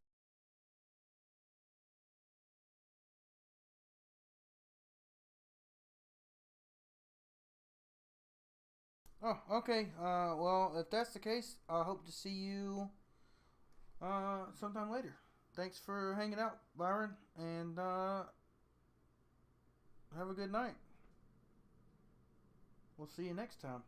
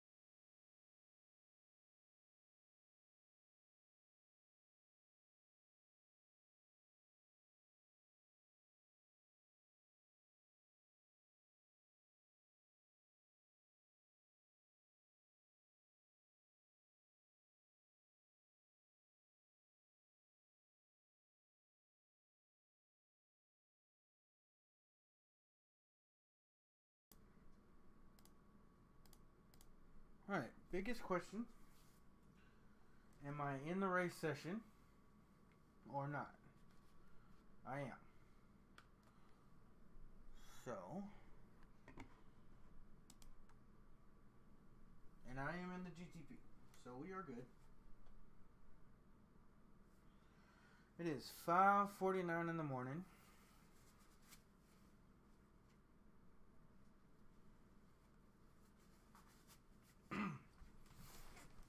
And in 2 hours, I'll be ending this stream.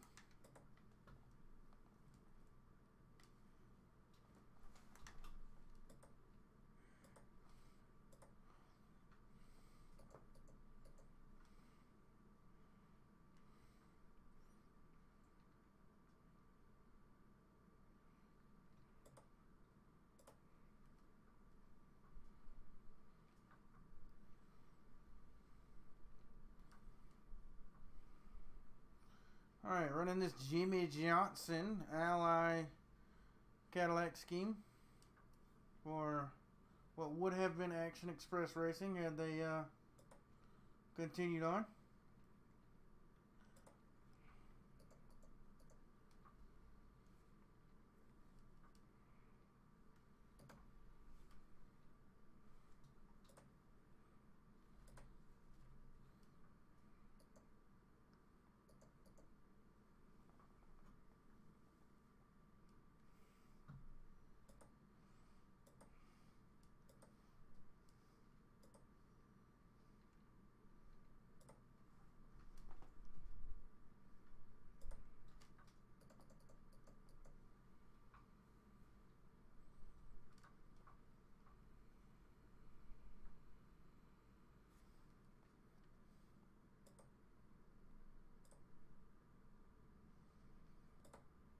You want to talk about understeer? That's some fucking understeer right there.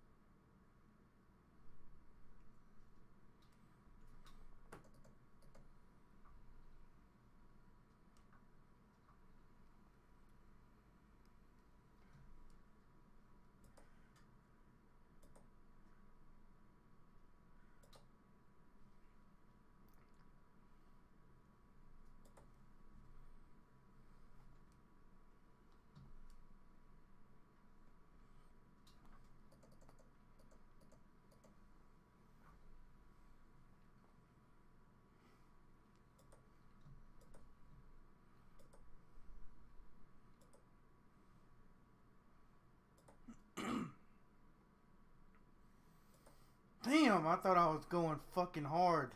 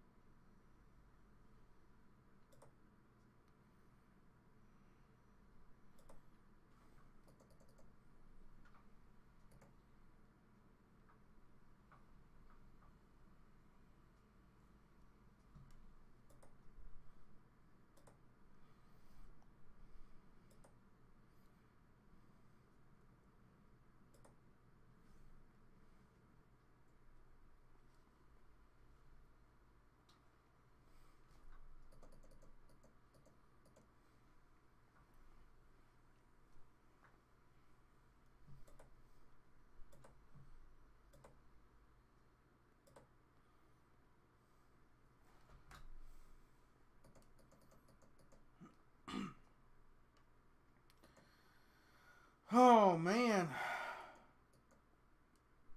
Best we're gonna get is 9th. Or 8th, my bad. Damn. That sucked.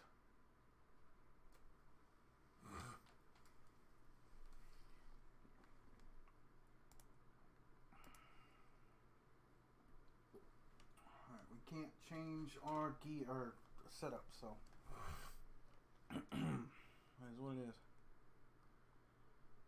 Man. 46 cars. Jeez.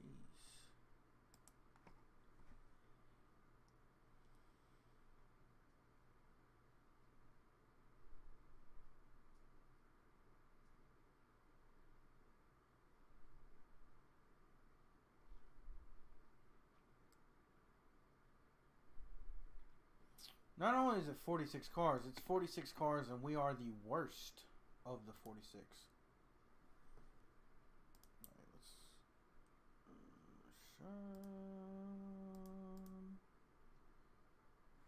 Ooh. We are down to a 1.38 safety rating. If we don't have a clean race this race, it is a good possibility that come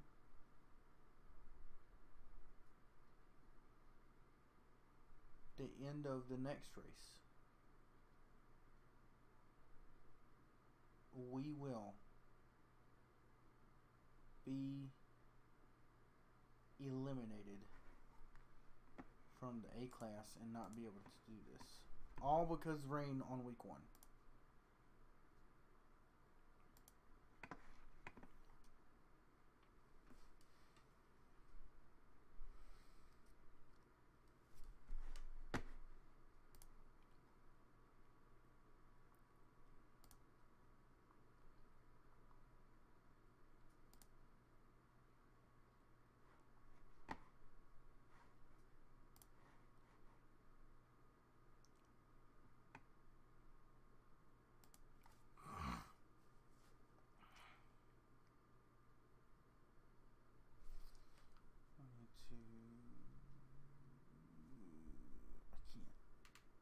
Select auto fuel yet.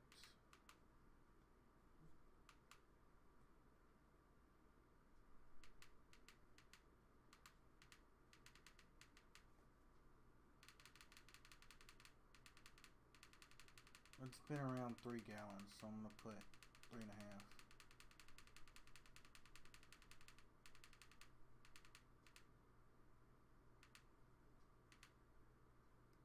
Should be okay.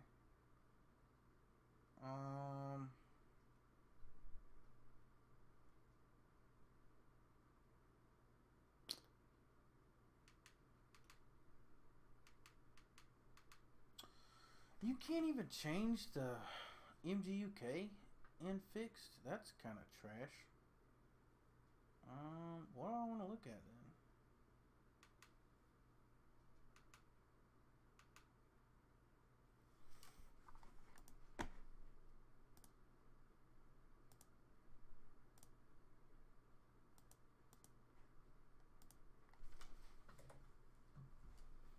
Oh, we're going straight into it.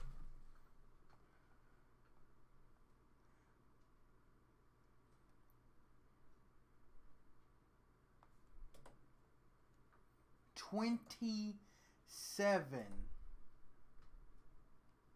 GT3 cars. This should be really fun. I had somebody starting in the pits or something. Nope, there's one of them. He tried to jump the start. That's what he did. Him too.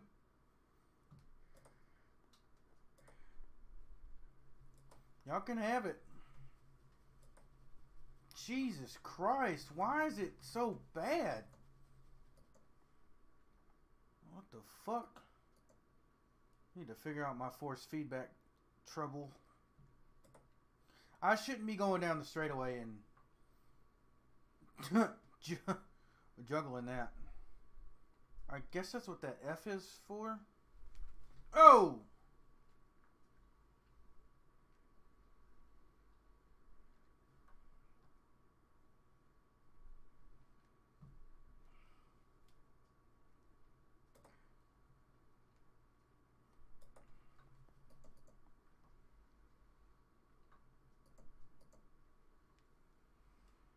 Alright, CPU is clipping.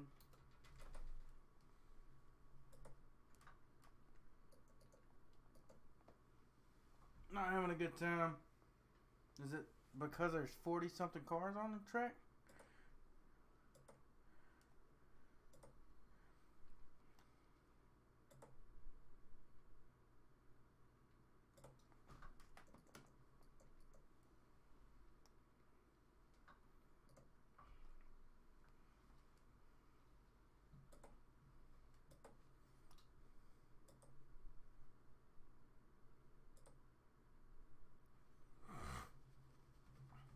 Why is it doing that? It wasn't literally in the qualifying lap. Are you fucking kidding me right now? Are you fucking kidding me?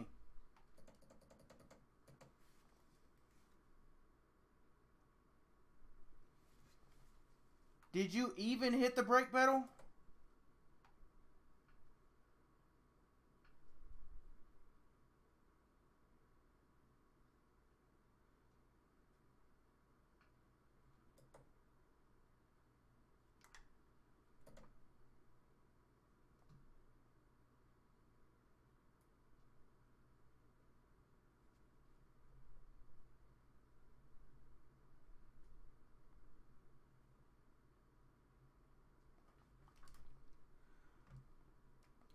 That is probably it. Yeah, required repairs 6 fucking minutes.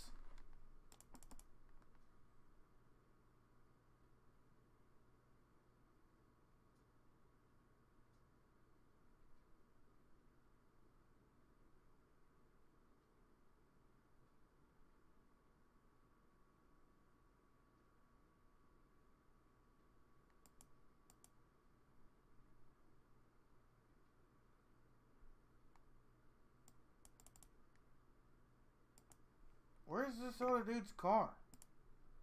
What the fuck is going on?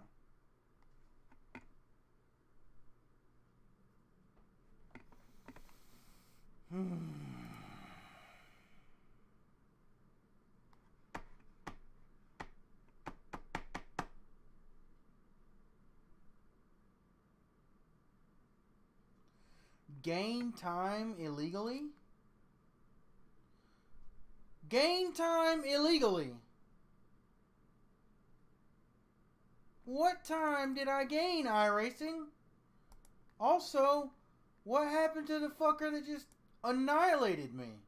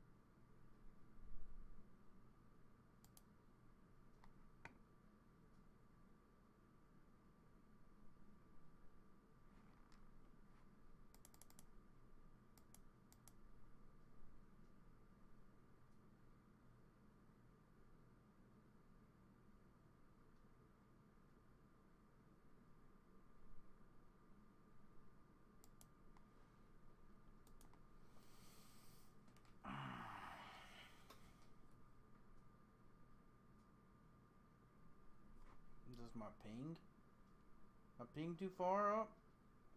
Did my internet provider just die? What the fuck is going on?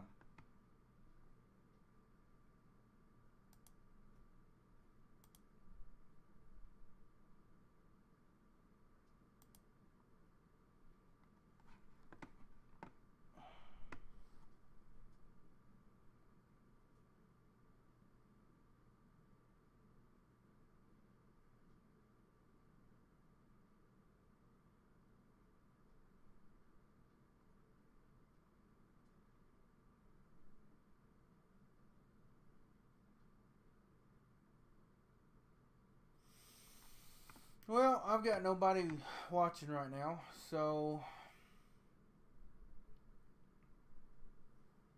considering the stream is like dying, or my computer's dying for some reason, unbeknownst to me,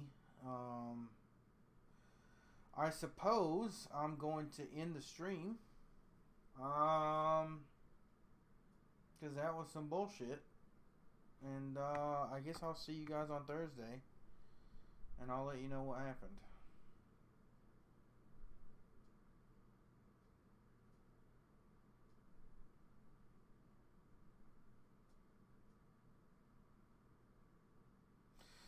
So thanks everybody for